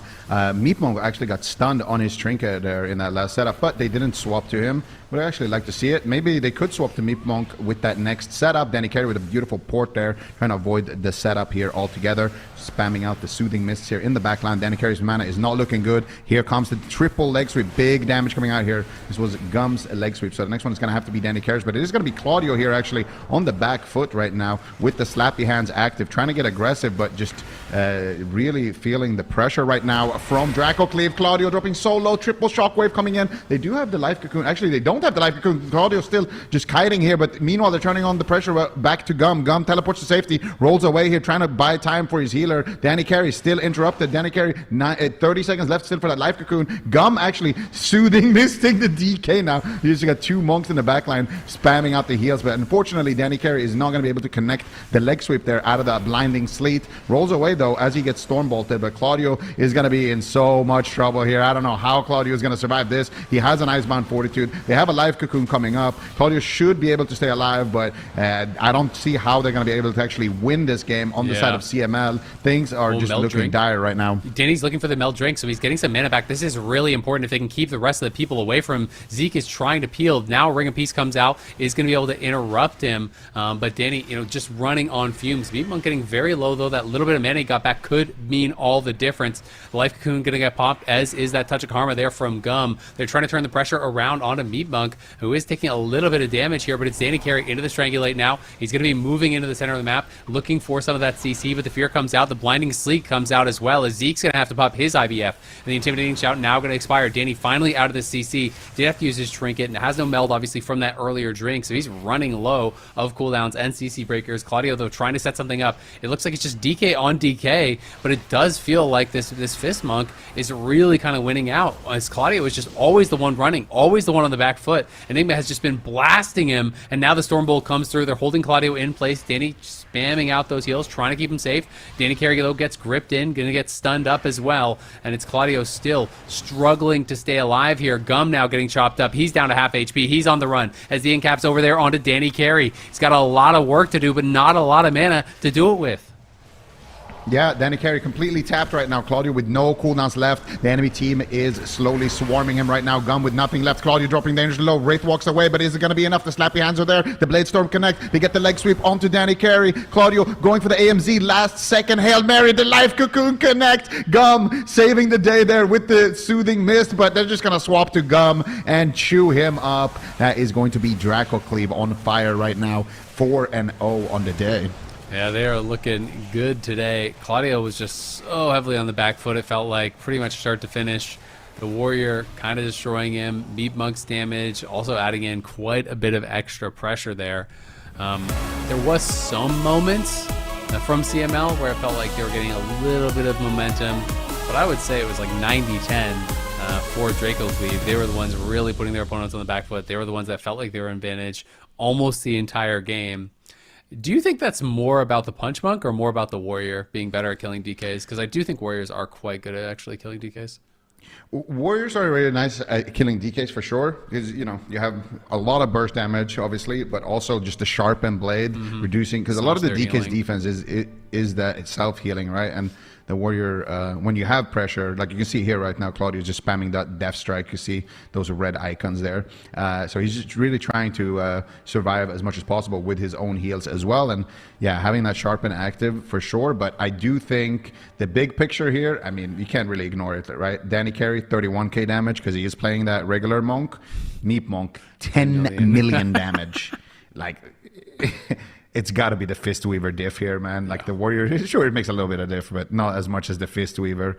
Having one healer that does essentially no damage and one healer that's basically a third a third DPS is crazy. Yep, yeah, it is a massive difference. So then the question just becomes, can Danny Carey just play Punch Monk, right? Like, would they be willing to actually make that swap, try to do that, or are they going to try to change things up in another way? Because I do know that Punch Monk is a bit of a weird playstyle, and I know, having talked to some other healers, they found it a weird one to pick up. Not a lot of people play it. It is a very different playstyle. It's like a very different kind of way of thinking almost than how most healers do play it, where you're so concerned about positioning and being by the pillar and LOSing things. And Punch Monk is just like brain off, run in, max damage. It's like very different style. Yeah, no, it definitely is. You know what's funny about Meep Monk? Meep Monk, literally, the last time we saw these guys in the AWC, he just picked up the Fistweaver. He had just, like, before that, they had like a really bad, in week one, they had he had like a bad run in week one. And then in week two, or between week one and week two, we saw like some tweets from Meep Monk talking about how, OP Fistweaver is and blah, blah, blah. And then somebody was like, well, why don't you just play it? And he was like, you know what, I will. And then he played solo shuffle, and in one day he got rank 1 Fistweaver on the ladder, and then they qualified for the Gauntlet. So that was his training montage, I don't know, man. He'd just go into the shuffle, train up, hit the Rocky montage. He's punching trees, he's cracking boulders in half, he's getting ready for the AWC. Now he's good to go. Yeah, he's definitely getting his cardio in, getting his what are they called? Jumping hoops? Is that what it's called? No, jump is rope? It called jumping hoops in English? Yeah, jump rope. That's it. Yeah, there it is. Yeah, he's warmed up. He's warmed up. He's doing 10 million damage in one game. Like, he just wants to get into the next game. Bro just did more damage than he did his entire career as a healer in one game. He's like, oh, this is pretty nice. Well, the question is now, though, CML, they aren't a one-trick team. Are they going to... Yeah. I was going to say, Tolveron doesn't feel like you're going Punch Monk. It feels like you want to spread the map out, right? Play something a little bit different. Yeah. So Danny Carey going on the Resto Druid. So they're going to be playing Resto Druid, Destro Warlock, as well as that Windwalker Monk. How do you feel about this matchup? Because to me, it's like very clear that you can burst down the Windwalker, if he gets caught in stuns and whatnot. But Roscoe feels like the main target that you want to target. You want to be able to just rotate those interrupts and just constantly, interrupt him, slow him down, and kind of just make him that target dummy. Honestly, I'm not loving this comp. I am not loving this comp. I would like this comp if it had another caster. Yeah. But when you're a single caster Warlock, I mean, you play Warlock, right? Like, what can possibly be more scary than a Warrior, a DK, and a Fistweaver running at you the entire game? Like, add an Enhancement Shaman in there when they were really OP. Tremor Totem, you're getting sheared every second. The wolves are pushing back your cast. You're grounding totem. But yeah, this is a nightmare. I'm sure Venruki agrees with that statement. But yeah, yeah, it's true, man. Because it's like you want someone else to be able to capitalize on the fact that you're getting just rammed by these three melee. And I guess the answer is it's supposed to be Danny Carey, right? He's supposed to be spamming out clones. He's supposed to be spamming out roots. Creating that space for you. I would like to see Roscoe play the long gate talent. We actually saw Swapsy play it earlier today. I think that is one of the most underrated talents for Warlocks. I see so many times people are playing against melee cleaves, they don't use it. It actually makes a really big difference because it puts you out of range of a lot of the gap closers when you go through. If you're using the short gate, you just get like heroic leapt on by a warrior immediately when you go through. If you play long gate, you can actually get to the other side, get behind the pillar. They can't immediately get back on you. It makes such a difference because getting around that pillar, forcing them to use 2 gap closers, for example, to get back, then you sprint port after that, and you actually create space and can maybe get some room to breathe. So I'll be interested to see if he is playing that. It doesn't look like it. And we'll see how he's going to do because they are clearly going to be training him. There's the Stormbolt immediately. Danny Carey's just sitting in the entrance, has those pre-hots on himself. He's going to come out now immediately as Gum's taking a lot of damage. Roscoe, though, clearly going to be that target. Pops the Dark Pact immediately. There's the Shockwave into the Fear, though. Defensive coils come out as the Strangulate is thrown down onto Danny Carey. No counter pressure just yet. It's all about Roscoe trying to get away here. He's trying to waddle over to this gate. We'll see if he can get some space. Yeah, we'll see. Roscoe's still just in the middle of the map right now, just trying to get some cast off it. He's just getting spam kicked here. Finally, they're going to connect with a leg sweep here. Some immolates are going to connect. It's going to try to reset those rifts. And Enigma is taking a decent amount of damage. Danny Carey going for the Cyclone, but gets shut down there by the Stormbolt. Enigma is quite low there. Beautiful paralyzed there onto Meep Monk, but he sits it, and they trade out the die by the Story there instead. Now they're going after Danny Carey, and this is what I want to see. I want to see them gripping Danny Carey on top of the Warlock and get those setups. If they do that enough times, for sure, Draco Cleave has a really solid chance at taking this game. Roscoe, though, with the precog up right now, getting some fierce here onto Meep Monk, trying to get some counter pressure going. Danny Carey, though, getting stunned there on his Cyclone. Now they're going to reconnect here onto Roscoe, but Roscoe's doing a good job so far with the kiting. They can't really reach him, and now finally they will reach him, but again with the precog, now they got a paralyze into a clone. The Chaos Bolts are coming in. Meep Monk in shambles, trading out the Life Cocoon. Yep, going to be popping that Life Cocoon there, and Roscoe just trying to do his best to stay alive. As you say, if you can get that Resto Druid involved, it makes such a difference. They're gripping Roscoe back behind the pillar there, but if you can get that third target involved, it's so much harder for the Druids to heal through. There's the triple leg sweep coming through from Meep Monk, but it looked like it was all super DR'd, and now the counter leg sweep there from Gum is going to sit full, so it's going to buy some time there for Roscoe to get those casts out. Blinding Sleep comes down onto Roscoe, onto Gum. There's the incap onto Danny Carey. Roscoe in a lot of trouble, does pop the Ending Resolve, trying to stay alive as Strangulate lands onto Danny. He's going to be able to sit through, but will have to actually pop his own Barkskin as they're now going to turn the pressure over onto him, and Roscoe's still sitting low. So Danny Carey is in that really difficult spot now where he's got to heal up multiple members. Had to use the Iron Bark and the Barkskin. Gum's getting low. There's no Unending Resolve. The Shadow Fury is going to get popped here from Roscoe. He's trying to create some space, but Zeke is maybe going to get sent. Zeke's down incredibly low. He's still not getting topped off, and it looks like surely he's going to go down. The CC's landing on Meat Monk again and again and again, but the Death Strikes seem to be enough. Now the incap onto Meat Monk. Still the CC is not ending. The AMS comes through, and it looks like just barely Zeke will stay alive by the skin of his teeth. That was purely Zeke. Meep Monk was in the longest CC chain of his career right there, and Zeke just manages to hold on. Now they're turning out the pressure onto Roscoe. They grip Danny Carey in, but they don't connect with the leg sweep. Gum manages to intercept the situation there with a triple, and now they need to go and pick up their souls here from Roscoe, who has harvested him here for a second. Double Blinding Sleet. Can they find something on the Danny Carey, though? Doesn't look like it. Meep Monk sitting through a Cyclone. The Enigma, though, taking a lot of pressure. Trinket die by the sword coming out. Zeke trying to make it back to his target. Roscoe teleports out of there behind the pillar. Now they're swapping the Danny Carey. Pre-bear from on the Stormbolt back onto Roscoe. There's the Asphyxiate stun. There's the Paralyze onto Danny Carey and Meep Monk, but Enigma could be the one in trouble. Heroic leaps back and manages to get the Life Cocoon yet again here from Meep Monk. Mana in favor of Danny Carey, but not by a whole lot. It's going to come down to these setups. Danny Carey still 15 seconds left on his Trinket. There is a small window that they could capitalize on, but they need to act fast on the side of Draco Cleave. Yeah, we'll see if they're going to be able to do it. Gum just trying to bounce in and out, trying to avoid as many of those CCs as he possibly can. Does have that Serenity Pop, looking to get a lot of damage down here. There's the Ring of Peace coming through. The Fear going to come out defensively from Enigma, and Enigma is just getting crushed right now by all these instant casts that are just flying out onto the back of him. There's the leg sweep from Gum. It is going to be DR'd. Enigma in a battle stance, but he's incredibly low. Going to be going into that Blade Storm, and he is just gone as Meat Monk was cloned up. The CC too much from CML.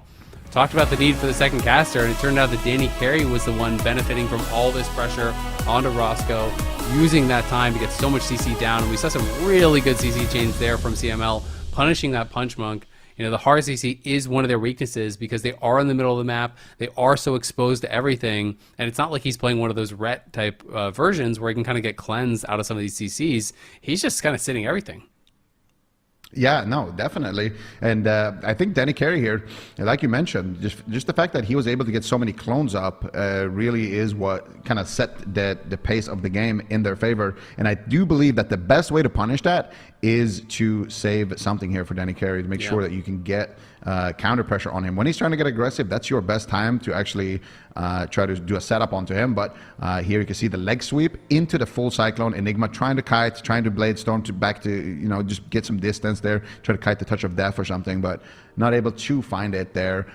And it is going to be Zeke and Enigma that can actually, or sorry, it's going to be Roscoe and Gum that tie it up here on Zeke. So Zeke, what are they going to do here? Because I do think that the map is a big reason to why the game went the way it did.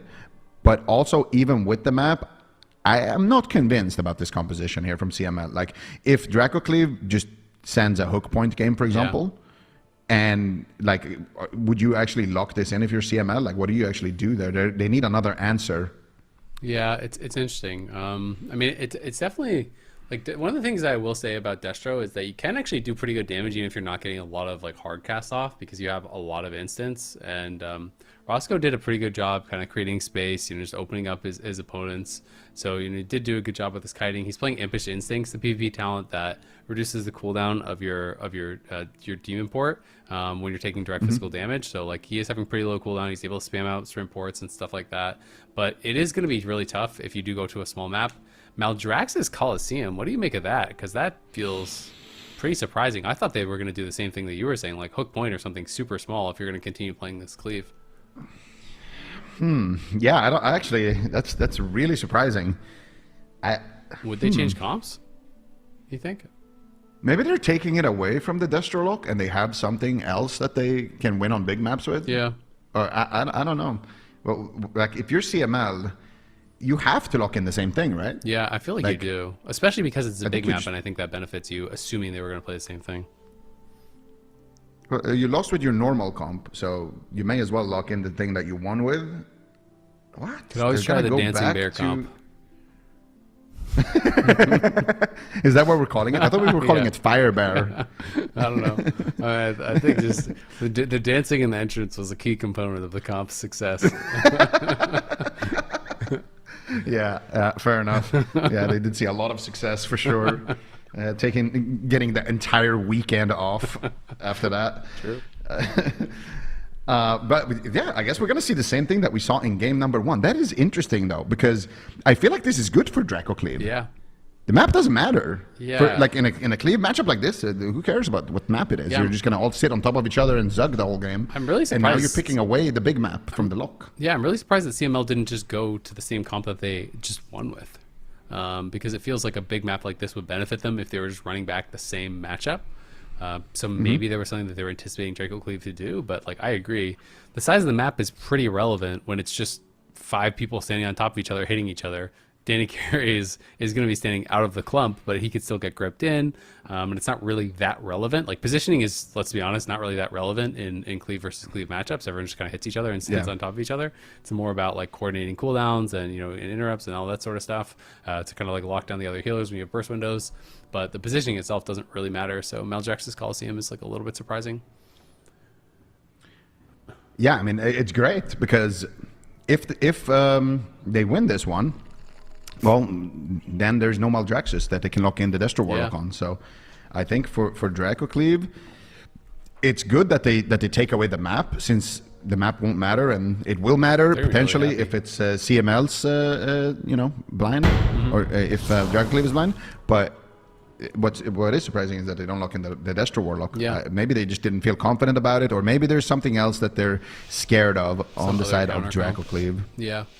No. Yeah, it's definitely possible that there's another another comp they were worried about running into. I mean, they did play like the Dev Evoker DH stuff, so maybe CML was worried about that comp with their Destro Warlock comp. Maybe they thought they would lose into that on this big map. So either way, We're going to be playing that Punch Monk, and it is going to be Danny Carey still playing the standard Mistweaver, so we'll see if they can do anything different to try to change what happened in game number 1, where they did kind of get ran over by that Punch Monk. Again, cooldown's going to be popped right off the bat. Double AMZ popped on top of each other. Leg sweeps coming out, intimidating shout coming out. Everyone just popping those cooldowns right off the bat, as this matchup is such a DPS race. The Strangulate going to land on Danny Carey. He's taking some pretty big damage. It is pushed back, but look at Enigma getting rocked on the other side. Die by the Sword has to be popped here. He does get topped back off, though, by Meat Monk, and now it's Claudio once again on the run.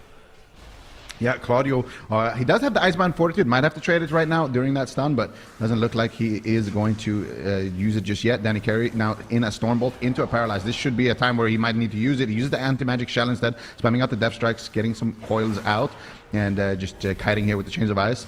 Claudio doing a great job there during that CC chain. And look at Danny Carey, that was insane. Oh my god, he snipes him with the Song of GG. Can they get the kill here as well, though? They have one more second left on it. Can they find any more CC? It doesn't look like it. Enigma, honestly, if they had more damage there, that should have been Meat Monk's trinket, but Meat Monk does get kicked on cast. Enigma's still dangerously low. They do have the Life Cocoon here, and Meat Monk is just holding on to it right now, getting aggressive here with the Fist Weaving damage / healing. Claudio running for the hills, and that's going to be Danny Carey's Life Cocoon right there being used. Now they're swapping to Danny Carey, but he is on stun. They are into a Strangulate, but he can still use his mobility during that. So Danny Carey should be fine in this situation unless he makes a massive mistake. They're going to swap back over onto Claudio here. Claudio takes a huge hit of damage. Danny Carey stuck in the Paralyze, forced to trade out his trinket. He doesn't have anything. He doesn't have no Life Cocoon. Finally does manage to get a big heal there onto Claudio, but this is just looking so good right now for Draco Cleave. Yeah, it's looking really good. Gum even under pressure. Claudio under pressure. Danny Carey is going to get interrupted there. Gets mind frozen by Zeke. Enigma taking some damage as well. Is going to be that Life Cocoon traded out by Meat Monk as Gum is on the run, but they're chasing in. There's the intimidating shout landing on a Danny Carey, and they're going to swap it over right back onto Claudio. Claudio doing good job kiting out of this, though,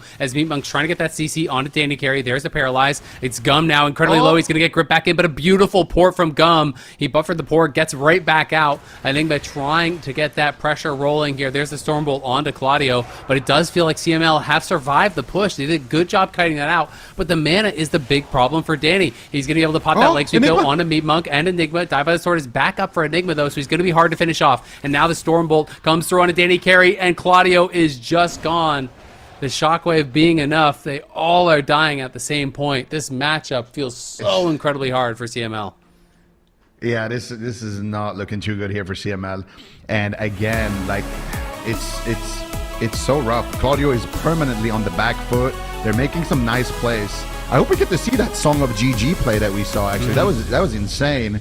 He paralyzed the Danny Carey paralyzed Meat Monk, sent a Song of GG like really far away. Then he rolled in, leg swept him, and then he teleported back, and it like hit him perfectly out of the leg sweep because it travels like really slow. It's like this mist, you know, that travels super slow. It looked really, really dope, but they had no damage, sadly, to get his trinket. And it's the same thing that we're gonna see here in this match here towards the end, because you see here right now, Enigma has no trinket, and Meat Monk has no trinket, and they're going to step outside of the AMZ, and now they get the leg sweep. Here, I thought, okay, Enigma is dead, but Meat Monk trades out the Restore All, because you can use it while stunned, and then as soon as that fades, it's just a Shockwave on Danny Carey into the Strangulate, and they have the damage to take down Claudio. So, yeah, honestly, pretty decent attempt there in the end, but it's just too much. There's too much cooldowns for them to go through. By the time, like, for every time you have Serenity, there is an answer, you know. It's just you need too much time, and by the time you can actually get a kill, like Danny Carey is he's a re-rolled Resto Druid. He's like thinking about playing Fist Weaver, you know, like it's over. Yeah, it's really hard. And this time I will say, I think CML did a better job. It felt like they controlled Meat Monk more. His damage was actually quite low this game. He did like less than a quarter of what the other people did. In the last game, he was like over a third, it felt like, or so. So he definitely was controlled a lot more. They had a lot more pressure right off the bat. Enigma also got incredibly low a couple times, but it felt like once they stabilized off that initial go, again, the damage starts rolling. Claudio's always on the back foot. Danny Carey's losing on mana. And it just kind of feels like it is that one-way trip towards that loss. So Draco Cleave going to be locking this one in. We'll see what the answer is going to be, as CML chose Empyrean Domain. Draco Cleave locked this in. So you have to think that they're going back to like the Destro Warlock, that kind of composition. But again, it just makes you question, why didn't they just do that last snap when it was also a big one? Yeah, yeah. I mean, I don't know exactly what the plan was with that last game, but that was a really bad draft, I feel like. But anyway, we can't harp on that too much. We're gonna bring in Roscoe once again, and again, like on Tolvir, this wasn't like a super convincing matchup. Like, sure, CML got the win, and they played it well, but it wasn't like one of those, you know, like, okay, we need to see a comp swap out of the other team because they can't win, you know? Yeah. It wasn't like that. So, this is the Song of GG I was talking about. Oh yeah. Wait, was it? Oh, but I think, yeah, it will come back. Okay, so look at Danny Carey right now. Look at that, paralyze, and then he sends the Song of GG really far away, and then he rolls back in, Leg and then sweep. look at that, perfect timing out of the leg sweep. That was sick. Because he's done it so many times, you know. So he's like learned how long it takes for the little misty like gas thing to reach the target, and he's learned like how to do some CC chains with that. That's dope. That was Thank you, clean. production, for showing us that. That was clean. It didn't matter at all, but it looked really cool. So, you know, even if you lose, you've got the clip, right? You got the clip. You put it on your Twitter. You get some likes. Feel like, damn. And they just don't post the results of the game. You just cut it right after that. Yeah, the classic. Like when you made a montage back in the day, and you make an insane play, and you almost get the kill, and then you just fade it out. Absolutely farmed. You get CS 10 times in a row. You just fade to black, come back in at the end. You know, skip that part.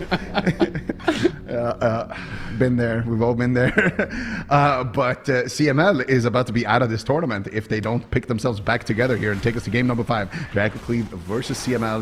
And once again, it is going to be on Roscoe's shoulder here to carry his team to victory. Yep, he's going to get gripped right back into the middle. There's the AMZ coming down immediately as the Infernal's going to get dropped. Roscoe creating some space. Double coil comes out. He's going to use one of those first portals. Danny Carey positioned pretty well, and Die by the Sword has to come out immediately from Enigma. Meatmonk is stuck in the Fear. He's just sitting through it. The Commanding Shout and the Die by the Sword both used. So all the defensives are already gone from Enigma, so it's going to be up to Meatmonk from here on out to get that work done. You can see the Iron Bark now going to be used by Danny Carey. That'll be expiring pretty soon as Roscoe's doing a good job kiting back. Does get interrupted on the Immolate. Now going to get kicked on the Fear, but right back to those Immolates, trying to keep the damage rolling here. As you can see, Gum chasing after Enigma, trying to pressure this warrior very heavily. There's the incap onto Danny Carey. Is there any CC to follow it up? Doesn't look like it just yet, but he's going to get gripped in. Another interrupt comes out onto Roscoe. They're trying to turn the pressure around on Danny Carey, who's going to have to use that Bark Skin and going to have to use the Tranquility very early on here. So Danny Carey trades this out, does save the Trinket though as a result, and is going to be able to try to kite out of there. Now, Gum trying to get the damage going on Enigma. Enigma in a lot of trouble here. The Trinket was used for Meatmonk as he's still CC'd though. It's the incap, and that's just going to be that. They make this one look easy. CML too clean with the CC on this one. It felt like Roscoe really created a lot of space and just crushed them with the CC. Yeah, I mean, this was an incredible CC chain, and honestly a bit of a mistake there as well from the DRACO CLEAVE. We're going to see it on the replay, but essentially what happened is Meatmonk trinkets into a follow-up CC, and it's like a really short CC, and Enigma kind of line of sights him for like a split second because he's trying to line of sight damage while his healer is CC, but we can see it here. He's a warrior. He has no idea where his healer is. But so this was a little bit earlier. They're going after Danny Carey. This is really good pressure. This is kind of what I wanted to see more from the DRACO CLEAVE in this matchup. Go after the Druid. Then they get the double leg sweep. And then now take a look at Meatmonk here. He's in the leg sweep. And I think, does he trinket after the leg sweep? He gets cloned out of the leg sweep right there. He trinkets this clone. And then here, he gets recloned. And now he's actually going to be out of clone. But he gets paralyzed, actually. Oh, I didn't see the paralyzed. Never mind. I thought he was just lining him here now, and he was trying to get back, but he got paralyzed out of that as well. That was just a clean CC chain, honestly. That was Gum as well that did a really good job setting that up, getting the triple there. Yeah, it was really, really nicely done. And I think Enigma, as you say, in that case, because there was the paralyzed, Enigma's just trying to get around the pillar to LOS Roscoe and LOS as much damage as he can. He would be popping out the pillar on the other side, once Meatmonk's out of that CC, so I don't think, it was an LOS issue. But that is the danger sometimes of allowing your DPS to just use everything at the start, right? Because Meep set every CC early on, and I think that had to use Die by the Sword, had to use Trinket, had to use Commanding Shout, literally right from the word go. I want to say it was 20 seconds into the game, he had no defensives. Meatmonk sat through everything, and then the problem became, it's like later on when he does use his Trinket, there's no interrupt on the follow-up. They weren't able to break up that CC, and it just means that they got really nothing from Meatmonk's defensive. So really clean play there from CML. They crushed that game. That was good stuff from them, but it does still mean Okay, hook point. Here we go. So this time we're getting kind of what you thought was going to happen after that previous couple games. We're going on a small map. CML is just sending it with the same comp, though, and they look so good in that one. It's hard to doubt it. So I think we figured out what CML is scared of. They're scared of the DRACO cleave. So one of the really annoying things about the Devastation Evoker is, of course, that Fire Breath purge. So if they load up a full Fire Breath, it purges like basically all the hots on everything it hits. So it's a bit of a soft counter there against the Resto Druid. So now they're going to have to deal with that. But honestly, I don't know if this is scarier. I feel like DRACO Cleave, can't you just lock in the Warrior and just send it on the hook point? Maybe not. Well, they lost with it twice, but I don't know. I just envision a Warlock with a Fistweaver, a Warrior, and a DK on him the entire game on a hook point, and I just feel like that's not, like, I wouldn't want to be that Warlock. I agree. And maybe this is good too. It's really scary, but they also did get kind of blasted in that last game, right? Which I do think hurts your confidence a little bit. And when you know it's your last hope here, you know, it is game 5. So this is going to be your last shot to get it done. They are going to that Draco Cleave, so they're going to be playing this Dev Evoker. And you said it, Fire Breath is such a big part of it. You know, if you can get those doubles, if you can get those triples, stack everyone up in the blind, tip the scales, Fire Breath, Dragon's Breath, everything comes out over top. You purge off all the hots. Then Danny Carey's put in that spot where you come out of the CC, everyone's low and no one has hots, and that's where it's really difficult to recover from. So we'll see if Draco Cleave can get those perfect setups here, because they're going to need it if they want to close this one out against CML, who's looked very good on this comp in 2 games already. Yeah, absolutely. And it does make sense as well to lock in, you know, your comfort, your main, backs against the wall, potentially $100,000 if you can make it through this gauntlet are going to be on the line in the cross-region tournament. So we'll see here.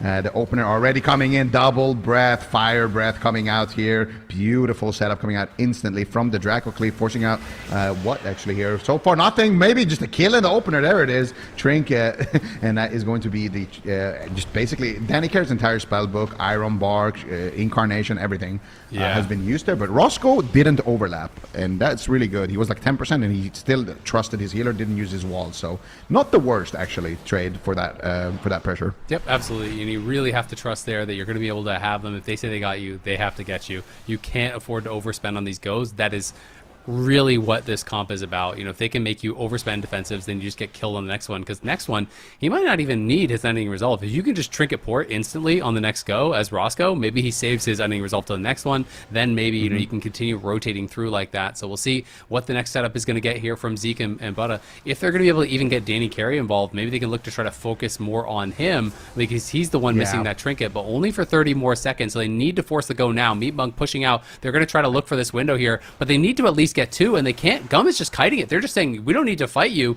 Danny Carey's going to drink, and we're going to wait for Iron Bark. They just can't even get the setup until just now. There's the Blinding Sleep coming up, but look at the Infernal Stun comes out over the top. It's Gum, though. It's in trouble. It's Gum. It's incredibly low. He's got to use something. He uses nothing.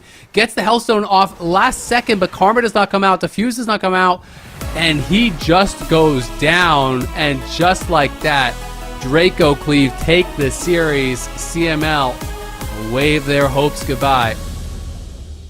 Honestly, well-fought series here by Draco Cleave. They may have gotten 2v1'd in the past by Gum. Actually, yeah. But this time around, they got their revenge. They managed to close it out. And what's interesting here, right, is what you were talking about during the cast. Danny Carey has no trinket. His team, Gum has his defensives, and Roscoe has his defensive. Roscoe usually the main target with Danny Carey, but Danny Carey just wants to sit in stealth here. He knows if I pop out, there's a really high chance I get paralyzed into the Dragon, into the Death King, into we'll see you guys next season. So Danny Carey's just trying to be in stealth, patiently waiting, but then they grip Roscoe, they get the double sleet, and Meat Monk finds Danny Carey, sends the Song of GG. They get the breath, and Gum is stunned up. He doesn't have a trinket because they both use trinket on that first setup, and he can't do anything. No one can do anything. So really good target selection, and that's the thing about Draco Cleave, right? You don't really see people play this comp too often, but these guys who play it, the reason why they make it work is because those mid-game adaptations. Maybe your strat is Druid and Warlock, but when you see that opening to go after the Monk, you know, okay, we have an opening here on the Monk as well. We could do that and you know how to make those decisions and get those kills. So great job. I mean, it is really interesting because I actually thought CML were playing it very intelligently from that spot, right? Because Danny Carey's in stealth, he's waiting for his trinket, he's waiting for his iron bark. You know, we saw that the gun was just trying to kite it out, was trying to get in that situation where, you know, they can't even find the double grip. They can't get that kind of two people stacked up to where they really want to get the blinding sleet. But there's one thing I will say is that right before he died, he got his Hellstone off, it looked like. Unless I'm misseeing, but I'm almost 100% sure both in live and in the replay I saw him use his Hellstone. And that's one of those situations where, I don't know if you ever did this, but in some of the really high burst metas, it sounds like a bit of a meme, but I made some macros. You can macro it exactly where with you have your defensive, multiple right? things. Yep. Because in some super high burst metas, you have to instantaneously use multiple defensives or you will die in certain situations. I'm not saying you shouldn't have them also individually bound, but in this case, he had Karma and he had Diffuse and he used his Hellstone. If he could have like got off the Karma there too, like, does he live? Maybe. I don't know. Maybe he just dies anyway, but maybe, right? And it's just one of those situations where I just don't think he could, like, he only had a split second and he couldn't fast enough pop all the different buttons that he needed to pop. Because Hellstone's not on global, so you can press something else at the same time. Yep, I agree. And that's why I knew instantly what you were going to say. Yeah. You need to have those macros for sure. And it doesn't really hurt to macro it. At least not when you're playing against this type of composition. Yeah. But as long as you're comfortable at the with same multiple time, binds, right? Yeah, that's the thing, right? You have to have multiple binds for the same ability, which can be a little bit annoying. But look at that. Look at that. Twerks are us and 115 XP. Yeah, others. Twerks are us. Wow. They are eating That was a good payday. tonight over there. And Millie, straight up. Just a cool Millie. Nice. And all the Yeah, people that that's- bet on the other team on CML, dead broke. Sucks. They're gonna be sometimes eating it pays off cup to noodles bet for the months underdog. now, man. That's they bet the paycheck. Yeah, it's instant noodles for the rest of the year. It's the It noodle happens. angle for sure. It's rough. Yeah, we have to lock down those budgets. But I mean, clearly, no one really expected. Well, 25% of chat expected CML to lose that one. But Draco Cleave, they're going to be walking away from this one, and now they're moving on here to Le Pump. But I'm curious your take on this, Zico. I mean, do you feel like their performance here against CML is that going to be enough to take on Le Pump? I think so far Draco Cleave has had a fantastic tournament. Sure, against the Fire Bear, they were just kind of chilling. But against CML, that's the team that they lost to. So the fact that they're able to kind of go to the drawing board and actually come up with some new ways to kind of win that and incorporate also Enigma, because we barely saw Enigma during their regular cups. I think that Draco Cleave has been performing really well so far. Also with Meep, showing off his Fist Weaver Monk compared to the regular Monk that we saw a lot during the cups as well. I think they have definitely leveled up, but have they leveled up enough to deal with Le Pump? That is the question, right? Because Le Pump is, as their name suggests, a team that does a lot of damage. Yeah, definitely. And, they are walking away with that momentum as well, which we know is very important. So we will have to see how they're going to be able to fare against them, because even if they do win the game against Le Pump, they have to move on to VOIDGG, which is an even stronger team. It just continues up and up and up. So we'll have to see if they can. Because then they get to play the EU teams, so it's it goes up for a exactly while. my It's point. It's just it's a steep walk from here. So it's like getting to the top of a hill when you're hiking, and then you're like, oh crap, you just see even more to go. So put your hiking boots on, boys. We're gonna be in this one for the long haul. But we are going to head to a break. It is Le Pump versus Draco Cleave up next. Find out who's moving on in the gauntlet up next.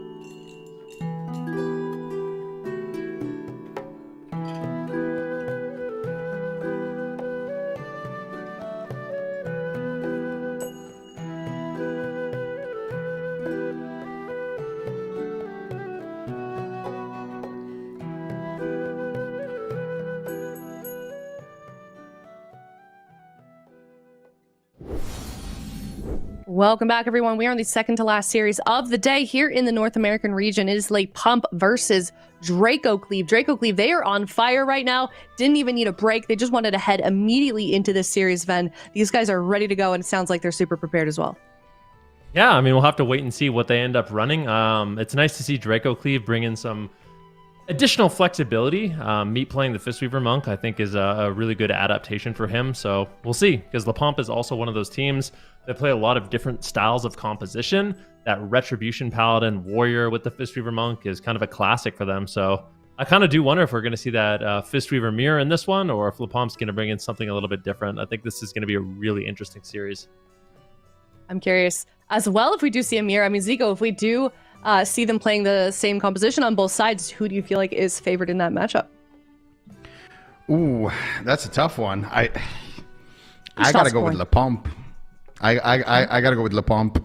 So far, I think DRACO CLEAVE has looked solid on the day, but I think if it comes down to a CLEAVE mirror, there's a lot of experience on POMP that I am not willing to bet against. I think chat agrees with you right now. It looks to be POMP is also favored in chat, but they were dead wrong last time. So maybe I'll go with DRACO CLEAVE on this one. Ven, what are your thoughts? I'm going with POMP. That was I did a bunch of predictions on my stream yesterday, and I actually got Europe entirely right, which I'm very happy about. Every single series I predicted right. Wow. Yeah. Okay. So we'll see if I can continue that. For this one, I did put POMP. I think they are really strong, and if I feel like it does come down to that kind of CLEAVE mirror matchup, having the Retribution Paladin is a really big asset. Like, Retribution Paladin brings in a lot of cleave damage, and then it brings in things like the Blessing of Sanctuary, Blessing of Sacrifice, Blessing of Protection that can really help in those cleave mirrors and just allow your Punch Monk to kind of stay ahead and not feel so threatened. So I will give an edge to POMP in that regard. And we'll see if you guys are correct. We are heading into game number 1 of the third series out of 4 in the NA Gauntlet. It is POMP versus DRACO CLEAVE. All right, let's see here. What are we going to see? We are going to see Existence on the Demon King and KZ Fox on the Red Pala. But on the other side, what? I've never seen that. On a mage. Wait, is that a Frost Mage? It is. Wait, is that the first Frost Mage we see like this entire season? I think it might be the second. Abrua played one game. I do think. This is very interesting. I didn't even know Zeke played Frost Mage, but I guess he's expanding his Frost abilities, going from the DK to the Frost Mage. So we'll see what ends up happening here. I actually don't, I would in the past maybe say like the Frost Mage Evoker would have a big advantage here, but I am actually not. I actually think that POMP is still going to win this one, even against this kind of Wizard Cleave. It is really difficult to isolate and crowd control the Mistweaver Monk in a matchup like this, but we'll see. This could be the Divine Shield. Oh, it looks like they're going to greet it. Not even trading out the Life Cocoon. I can't believe that. That was some insane levels of greed, but here we go. We're going after the Holy Paladin, and we've seen throughout the day what happens when a Demon Hunter connects on a Holy Paladin. Meep Monk definitely wishing he was... Yeah, he used Time Stop right there. Beautifully done by... it's Butter, right? That has that. Meep Monk... going for some heals here behind the pillar, trying to get around there. Nice sheep there under the DK. Nice sleepwalk. They've isolated KZ. That's going to be the trinket and the life cocoon there coming out from Zhang. But now counter pressure here onto Meep Monk. They need to try to get his divine shield here. There's the follow up as well. I don't think it actually hit there onto Meep, but Meep is going to walk that one off. And so far, I would say actually DRACO CLEAVE is doing really good in this matchup. Yeah, so far so good. But there's a lot of defensive cooldowns you got to get through. Let's see what they can do, and if they continue this push, I feel like Meep Monk is going to be in trouble during that next stun, but having that time stop is very nice for these stuns. Good rescue there by Butta as well. Really backing up this Paladin, doing a great job so far on that Devastation Evoker. Let's see if they can continue. A little bit of pressure here onto Butta, though, as KZ Fox and Existence going to be changing up their target. Full stun here on Butta. Can they take him down? It's a lot of pressure. Double Dragon's Breath coming in from Zeke. Into potential Ring of Frost. Looks like he's not able to find it. Now spamming out the Polymorphs. Icy Veins available, so this is a huge hit of damage, but DRACO CLEAVE is just so far on the back foot. They might force out the Divine Shield. KZ Fox, they're all over Meep, and they do manage to. KZ Fox catches a huge heal as well. So right now, I'd say POMP has kind of a commanding lead in this situation. Yeah, that was really a breaking point in the match right now. Meep just dead here, I think. 1 second left of the Hammer of Justice, and they are going to take him down. Meep will fall. POMP will take the dub here And it really was that last moment there that was kind of a breaking point where the mage pops his Icy Veins, and you got the Red Pal on half HP, you got the Holy Pal on half HP. If you force the Red Pal to bubble first, your Holy Pal might be able to get away without even using it. But instead, it's going to be the Holy Pal has to bubble first, the Red Pal can start playing defensive, he holds on to his bubble, he recovers, and then, yeah, it's just not a good time after that. But yeah, we're going to see it here.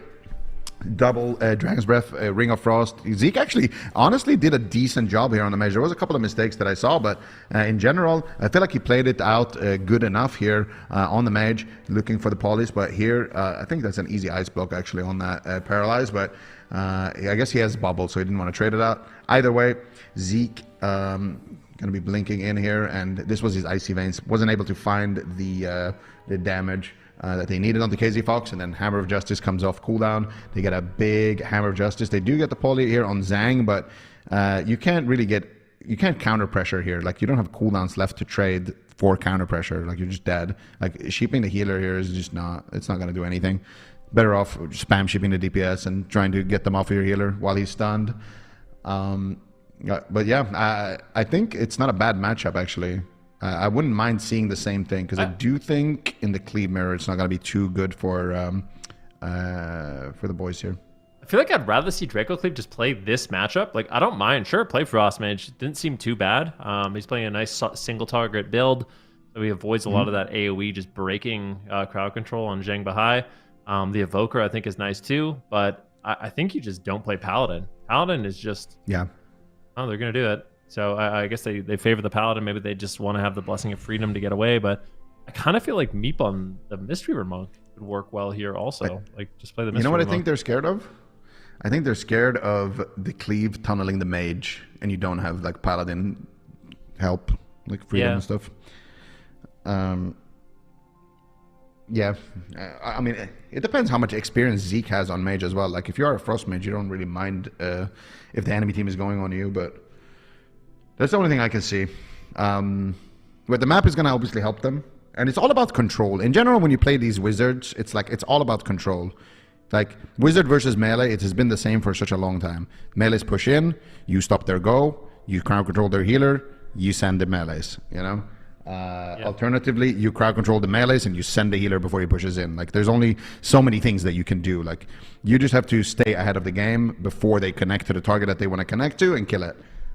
So if you do that as difficult as possible for them, then wizards tend to do pretty well in this type of matchup, especially on these maps that are extremely large, like 12 but we'll see. Draco Cleave here. Really came in with a plan, though. I gotta say, I said it after that last series too. Draco Cleave really, so far, has been very impressive. They've incorporated Enigma into the roster more. We see Meep Monk kind of flexing a little bit more on the healer, and Zeke as well. I think he played Unholy one of the games, and we usually only see him play Frost, and also here he's playing Frost Mage. So everyone really, it feels like these guys really studied and are trying as hard as possible to make it through the gauntlet, which is awesome to see. Oh, yeah, definitely. Triple Ice Nova coming in. Zeke getting aggressive immediately. Just popping the Icy Veins, getting the Frostbolts rolling.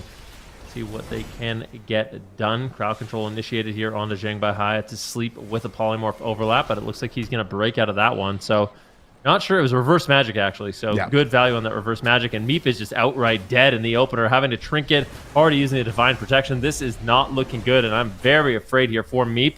Zhang Bahai has cooldowns to trade if he needs to, but Buddha and Zeke are putting out quite a bit of pressure right now. Polymorph on existence, full sleep on a Zhang Bahai, and it's going to be KZ Fox kind of isolated here, but for now it seems like he's going to be fine with that live cocoon.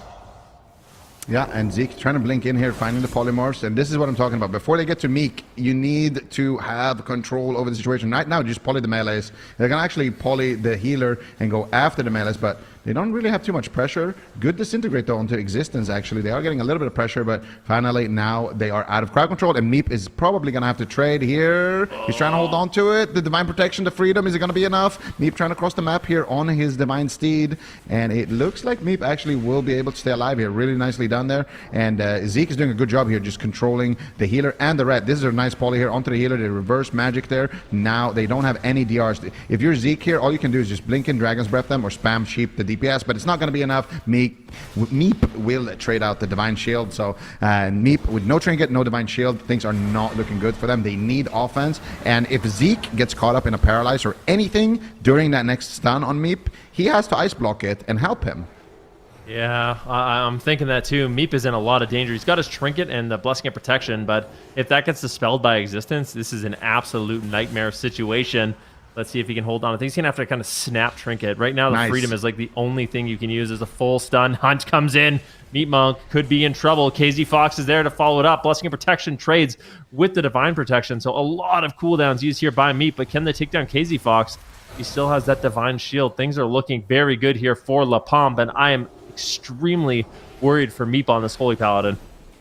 Yeah, that was he held on to his Trinket though. He did have to use one Blessing of Protection, but they did manage to actually block the CC there and stop KZ Fox from connecting. But now KZ Fox is on his target. Double Ring of Frost, beautifully done there by Zeke with the Dragon's Breath. That is the only reason why Meep is alive here. Did have the Trinket there as well. He has a Blessing of Protection potentially to make it out of the next stun, but if the next stun is a Hammer of Justice, I think Meep is just actually dead. So he needs to be very careful here. Existence trying to make it to his target. Does KZ Fox have the Hammer of Justice? I can't see it as an icon. They go for the Chaos Nova instead, which you also can't use that Blessing of Protection to come out of. Do they have a follow-up stun? They don't, and there's the Blessing of Protection coming out in the nick of time. They're really good attempt, but now KZ Fox in trouble. Had to use his Divine Shield there. Zhang has no mana left, and the Wizards are slowly but surely starting to take control over the game here. Big Disintegrates coming in. Can they stay alive here? He has Lay on Hands. Doesn't want to use it. He's trying to be greedy. Zhang with just 10 seconds left on that Life Cocoon as well. They need to try to kick that Ring of Frost, a Ray of Frost, and they do. They're swapping to Zeke. He's kicked. He has no Ice Block right now. He didn't Cold Snap. And Zeke does manage to Cold Snap there, so he's going to be able to use that Ice Block as well. But really good counter pressure right now. Draco Cleave showing some signs of life. Yeah, but KZ Fox is in danger. Shield of Vengeance trade. Zhang Bahai needs to connect the Life Cocoon. I don't know if he's going to be able to do it. They need a little bit more time. At the same time, though, Meep is in trouble. He's going to use that. Oh, there's a big heals coming in. Lay on Hands overlap with the Life Cocoon. They do manage to do it, but they traded out essentially everything in the process. Zhang Bahai just having such a difficult time actually connecting to any target. Finally, they're on to Meep, who's run out of time in the meantime. We'll see if Existence can actually stay on target. Can they find the stun? They need to connect on Meep, but it's been so difficult. Beautiful Ring of Peace. There is nowhere to run, nowhere to hide. He's in trouble at the Knight's Time Stop as well from Buddha is going to potentially keep Meep alive, but he's got no mana and no cooldowns, and I just don't know if he's going to be able to recover. The Blinding Light comes in, but it is not enough. The Pomp just trained him down in those last moments of the match and go up in the series 2-0.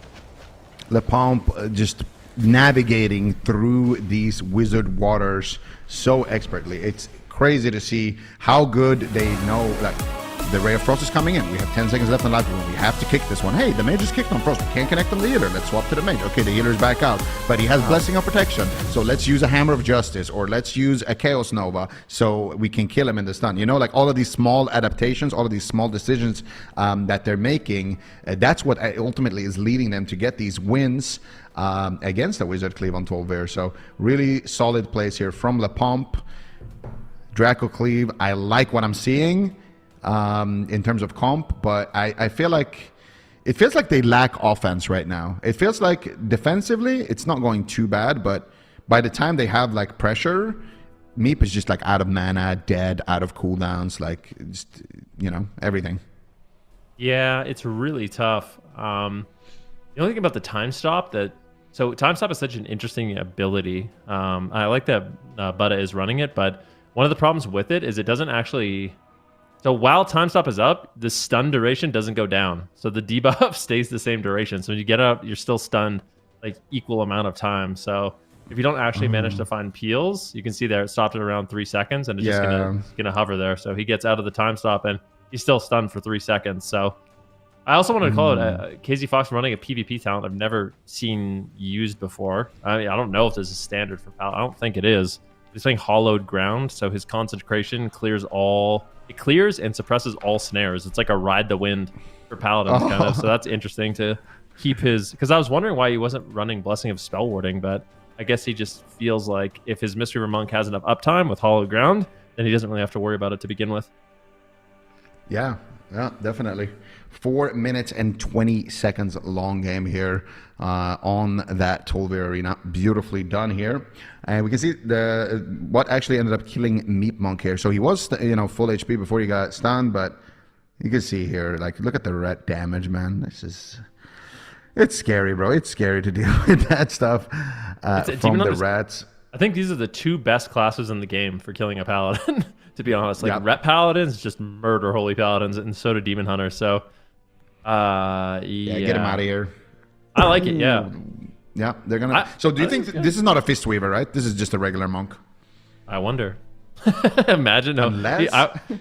the thing is, Zhang Bahai can't really heal. If he can't... Well, I mean, he can heal a little bit, but... His healing is not going to be nearly as effective if we can see Meep, Buddha, and Zeke kite. But I think you might be right. Like, I think what might end up happening in this game is they just go after Zeke. Just go after Zeke the whole game. He's not really going to be able to get out effective damage. And Meep will eventually run out of mana or just run out of healing. So I think that might be the line of play. Like, Zeke without the freedom and without the blessing of protection is going to be a lot more vulnerable in this match. Yep. And let's be honest here. The ground is hollowed here on Imperial Domain. So what is Zeke going to do about it? He's going to press Nova? That's not going to work. He's going to press Slows? That's not going to do anything. So yeah, the Pomp, they're going to have, you know, Unbound Freedom. They're going to have Dispels. They're going to have 3 people potentially that are just sending Zeke here on the mage. And the hardest thing is, you know, when you're playing an alt and you have 3 really, really top tier players that are tunneling you the entire game. That's like probably the hardest thing that you can deal with. The nice thing is he is a Frost Mage, which is a really safe version of Mage. Like, if he was like a Fire Mage, for example, that would be a lot worse, you know? So, at least he is Frost Mage, and if he knows how to rotate, like, his instant slows and just how to build distance, he's going to be fine. Like, it's completely fine to sometimes just use Frozen Orb to slow people down that are chasing you and just drop Blizzards where they're going to walk and stuff like that. Reset cooldowns early, good alter times. He's going to be tested if they decide to go after Zeke. We'll see what they decide to do here. Game number 3, match point, DRACO CLEAVE versus La Pomp. Winner will advance to face the Gauntlet. Last boss, a.k.a. VOIDGG.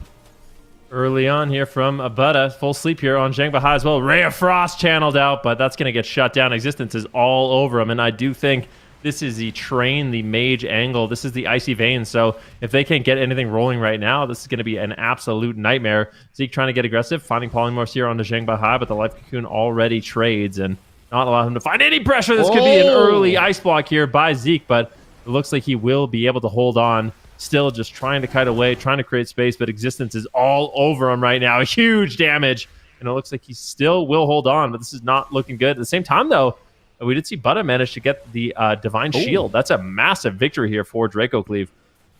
Yeah, already forcing out that Divine Shield, but it is a super early one, so he might get it back. But Zeke, oh, that is not what you want to see. Meep, Trinket, Life Cocoon, Zeke, Ice Block. That is a huge defensive overlap. Meep Monk is a viable target. Zeke, his life expectancy in this matchup just dropped by like 80%. So, ooh, nice knockout of the darkness. They're going after KZ Fox. The offense is really the one thing that they have going for them. Buddha has to carry here. He needs to land the Sleepwalk onto Zhang. He needs to land the damage. They get the Sleepwalk. Do they have the damage? The Ray of Frost is good, but Zhang trinkets and blocks the kill here. There's still good offense, though, at least from DRACO CLEAVE here. A lot better than in the other games here. Buddha is really popping off here onto KZ Fox. Do they have enough CC, though, onto Zhang? Doesn't look like it. Zhang is just free healing right now, but they're swapping to Zhang here, actually. Zeke also taking a decent amount of damage. There's a full paralyze onto Meek Monk. Hunt connects. Zeke could have to use his second ice block right now. Tries to blink back to safety and tries to just stay alive here with good polymorphs, and he will. KZ Fox in the meantime also catches a Life Cocoon. Zeke still at 50% HP. They're pushing for the ice block. There's the Fire Breath, and they do get the ice block. And now they got nothing left here on DRACO CLEAVE, but KZ Fox also a little light on cooldowns, Sven. Yeah, definitely feeling the pain. No Life Cocoon, no Divine Shield, really nothing left. There is not even Darkness, so KZ Fox definitely going to be feeling pressured here. Might have to play defensive. Zeke is going to shimmer away. Gets fully stunned, though. KZ Fox in a little bit of trouble right now. Zhang Bahai is going to have to play catch-up. It looks like Polymorph will break, unfortunately. All 3 members kind of stacked up right now. Triple X. KZ Fox might get clothesline. Beautifully done there by DRACO CLEAVE, but somehow KZ Fox manages to hold on. The Shield of Vengeance comes in with the Divine Protection, and Zhang Bahai stabilizes him completely. And with that Restoral coming up, that Revival, I think KZ Fox is going to be feeling safe to make a push here on Zeke and maybe even close out the game.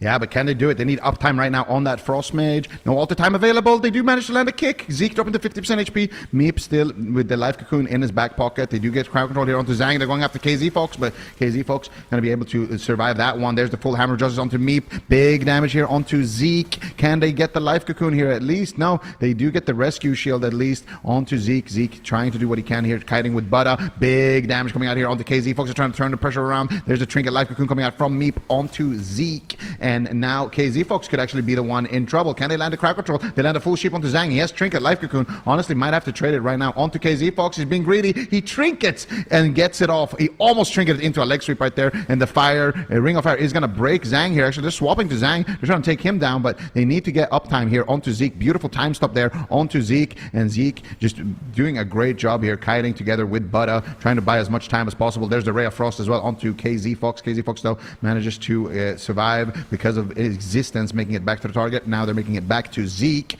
and they're going to try to close it out. But Zeke, he's not looking too bad right now with this amount of distance. The Ring of Frost is in the middle of the map. They got good counter pressure. They're getting polys here as well. And so far, offense is your best defense, but eventually they will connect. And you got nothing, Zeke. What are you going to do, Ben?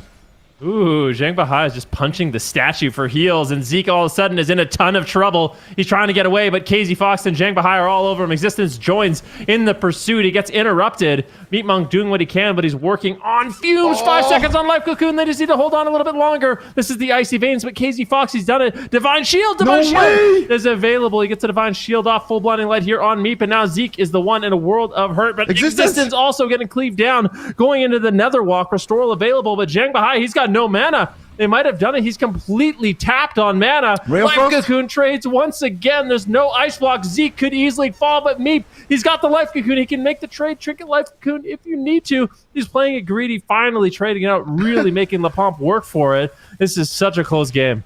This is so back and forth. KZ Fox has got nothing left. Zeke has got nothing left. Meep has got nothing left. Zhang has got nothing left. Who is going to take it? It's all about damage. It's all about uptime. KZ Fox right now is getting blasted, but off screen, just sending the disintegrates, sending the damage here onto KZ Fox. But at the same time, Existence is going after Zeke. Full Hammer of Justice connects onto Meep. This could be it. Zeke, Meep trinkets it. He saved his trinket from earlier. Activates the T here to just get a little sip of mana to try to get some more heals here for Zeke. Try to buy him a little bit more time. Time Warp is going to proc, but is it going to be enough? Zeke with no ice block left, 30 seconds left. He gets time stopped right now. Can they get a big heal out of that? Huge touch of death range here. Can they take him down? And they will. And Buddha will also go down here at the same time. Le Pomp will be victorious in this series. 3-0 against the Draco Cleave. Will advance to play the final round of the Gauntlet against VOIDGG. But we gotta say GG to the homies here on the side of Draco Cleave for having a nice performance today. Really enjoyed watching their games.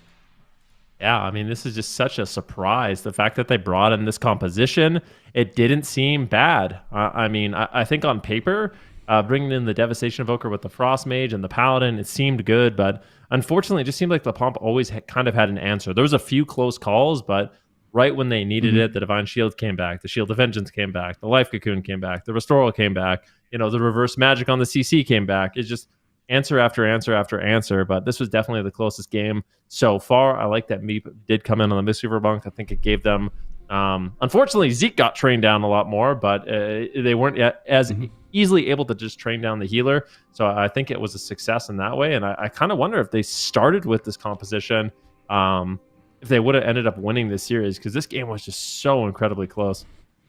I completely agree with you. I think having Meep on the Mistweaver from start to finish would have been a lot better, just because of the comfort, right? Like we have kind of a rule in the AWC.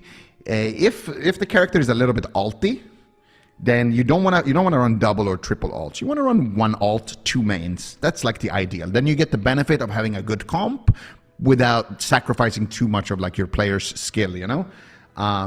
So I think bringing in Meep on the Mistweaver, even maybe it's better with the Holy Paladin. It's still nicer because he just looks a lot better on that Mistweaver compared to his alts.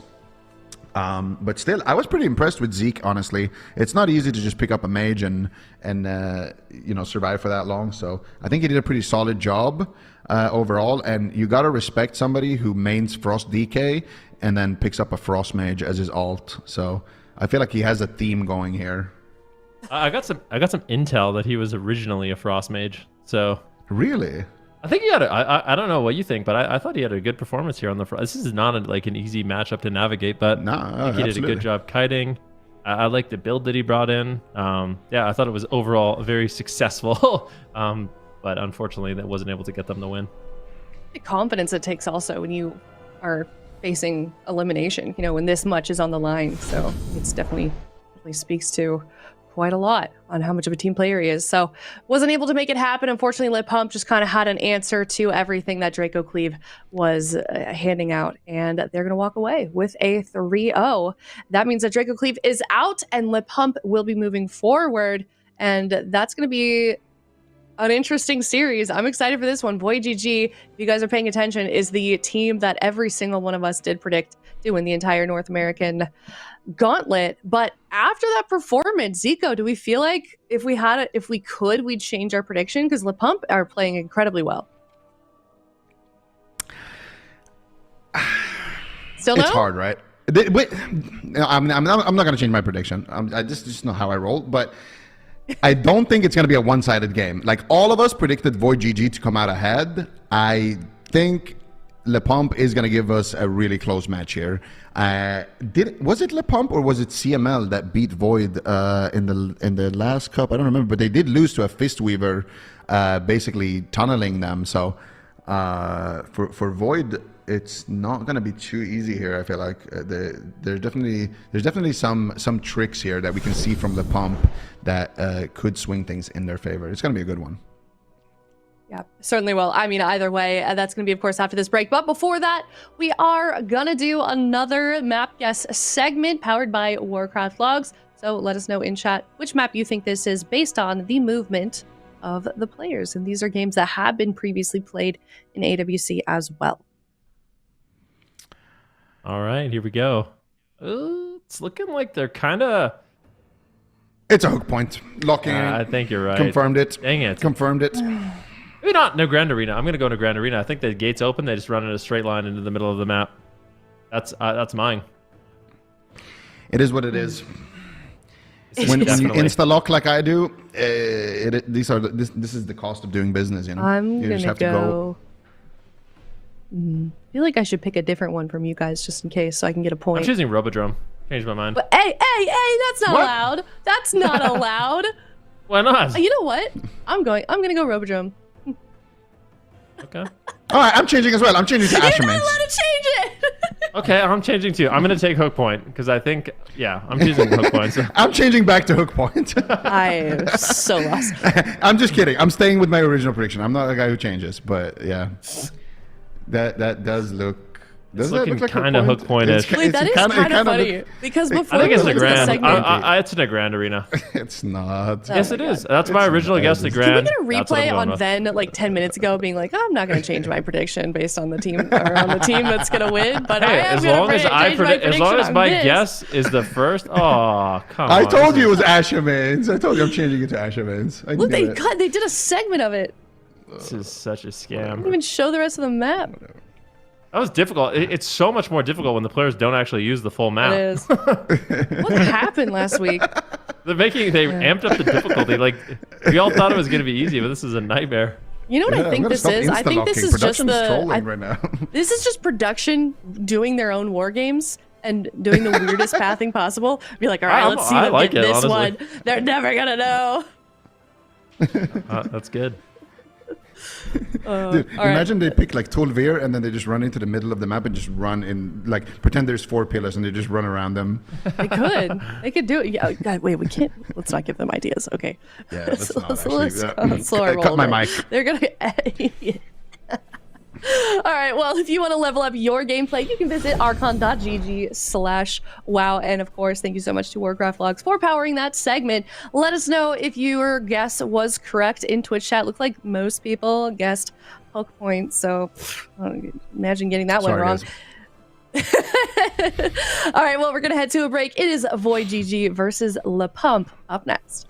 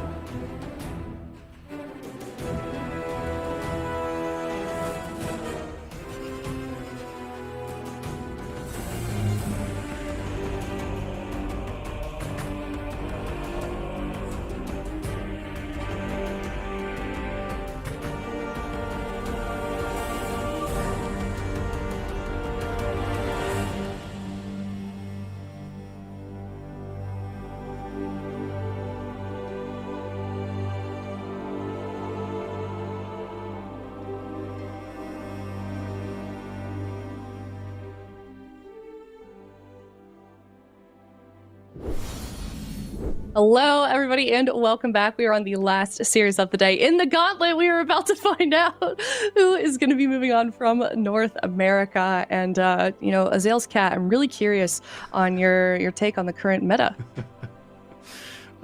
He's Totally chilling. agree. He's chilling hard. Out. I just had lunch. I think he said buff feral or something like that. Is this normal? Is this a normal pose for him? Yeah, he gets up, he walks around a little bit, and then he finds somewhere to sleep for a few hours, and maybe like, Wow. you know, gets up, poops, goes back to sleep for a couple hours. It's about how he lives his life. Should be a cat. Oh my gosh. All right, we're heading into the series already. It is VOIDGG versus Le Pump here in game number 1. Wealthy Man on Arcane Mage, something I never thought I'd see. I feel like it's been absolute years. I don't even know if we've ever seen Wealthy Man play Arcane, but we'll be locking that in. The Rogue Mage Druid coming in from VOIDGG. Le Pump with the double Shaman. Very interesting. Elemental Shaman, Restoration Shaman with that Demon Hunter. I would not have guessed this for the blind pick. Yeah, not at all. It's pretty surprising stuff, but we'll see what they're going to be able to get done. There's the Chaos Nova over on a Kearney. They're trying to train Wealthy Man, who's taking a lot of damage right now. Going to blink out into the middle of the map, not having to use any major cooldowns just yet. But on the other side, it's Dippy taking a lot of pressure here with Calvish on the back of him, trying to keep that damage rolling. Zheng Beihai trying to top him back off. Looks like he likely will be able to do it. He's catching those Riptides now. We can see Existence going to get cheap shot up. There's a cheap shot over onto Zhang as well, as Dippy still is that target. He's going to get locked out. Now the Gouge comes out onto the Resto Shaman. It's Dippy into the kidney, and he's going to be taking a lot of damage here. But the Earthen Wall comes through, and it's going to be able to answer pretty easily. Let's see if they can continue it. I think there's one of the reasons the double Shaman is just so nice is having the double ranged interrupts. From both the Resto Shaman and the Elemental Shaman, plus the double grounding totem is super effective against the Arcane Mage. However, Wealthy Man's going to be able to get a lot of spell steal value on the Riptides and the Earth Shields of both Shaman. But we'll see if they can get it done. I feel like in terms of the late game, Le Pump has a massive advantage with this composition. So if they can just do damage and not die, they'll likely win this game. So pressure on to VOIDGG to either get drinks or to try to close the game out earlier on in the match. Yeah, they just got the bark skin off of Kearney, and Existence wasn't even hitting him. It was just Dippy kind of targeted him with some lava bursts, and Kearney pops that bark skin. So, you know, maybe going to be able to go on him a little bit, put some more pressure onto him. It's mostly been Wealthy Man. They're just trying to shut down, deny those goes. There's Lightning Lasso over on a Calvish. Now the pressure starting to ramp up on him a bit. Kearney, though, in tree form, is going to be able to top him back off, so they're just going to swap right back over on a Wealthy Man. He's going to get sheared, though. The Hex coming out from Dippy is going to land on Calvish, will get decursed now, as Existence trying to push forward, just locking down this mage as much as he possibly can, just really trying to shut down those goes, and it's Calvish in trouble again here. Calvish down to 20% HP is going to have to cloak, and that is a big cooldown to be missing now. He's going to have his trinket and evasion back pretty soon, though, as the Heart of Wild expires there from Kearney. Wealthy Man going to get interrupted, looking for that Ring of Frost. Going to get interrupted once again. For these double shears, double groundings have got to be an absolute nightmare for Wealthy Man.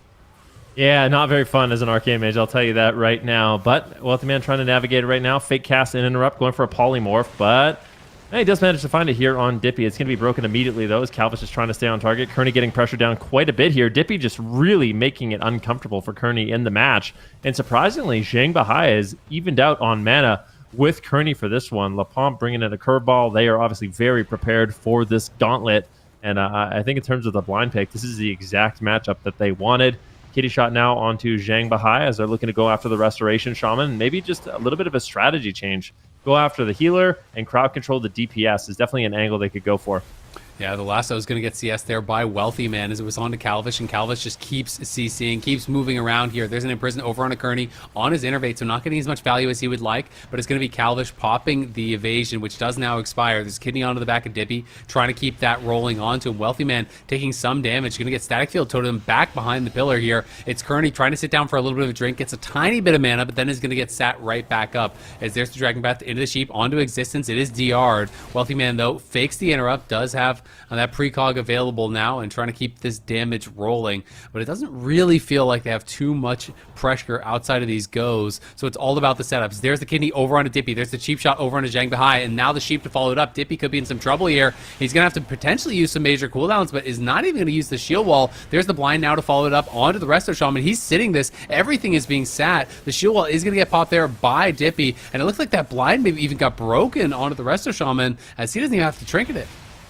Yeah, Dippy really getting some cleave damage, but they're making a swap onto Existence. He's in trouble. Wealthy Man teeing off with Arcane Missiles, getting a lot of pressure here onto the Demon Hunter. But Zhang Bahai is able to top him off now into another full polymorph. Looks like it will get reversed there by Existence. Backing him up, freeing him from crowd control, continuing this chase here onto Wealthy Man. He's forced behind the pillar. Kearney doing what he can to try to create space and maybe even go for a drink. The hunt coming in from Existence, but it gets gouged. Still available, though, so Existence has a lot of pressure available. Kearney trying to reposition and just continuously cross the map, but look at Zhang Bahai not allowing him any room to breathe in this match.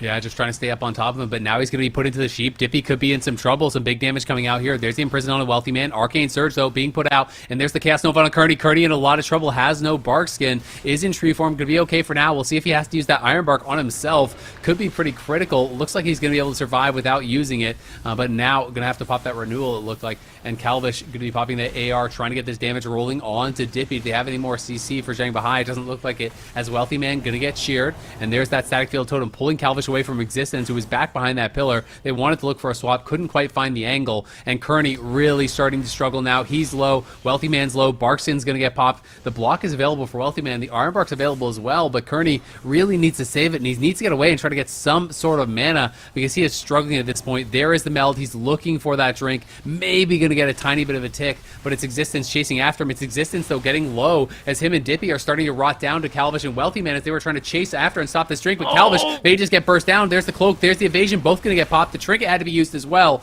and it's Calvish who's got to get out of there now.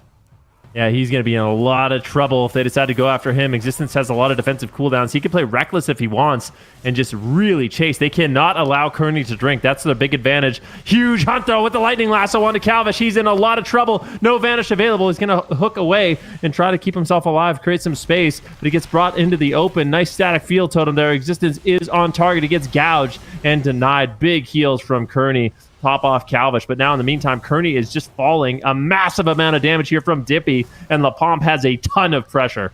Yeah, Kearney has that Innervate pop, but this might be the last chance to top his team back off. Heart of the Wild is there. The Innervate now expires. He's into the Tree of Life, but it's Wealthy Man who's in trouble. Existence behind the pillar. Has no trigger. They have enough CC to burst him down. They don't just yet. The Chaos Nova comes out on both of them. He's trying to turn around. There's the block going to be forced onto Wealthy Man. Now Existence just chasing after Kearney. They cannot afford to let him drink, but Kearney's got nothing left. You have to think Wealthy Man, Calvish, and Kearney have only got a few seconds left in this game. Wealthy Man on the run, but he's got nothing, nowhere to go. And Kearney trying to get something, trying to stabilize this team some way, somehow. Existence into the bomb. There's the kidney shot coming through. This could be their last chance, but they don't even force the nether walk as the double stun comes out, and I think this is it. Calvish looking like he's going to go down, and LaPomp will claim game number 1 of the Gauntlet Finals. Oh my goodness, LaPomp is looking good. This composition is looking like an absolute nightmare for an Arcane Mage. I think in terms of the blind pick, this is the big surprise for me. And probably a big surprise for Void as well. I mean, they might be able to do it. Every single one of us casters predicted Void was going to win. And I think LaPomp, they definitely came out of the gates swinging. Yeah, looking really, really good. This double shaman composition, I think it just kind of made a lot of sense. When you're playing composition that's just based heavily on pressure, really all they have to do is be able to deny a lot of these goes. The Ellie Shaman, you know, obviously is going to have high pressure, but also has a lot of denial with the shears, with the groundings. You can throw out that Earth Shield. You can throw out heals when Existence is in trouble. You can kind of cover for each other. You know, if someone gets hit by a Dragon's Breath into a sheep, maybe the other Shaman can shear it or ground it. You're just denying so many of the setups that this you know, RMD is looking for. And I think as long as they do that, they're likely going to win out in the later stages of the game. You know, the mana was very close, but it always felt like once we got late in the game, they were way closer to winning than VOIDGG. This is crazy. I wonder what VOIDGG is going to do. They could bring in the Destruction Warlock. I feel like there's got to be a better choice than the Arcane Mage for this one. But I don't know. I kind of feel like Demon Hunter Double Shaman is just going to be good into any caster. Yeah, that's what I was going to say. It's like, that sounds really annoying for Deathstroke, too. You've got tremors and groundings and shears, and But look at Wealthy, man. He couldn't really get a lot done.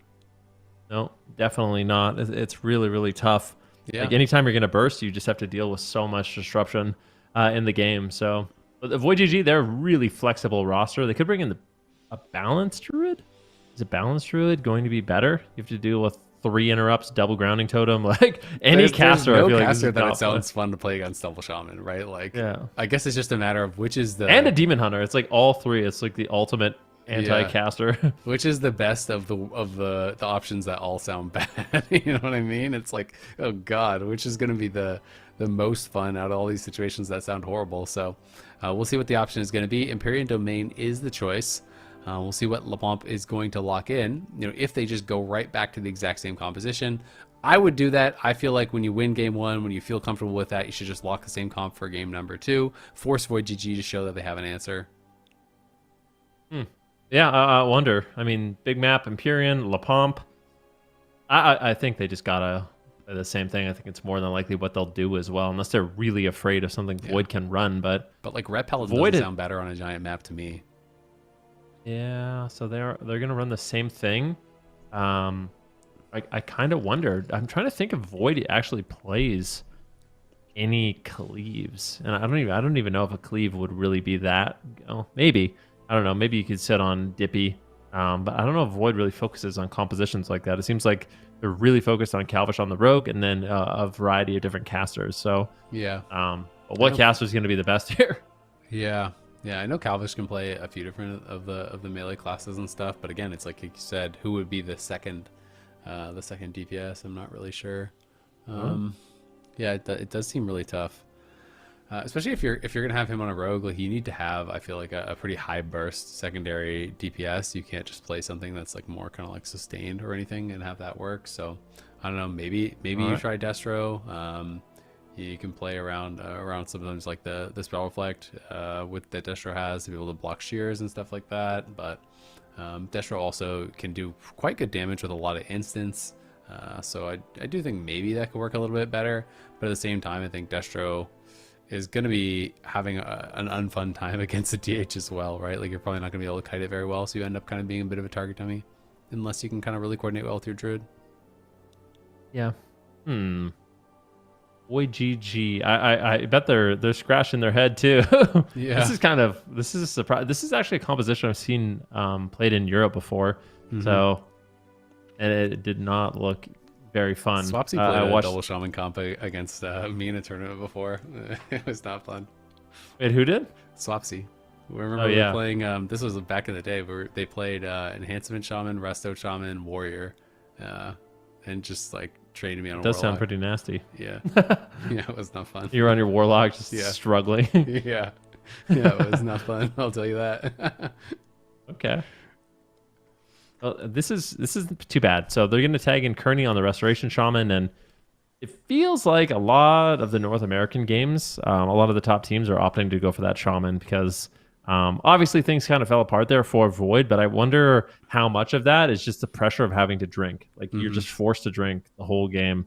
Well, you're forced to try to find drinks the entire game because against the Resto Shaman, you literally are just going to inevitably lose. Like, unless you guys can find a win, which is not exactly an easy thing to do. Yeah. Especially when, your Arcane Mage is getting denied so much of his damage. You feel this pressure to drink. So I like the fact that VOIDGG, they're bringing in the Restoration Shaman. They have Calvish on the Outlaw Rogue, and I think Nick on the Moonkin is good. And this is a comp that obviously Liquid plays a lot of success. VOIDGG, this is actually the comp that I thought they would run. I don't think they've actually ran this a single time in the tournament. Always Nick on the Destro Warlock, but he is a phenomenal balance druid, so I like the fact that they're willing to try this out. Yeah, no, I think it makes sense. It's also one of those compositions that does have a lot of really strong kind of like mini CCs and things like that, where you can get a lot of cross CC to try to protect your go, right? So, all of a sudden one person's bashed, another person's cloned, this guy gets gouged, this guy gets cheap shotted, this guy gets X, whatever. All this CC comes out to kind of deny them preventing you from doing that damage. So we'll see if they're going to be able to make it work here on Empyrean Domain. Really important game here for VOIDGG. Don't want to be losing on your map pick, or the series can pretty quickly spiral out of control. But LePomp looking strong in their last series, looking to take a commanding lead in this one. We'll see if the double shaman can get it done here against this Moonkin Rogue team. All right, let's see what they can do. I'd like to see VOIDGG play really aggressive in this one. I think Nick is going to have to do a really good job of dealing with interrupts as well. So it's going to be all about getting those fake casts off so we can get those precognition cyclones. Looking for one in the early stages of the game. It looks like he will be put into a lightning lasso. Cheap shot here onto Existence. Cheap shot onto Zhang Bahai. Kick on Dippy. Calvis just all over the place, getting a gouge on Zhang Bahai. 10,000 APM on this rogue, setting up his team nicely. Yeah, and there's the clone over onto Existence. They had some micro CC onto him. Dippy getting incredibly low there, but the damage starting to run out. Calvish pulling back a little bit. You can see that Nick on the other side getting hit pretty hard here by Dippy and Existence. They're going to swap it over onto this DH. There's a kidney shot onto him, but the Hex comes out on Calvish, and the decurse is a little bit slow, so the damage will be stopping now. It's also going to be put into that root totem as Calvish trying to reconnect with his target. There's that Fell Fissure, the stun coming out onto Nick. He's on the run once more, trying to get back to Kearney, but struggling to get away. Now the precog comes out, but it's a nice immune there from Existence as he jumps back, trying to again time it here as Nick. And now the full clone will come down. There's the kidney shot over onto Dippy, cheap shot over onto Zhang Bahai. Does he have anything to follow it up? The gouge comes through. They're going to look to swap it over with lightning lasso onto Existence. It is a full lasso here, and he's getting put pretty low, but they're unable to force any major cooldown. Existence gets brought away there with the static field totem. Dippy taking some pressure right now. Really good. I mean, VOIDGG, they're looking a lot better with this particular composition, playing a lot more confidently, a lot more aggressively, and actually finding pressure here onto both Existence and Dippy. Full gouge on Zhang Bahai once again. Nick moving forward, getting some Star Surgers here onto Dippy. Can they take him down? He leaps over to the pillow, trying to avoid some damage, and it looks like Zhang Bahai and Dippy, all three Shaman, just kind of grouped up here behind the pillar at this moment in the game. Existence just going after Nick, trying to create some pressure here with that Demon Hunter, but Nick seems to be okay. He's got the Bark Skin, he's got the Renewal, sitting in Earthen Wall, and it looks like this attack is not going to amount to too much for Existence. Yeah, not just yet. There's the Lightning Lasso coming over to Existence. They're using the stuns from Calvish on the other people for the off CC, then trying to set up with the Lightning Lasso to try to get that damage coming through with the Hunt. Going to be popped here for Existence. Nick trying to fake the Cyclone, but he's going to get interrupted on it. Now going for that clone, going to get sheared again. Those interrupts are really locking him down in this situation. He's going to actually have to use the meld there to try to get some CC off as Calvish is stuck in the Lightning Lasso. No one else can connecting with him, but now a second Lightning Lasso comes through, and Calvish is going to have to cloak out of that. They just went lasso into lasso. Calvish still sitting pretty low. There's the clone over onto Existence. Dippy going to have to pop his shield wall here, trying to live through this, as it is the two members connecting onto him. Zhang Bahai, though, feels like he has just been not pressured whatsoever so far throughout this game. He's really been positioning well, keeping himself in a safe position, working well with Dippy to deny those CCs. Now the Hex put out again onto Calvish. Not going to get decurse. Calvish has to actually sit through that entire Hex as the Barkskin going to expire on Nick. Existence pushing forward, trying to keep the pressure rolling. Does land the interrupt on the clone. Nicely done by him, but now going to peel back to try to get Dippy out of trouble here as the lasso's coming out on Calvish. Calvish has no trinket, has no cloak. He's got to run. The evasion's going to be popped. Looks like he's going to be okay. I feel like Calvish is just a lot more vulnerable to these swaps when both DPS, both melee DPS are overextending. I feel like it's Calvish who's falling further and further behind, and dealing with two Shaman can be so annoying. Double static field totems, double thunderstorm knocks, double lightning lasso like we saw. It's just a lot of crowd control. That being said, the smoke bomb drops down. This is a beautiful setup here for Void, and they get the burrow from Dippy, and he's still not out of it yet. Zhang Bahai still in crowd control. Finally going to have to connect some heals, but he's so far away, he can't. Beautifully done there. That static field total by Kearney into the root solar beam. That's such a nice combo there by Void, and almost gets him the win. Yeah, almost did, but at the end of the day, they didn't even get the trinket from Zhang Bahai, so he still has a lot of cooldowns to be able to answer. He has that trinket link for the next go. The wall's almost back up here for Dippy as well, but he is still taking quite a bit of pressure. Nick, though, getting some freedom to spam out these clones onto Existence, so Existence going back in the middle of the map, trying to chase after Nick, but Nick just kites it out. Existence getting stuck in the middle of the map here a little bit as Zhang Bahai was in the Hex. Dippy pulling back, now going to push forward, looking to connect once again on Nick. Lands a nice shear onto the clone. Second one, going to get interrupted as well by this stun here as Existence pumping onto this Druid. There's the Imprison onto Kearney. Zhang Bahai pushing in on top of him. Maybe going to look for a bit of a Hex battle here. Not able to land it just yet, but the I-beams coming out across multiple members. Another kick lands on Nick. It's got to be so frustrating to deal with all of these interrupts back to back to back. There's the Darkness getting dropped, it looked like, onto Dippy, but he's going to get static field totemed out of it, and Calvish might just be able to finish him off. He's down incredibly low. The link gets projected, just barely keeping him alive, but it might not even be enough. He's still so low. There's nothing left as Zhang Bahai is in the gouge, and they get the kill onto Dippy. Beautiful CC chain at the end there, locking down Zhang Bahai. The instant static field totem pulling him out of the link as well. and they had just enough damage with the beam, with the gouge over on Zhang behind to finish off Dippy. Really well played there by VOIDGG.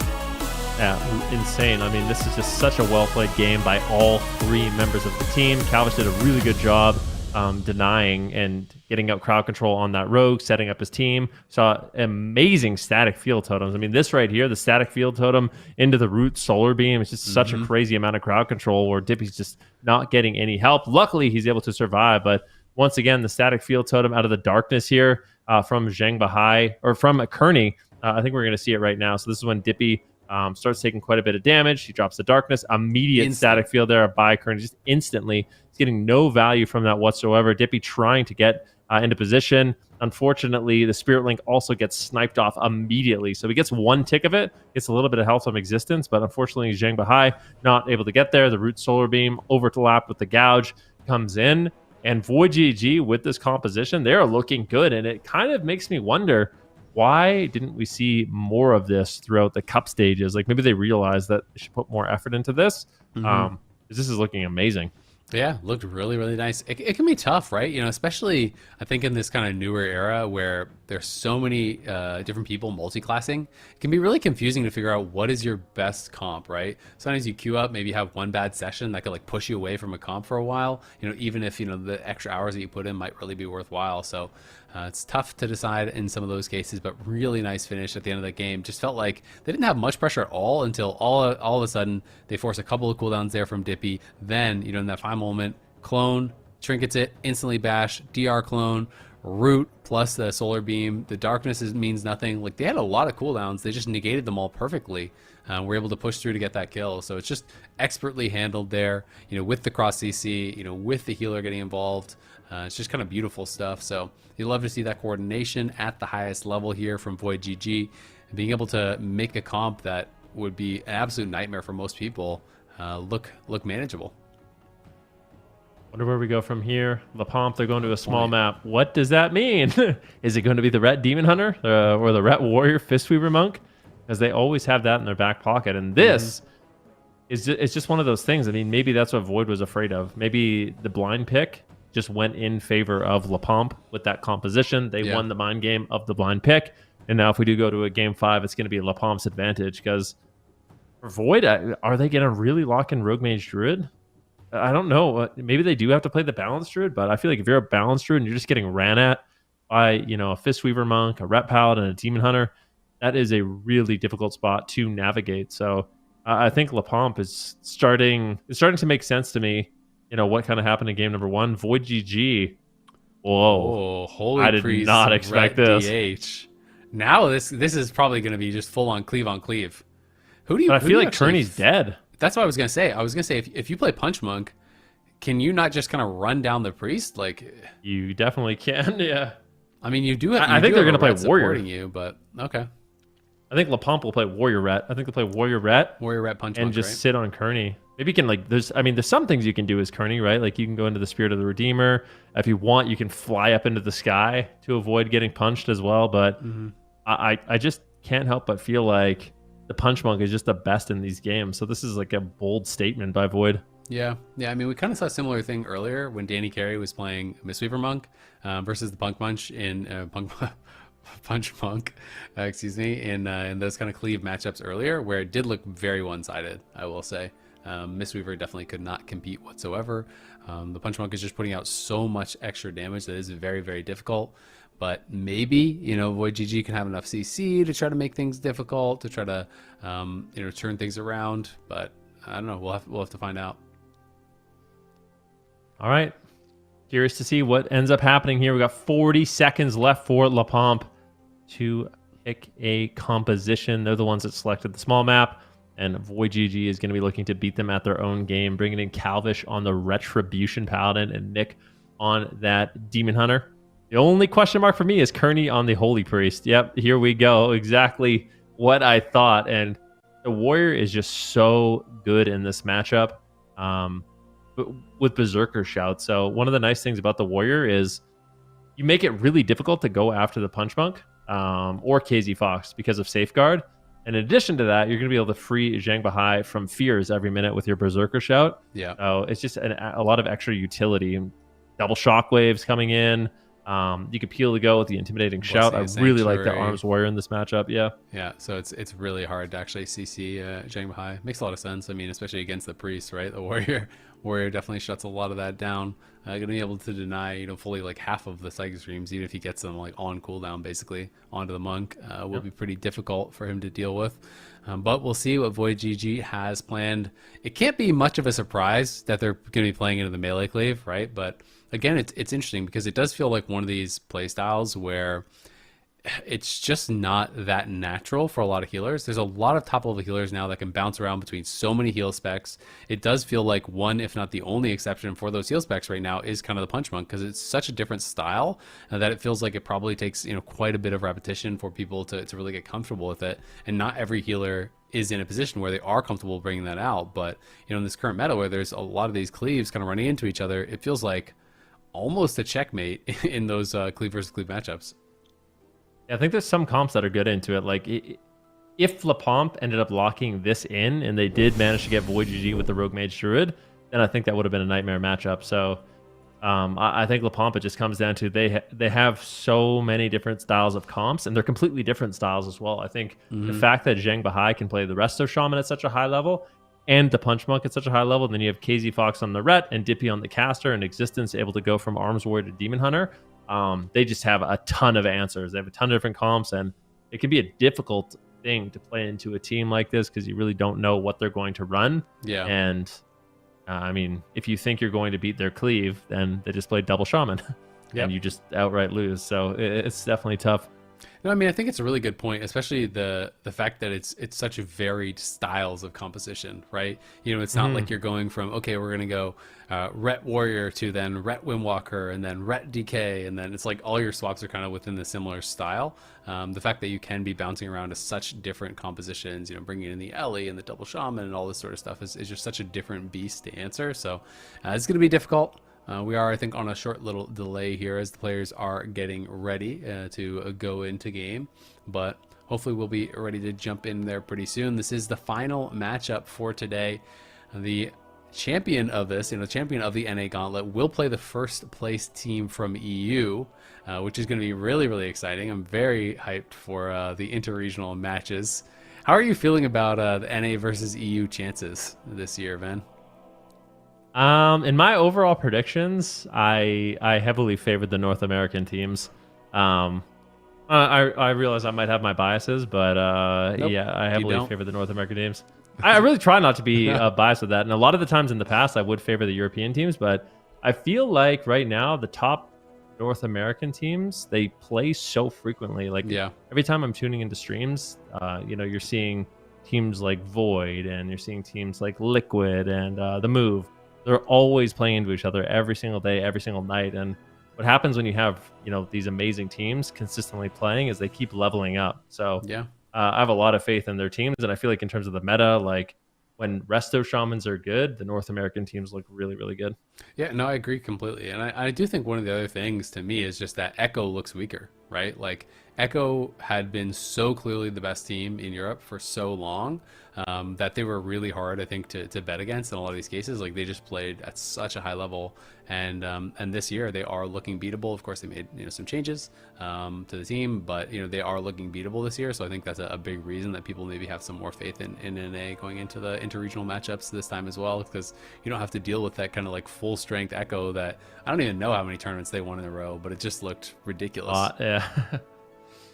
Definitely. I mean, when the Rogue Mage is looking good, that team is just the best team, right? Like no one can go toe to toe with them in the mirror, and they just seem to beat everything. So we'll see what Echo's going to be able to do. I'm curious. I think Chibaku Tensei is that number one I'm seed. pretty sure they're the first seed. I think they are, yeah. From Europe as well. So the winner of this will play against them, and they actually. Speaking of Shaman, I feel like Houston, it looks amazing. Like their team actually looks like, you know, they're playing all the best comps, and they're playing them at a really high level. You know, the Warlock with the Demon Hunter and Houston on the Resto Shaman. They were really impressive to me as well. Yeah, there's going to be some really strong teams, so that's going to be incredibly exciting. But we are finally getting ready here for game number 3. The swing match, all important sometimes in this one. La Pomp They had counterpick for this one. They have the Punch Monk here, going to be going up against Kearney on this Holy Priest. We'll see how he can handle the pressure, as he is going to be the expected target of this Warrior Ret and Punch Monk. I'm really curious to see what VOIDGG does here, because this had to be what they were expecting. Both KZ Fox and CLEAVE going to be taking a lot of pressure in the opening stages of this match, and the opener is the scariest thing for the Punch Monk. And there you go, Kearney is in the air, he's up in the sky just bombing out heals, avoiding some of that damage, but CLEAVE in the meantime is getting absolutely destroyed. And early darkness drops down here for Nick, trying to avoid some of that initial pressure here from LaPomp. But once they stabilize, it's so difficult to take them down. KZ Fox taking a little bit of damage right now as Zhang Bahai is into a full Hammer of Justice, into a blind Trinket Life Cocoon trades, and now it's going to be LaPomp getting aggressive onto Kearney. Yeah, and Kearney already flipped into this guy, then went into the Spirit form, so now he's kind of out of answers, and he's into the Hodge, and he is getting rocked right now. Going to be having to pop those Angel Wings, trying to heal himself back up, trying to get out of there. Does catch a Freedom from CLEAVE, will be able to kite back out. Nick, though, under some pressure himself, does still have that Netherwalk available, and does land the triple stun across everyone there. Zhang Bahai into the follow-up Hodge. KZ Fox incredibly low there, is going to bubble. It looks like, did it just get MD'd off immediately? Yeah, it got MD'd off so quickly there by Kearney. Really well done. And can they have enough pressure to actually finish him off? KZ Fox in a lot of trouble now. The Psychic Scream going to come through. It's just a DR Fear on Zhang Bahai, but can he actually pick him up? It doesn't look like he's going to be able to do it. KZ Fox barely surviving, but it's another stun onto Zhang Bahai, and I don't think it's going to be enough. They get the kill. They prove us wrong, Ven. Turning the pressure around here onto KZ Fox. They just rocked him.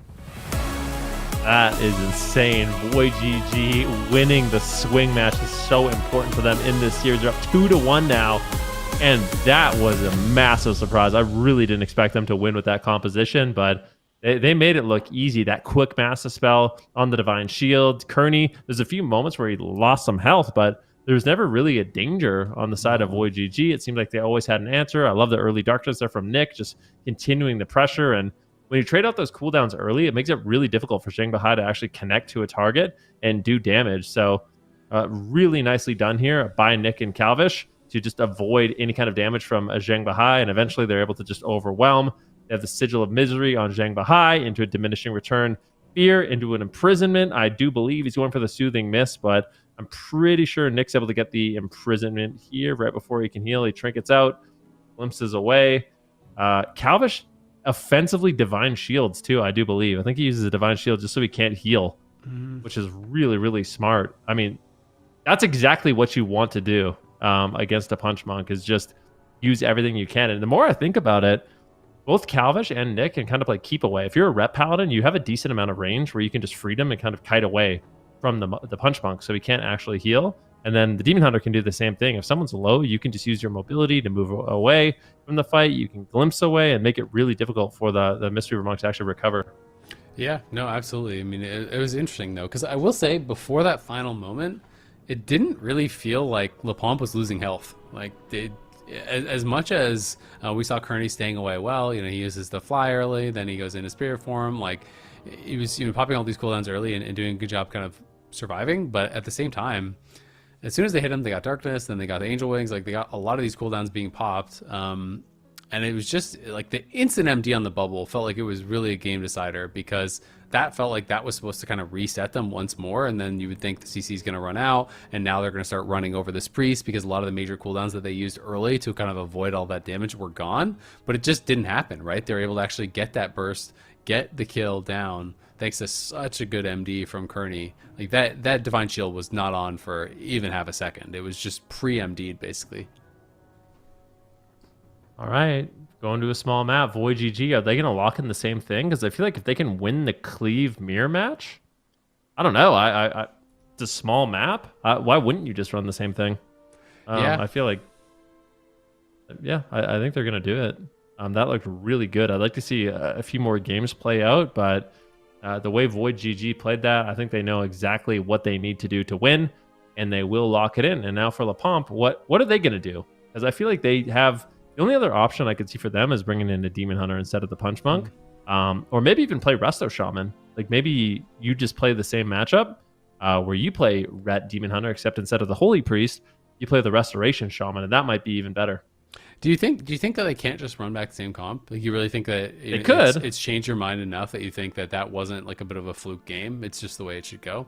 Because to me, that felt like a very kind of narrow edge. They are going to change it up. It's going to be the Resto Druid, but it's always interesting, you know, when you have a game like that in a tournament.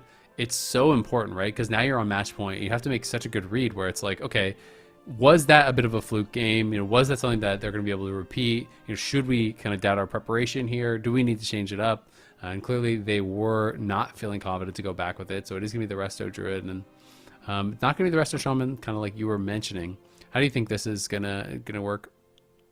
Well, I wanted to just touch on why I don't think the Punch Monk is good. Okay. So the Punch Monk is obviously very good, but I think in particular against Demon Hunter and Ret Paladin, either one of them in a moment can play a very hit and run playstyle where if Calvish just puts freedom on Nick and Calvish decides to play at range, you can actually just outrange the Monk, and he's not going to be able to actually connect to a target to heal.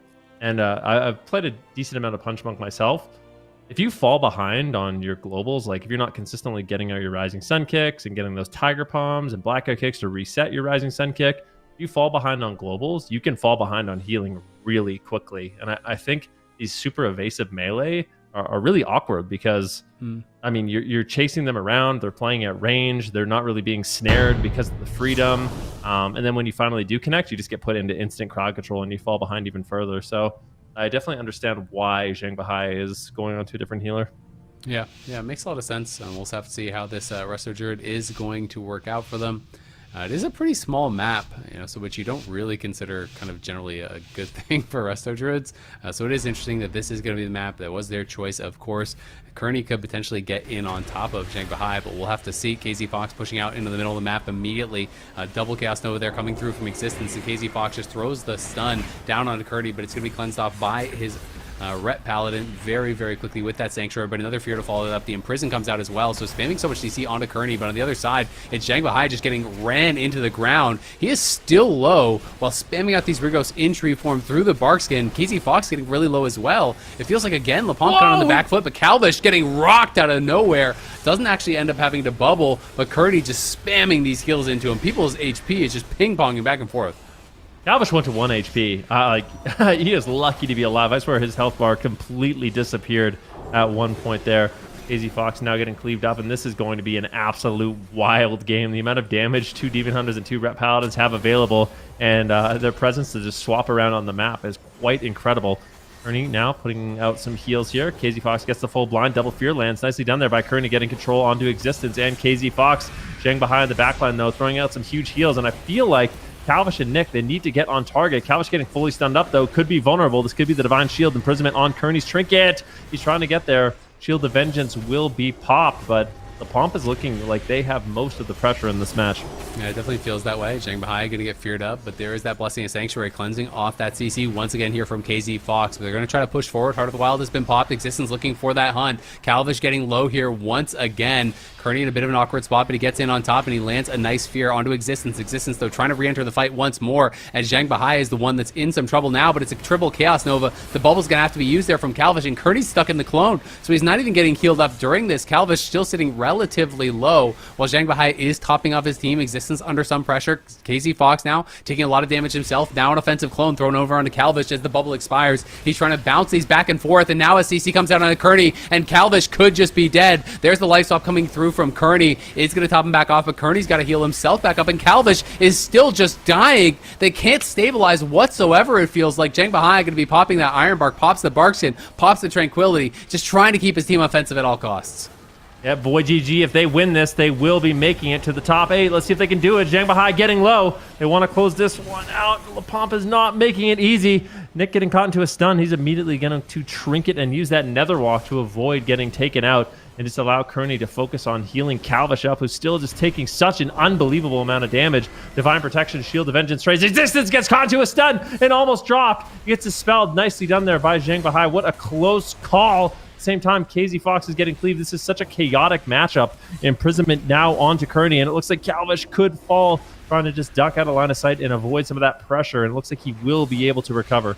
Zhang Bahai, though, he's drinking, and this is such a problem. He gets back to 60% mana. Look at Kearney on the other side. Nowhere close. Existence, though, taking some damage. Calvish in trouble once more. Kearney trying to stabilize the team. He's going to fly up into the air, and KZ Fox under some pressure now, but Treeform is back once again. Calvish just feels like he's constantly on the run, and it feels like the pressure is mounting and mounting here. Unless they can turn it around, it looks like VOIDGG might be losing this game. Nick now under pressure. Calvish still trying to run away, trying to get out of there. Kearney needs to find some chance to drink, but I just don't think he's ever going to have it. And Zhang has such a massive mana lead. He can just spam out that mana, keep his team offensive, try to finish off Calvish right here, right now. The Hodge comes down onto Existence, is going to be cleansed off once again. Calvish jumping down, trying to pull someone out of LOS of their healer, see if they can find some sort of a last-ditch opportunity to turn the game around. Kearney's trying to run for a drink, but he's going to be chased down by KZ Fox, and he has all the cooldowns he needs to get this done. Nick is low, Calvish is low, Kearney is getting CC'd, and you have to think this has got to be the end right here, right now. The double stun, though, comes out on Zhang Bahai and Existence. Existence thrown into the fear right off the back of that, and somehow, some way, VOIDGG still are alive and still are pushing forward looking for a kill. Yeah, they're playing defensively expertly, but are they really getting the damage they need? This might be a double kill. Full Cyclone on Calvish. Nick's on the run. He needs to survive. He's got the glimpse. Kearney doing what he can, but he is working with nothing. He's got no mana left. LaPomp is looking like they're going to be able to tie up this series, and Calvish will fall. LaPomp doing an excellent job here, bringing in Zhang Bahai on the Resto Druid, and it felt like for the most of this game, they were pushing the pace and battling it back here in game number 4. We are all tied up here, though. Yeah, they dominated the mana game for sure. I mean, that drink from Zhang Bahai made such a big difference when they had that massive mana lead. It felt like they were always going to stay offensive, never going to give Kearney a chance, especially on a small map like this, to be able to get a drink. The early minutes, there was definitely some big pressure coming out, from VOIDGG, but there was that moment you talked about it.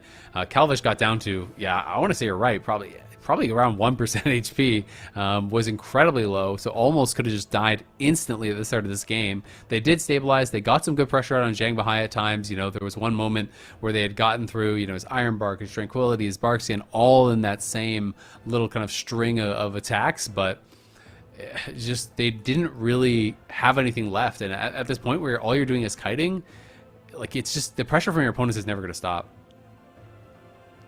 We can see here, yeah, it's exactly what you said. They just cannot get much damage rolling. A little bit of pressure here on the KZ Fox in Existence, but ultimately it's just Kearney. He just runs out of mana, and that drink just really secured the deal, or sealed the deal. Nick's trying to kite away the best he can, but ultimately Calvish comes out of the Cyclone. There's nothing left. I'm pretty sure he gets Essence Break there, and just absolutely deleted by Existence. So now we're going to a big map.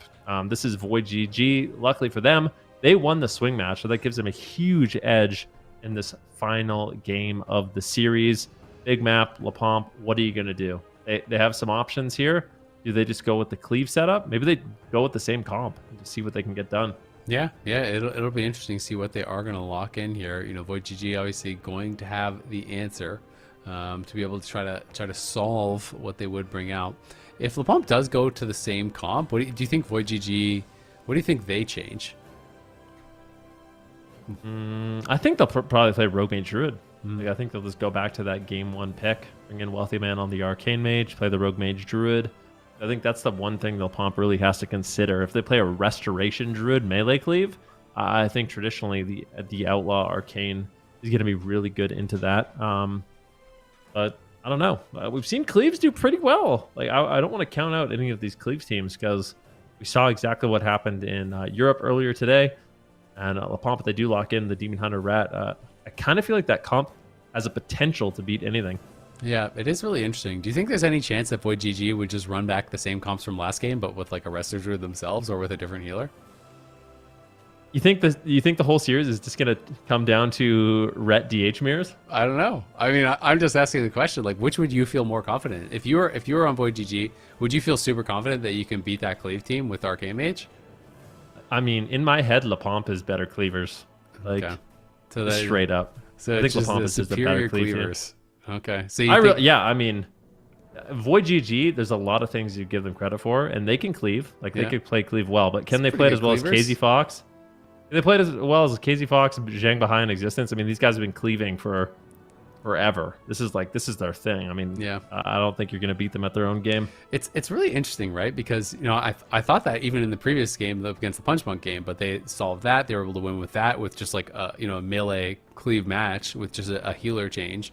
So it'll be interesting because it's like they did lose that last game, but really they lost, you know, off of mana. It is going to be what you called though. So it's going to be the Arcane Mage Rogue Druid here to decide things. So VOIDGG going to the tried, tested, and true here. LePomp going to be sticking with some cleave. And this is going to be an interesting one. Definitely does seem like it could be pretty hard on Tolvaron if you get caught out in the middle of the map, especially KZ Fox. Obviously, Rhett's not having nearly the level of mobility that something like a DH does. So if you do get overextended, it could be pretty deadly. This is going to be a good game, but I have to put a little bit of an edge here to Void. I think compositionally they should have an advantage, but the Ret Paladin and the Demon Hunter can be extremely difficult to shut down, and I don't really know. I don't know who's going to win this. I predicted Void. I guess we all did, but LePomp has been such an impressive team. Let's see what happens. Game 5. This is the last one to decide who's in that 4th place and actually makes it into the cross-region tournament. Yeah, it's going to be interesting, you know, while we're waiting for this. So it is Chibaku Tensei, I believe, that is, you know, that first place team from EU. Which team of these do you think would have the best chance against them? LePomp. LePomp? All right. I do, yeah. Okay, well, maybe that's the team that you got to be cheering for then if you're an NA fan. So we'll find out. Game 5 here of Tolvaron Arena. Final game today of the mid-season event here in the Gauntlet. These last 2 teams battling it out to make it in that main event tomorrow for that interregional event. Going to be so exciting. Whoever wins here will be that bottom seed from NA. They will have to go up against the number 1 seed, Chibaku Tensei from EU, and battle out against them tomorrow. So obviously going to be a really hard match for whoever wins, but you want to get there. You want to be part of that event and have a chance to win the big grand prize. So we'll see who's going to be able to do it. So much could come down to the opening here, as it often does with these Rogue Mage comps. We'll see how they can start it out. All right, here we go. Gates are opening. Game number 5. This is for all the marbles, everything you played for in this gauntlet and for the 2 cups. Let's see what they can do. Full sap here on KZ Fox as Calvish is looking to get aggressive early on. Resistance just going to set up a stun into a full cyclone. And Zhang Bahai looking like he wants to push in with his team. They're not going to be playing this one passively. And they might just go after Wealthy Man. I mean, maybe just really trying to pressure him and test him on that Arcane Mage. Yeah, Zhang Bahai just wild charged in immediately. He just wants to play on top of Kearney, it looks like, and he's going to be able to get a fake. There's the precog going to be popping onto him, but Kearney repositioning away across the map, trying to get out of there. There's the Chaos Nova coming down. Existence getting some damage rolling onto Kearney, and is going to be able to force that Barksman to come down. Now the clone to follow it up. This is exactly how you want to play it. Zhang Bahai really ramping up the pressure here on Kearney. The Hots are going to be falling off Wealthy Man, but Kearney still has to heal himself up. He still has to heal up Wealthy Man, and this split pressure really doing wonders. Wealthy Man and Calvish trying to get something rolling on KZ Fox, but they have been struggling to get any sort of pressure early on in this game. Nice counterspell there by Wealthy Man, shutting down the Restoration Druid, allowing them to maybe get some cooldowns here. They get the Shield of Vengeance from KZ Fox off the back of that, but Existence is really enjoying his time, just pushing on Kearney. Kearney finally looking like he could land a Cyclone, but they're just going to make that swap. Zhang Bahai, I love how aggressively he is playing this match, just moving in, making sure his team is fully confident to push and not just sit back, because I feel like that's where the Arcane Mage is going to excel with the Rogue. If Calvish is just getting stuns and the Arcane Mage can just sit back and blast on Arcane Missiles, that's going to be the recipe for success for VOIDGG. So LePomp, they really have to risk it here and play aggressive if they want to win this match. Yeah, and Zhang Bahai's been doing a good job with the fakes as well. He got another precog up there, but KZ Fox is going to have to bubble as the CC landed there on a Zhang Bahai. He was looking for some CC, did fake some interrupts, but now he's going to get cloned up as well. Can they keep this pressure rolling? Is there any more CC coming out of that? Doesn't look like it just yet. Zhang Bahai going to be chasing after Kearney as he has been all game long, but KZ Fox, again, he's stuck in the middle of the map. That's the problem with these Rets, as he's into the smoke bomb, he's into the kitty, and this could just be lights out right here, right now. The cheap shot there to follow. The darkness comes through from Existence, and that is going to be enough to keep him alive. Kearney lands the clone, but is unfortunately a split second too late to deny the big NS from Zhang Bahai. Zhang Bahai moving forward, full Cyclone lands though, nicely done there by Kearney, stun into a full Cyclone onto Existence. KZ Fox continuing to push the pace. This Ret is unafraid, just trying to make something happen. They're making a swap here onto Kearney. Can they take him down? He's just camping it out in bear form right now with the bark skin, crossing the map to Wealthy Man. The hunt comes in though by Existence, who's continuing to put out pressure, but Looks like Kearney should be okay. Here's the Metamorphosis, a large amount of damage available for Existence, but once again, caught into the Polymorph. Kearney's just going to try to cross the map, potentially going for a drink, but I think if Existence and KZ Fox can connect on target, Kearney could be in trouble without that bark skin. Might have to just trade out the trinket immediately, but this positioning from Kearney is really good.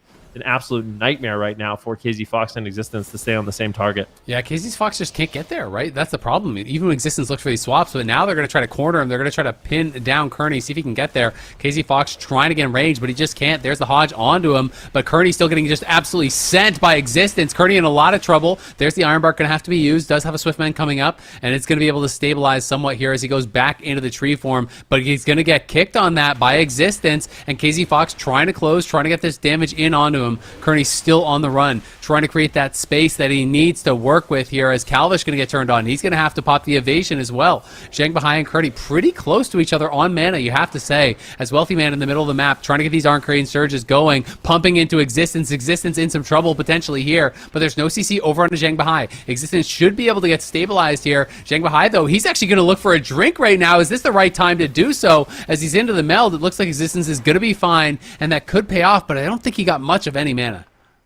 Yep, full stun here on KZ Fox. He's got the Blessing of Spell Warding if he needs it. KZ Fox getting back on target. His favorite target in this game is going to be that Restoration Druid, but unfortunately he gets fully rooted and taken out of the match. Kearney moves forward, gets a full Cyclone on Zhang Bahai. Existence and KZ Fox once again just struggling to hit the same target. This large map paying dividends here for VOIDGG. Now full Cyclone on Existence, and this positioning from Kearney is just absolutely perfect on the Restoration Druid, constantly dragging the DPS into the open so they can get cycloned and polymorphed, and Zhang Bahai is just falling further and further behind. Yeah, I mean, just one of these classes is just not like the others. The Ret doesn't have the mobility, and KZ Fox could be going down right here, right now. Zhang Bahai's got some work to do. Not even going to pop the Ironbark, though, so not even sweating it in that situation. Is going to be able to keep him alive. Calvish, though, with the mobility. Wealthy Man with the mobility. Existence with the mobility, but KZ Fox just can't connect to the targets he wants to get to, and now he's into that kidney shot. They're trying to turn some damage around on Calvish, but it's an instant evasion going to be popped by him. Kearney into the stun. Is there any CC following up onto that? Doesn't look like it. As the swap comes in onto Existence, he's into the cheap, and he's into the cheap shot, and he might just be gone. He's out of line of sight, and he's out of games to give. Existence dies behind the pillar there. Didn't have his trinket available. Zhang Bahai was on the other side of the map. KZ Fox going to try to fight it out, see if he can make a miracle happen, but it looks like that's all she wrote. VOIDGG going to take the final map here and move on to the event tomorrow. Really impressive performance by VOIDGG. I think this series comes down to the fact that they were able to win with the Demon Hunter Ret Paladin. The fact that they had the confidence to lock in that composition was a big surprise to me, and I think a lot of players. Like, trying to go for the Cleave Mirror and taking away the swing match is exactly what won them the series. Yeah, I mean, it's really impressive stuff, and they just knew exactly how to handle this map. You're playing on a big map, just punish the Ret mobility, punish his inability to connect on the target. You can't not chase Kearney, because if you don't chase Kearney, then he's just going to be spam drinking. You're going to be, losing out in these situations. They locked down KZ Fox, even though Existence was getting some really good goes onto Kearney. KZ Fox was never really a part of it. And then in this situation, Zhang Bahai is looking for a drink, and it just felt like they weren't really on the same page. Maybe it's frustration, maybe it's a little bit of desperation. He didn't have the trinket. Existence went behind the pillar, did have the Nether Rock available, but Zhang Bahai is the opposite corner of the map, and you're at a LOS, so Existence gets caught there, ends up getting burst down. And unfortunately for LePomp, they had a good run in this tournament, but that was the end of it. Yeah, really impressive stuff, but it is going to be Void, and this team is just proving their flexibility, bringing in Wealthy Man on the Arcane Mage. I know it's something that pains him a lot, never really playing it. You can see those final swaps here, but I think Wealthy Man has obviously been practicing the specialization in the past. Always kind of preferred the Fire and the Frost Mage, but I think playing the Arcane Mage right now, it is really, really important, especially against these Cleaves. Like, being able to play the Rogue Mage Druid into these Cleaves is definitely a recipe for success. But overall, Void, they look strong. They came in with some surprise compositions. Like, let's just think about it. They played the Rogue Mage Druid, a melee caster healer. They brought in the Resto Shaman, so Kearney went over to Resto Shaman, and then they had Nick play the Balance Druid. That looked really good. And then also just kind of flexing on some Cleave and beating LePomp in a Cleave Mirror, which I would have never have guessed. Yeah, yeah. I mean, it does make them a really scary team, honestly. When you have these fourth seeds that are coming up, like it's supposed to be to your benefit as the number one seed that you get the easy team, right? But when there's a team that's coming in that's looking really strong, that's looking really flexible, it does make preparation much more difficult. You know, you're not necessarily sure exactly what to expect. And you can see before this match, VOIDGG and LePomp were 1-1 in match record and 10-10 in game record. Pretty insane. So incredibly close matches between these two teams, and that was the case today as well. Yeah, the stats are there, the numbers are there. That just proves how closely these teams have been matched throughout this entire season. But that is gonna be VOIDGG that's coming out on top. That means, of course, they will be moving on to the cross-region play tomorrow, and we are gonna take a look at their journey here. Now, Ven, when you were predicting your entire bracket, so you got it all right? All of the teams that won? No, I think I failed in North America a little bit. But you got the final team right, because we all predicted VOIDGG. Yeah, I got the final team right. I got all of Europe exactly right, but I thought that UNITAS was going to beat DRACO CLEAVE, and I was wrong about that. Oh, okay. And you're going to have to live with that close enough for the rest of your life. Oh. I know, and I will. It's okay. All right, we're here for you. All right, well, I mean, either way, VOIDGG, LePump. Did you expect that to be that close then when you were making those predictions? Did you expect LePump to be second place?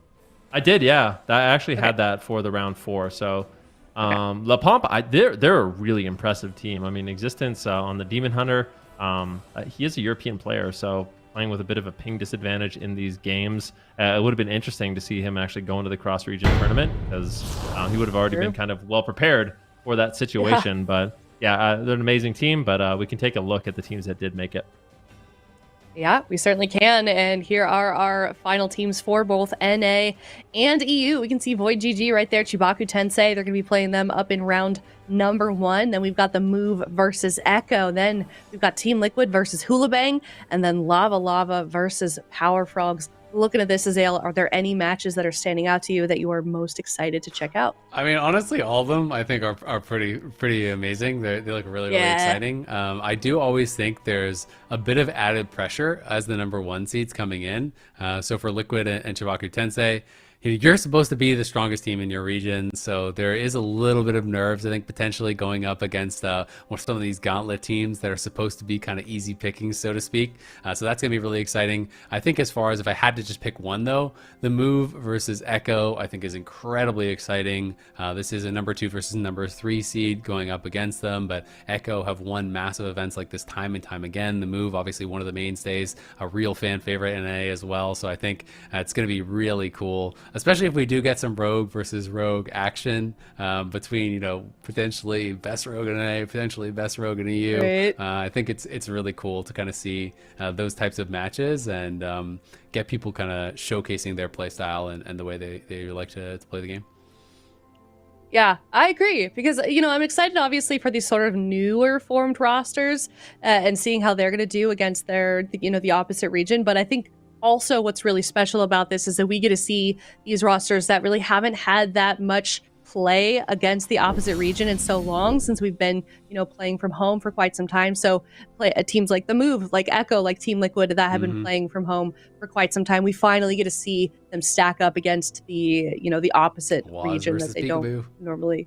Yeah, it was versus Peekaboo. We've got games like that. The age-old question. It always comes up every time either one of those players is on AWC. So mid-season clash. We can just go over the format briefly. Top 8 teams, of course, from Europe and North America, and it's a cross-region bracket, which is double elim and over $100,000 in prizing. So basically, we're going to kind of flip based on flip regions, basically where the teams are played, based on where the games are played based on seeding. So just give our admins a little bit of patience as well. I know it's just a little bit more complicated on their end. We love our admins, hearts in the chat for our admins, because these types of tournaments are not only really fun to watch, but they are a tremendous amount of work. So I'm so excited that we are able to see some of these questions finally answered here. Ven, what are you most looking forward to? I'm looking forward to the same thing everyone's looking forward to. I mean, you have 4 best teams in North America, the 4 best teams in Europe, going head to head, and we're going to see which one of these regions does come out ahead. It's been a little while since we have seen it. I think we have some really strong rosters. It seems like every single year, the AWC is just leveling up in terms of overall competition. And I feel like there really hasn't been that team that has been super dominant. I mean, you could make an argument for Liquid in North America, but even a lot of their series are really close. And if they have a bad day, there's definitely a lot of teams that could beat them. Yeah, it's definitely ramped up in terms of excitement. I mean, I think it was Zale, you were mentioning it. You know, Echo is not quite as consistent as they used to be. We don't have Kawhi anymore winning every single game, and it's kind of just like we've got these new top dogs coming in. I mean, I guess I shouldn't say new when I'm referring to teams like Team Liquid or the New Move. players like guys, Sea-Doo. yeah, new players like Sea-Doo. Super young lass in the AWC. Jesus. Anyways, we have got a whole weekend left of exciting gameplay, and I am so excited. I hope you guys are too. But we're going to head out for the night, and we're going to come back tomorrow, nice and early, same time, same place, 10 a.m. Pacific or 7 p.m. CEST, twitch.tv/Warcraft. Also, make sure you're following us on Twitter at WoW Esports. Lots of fun information over there. So thank you, everyone, for watching, and we will see you tomorrow.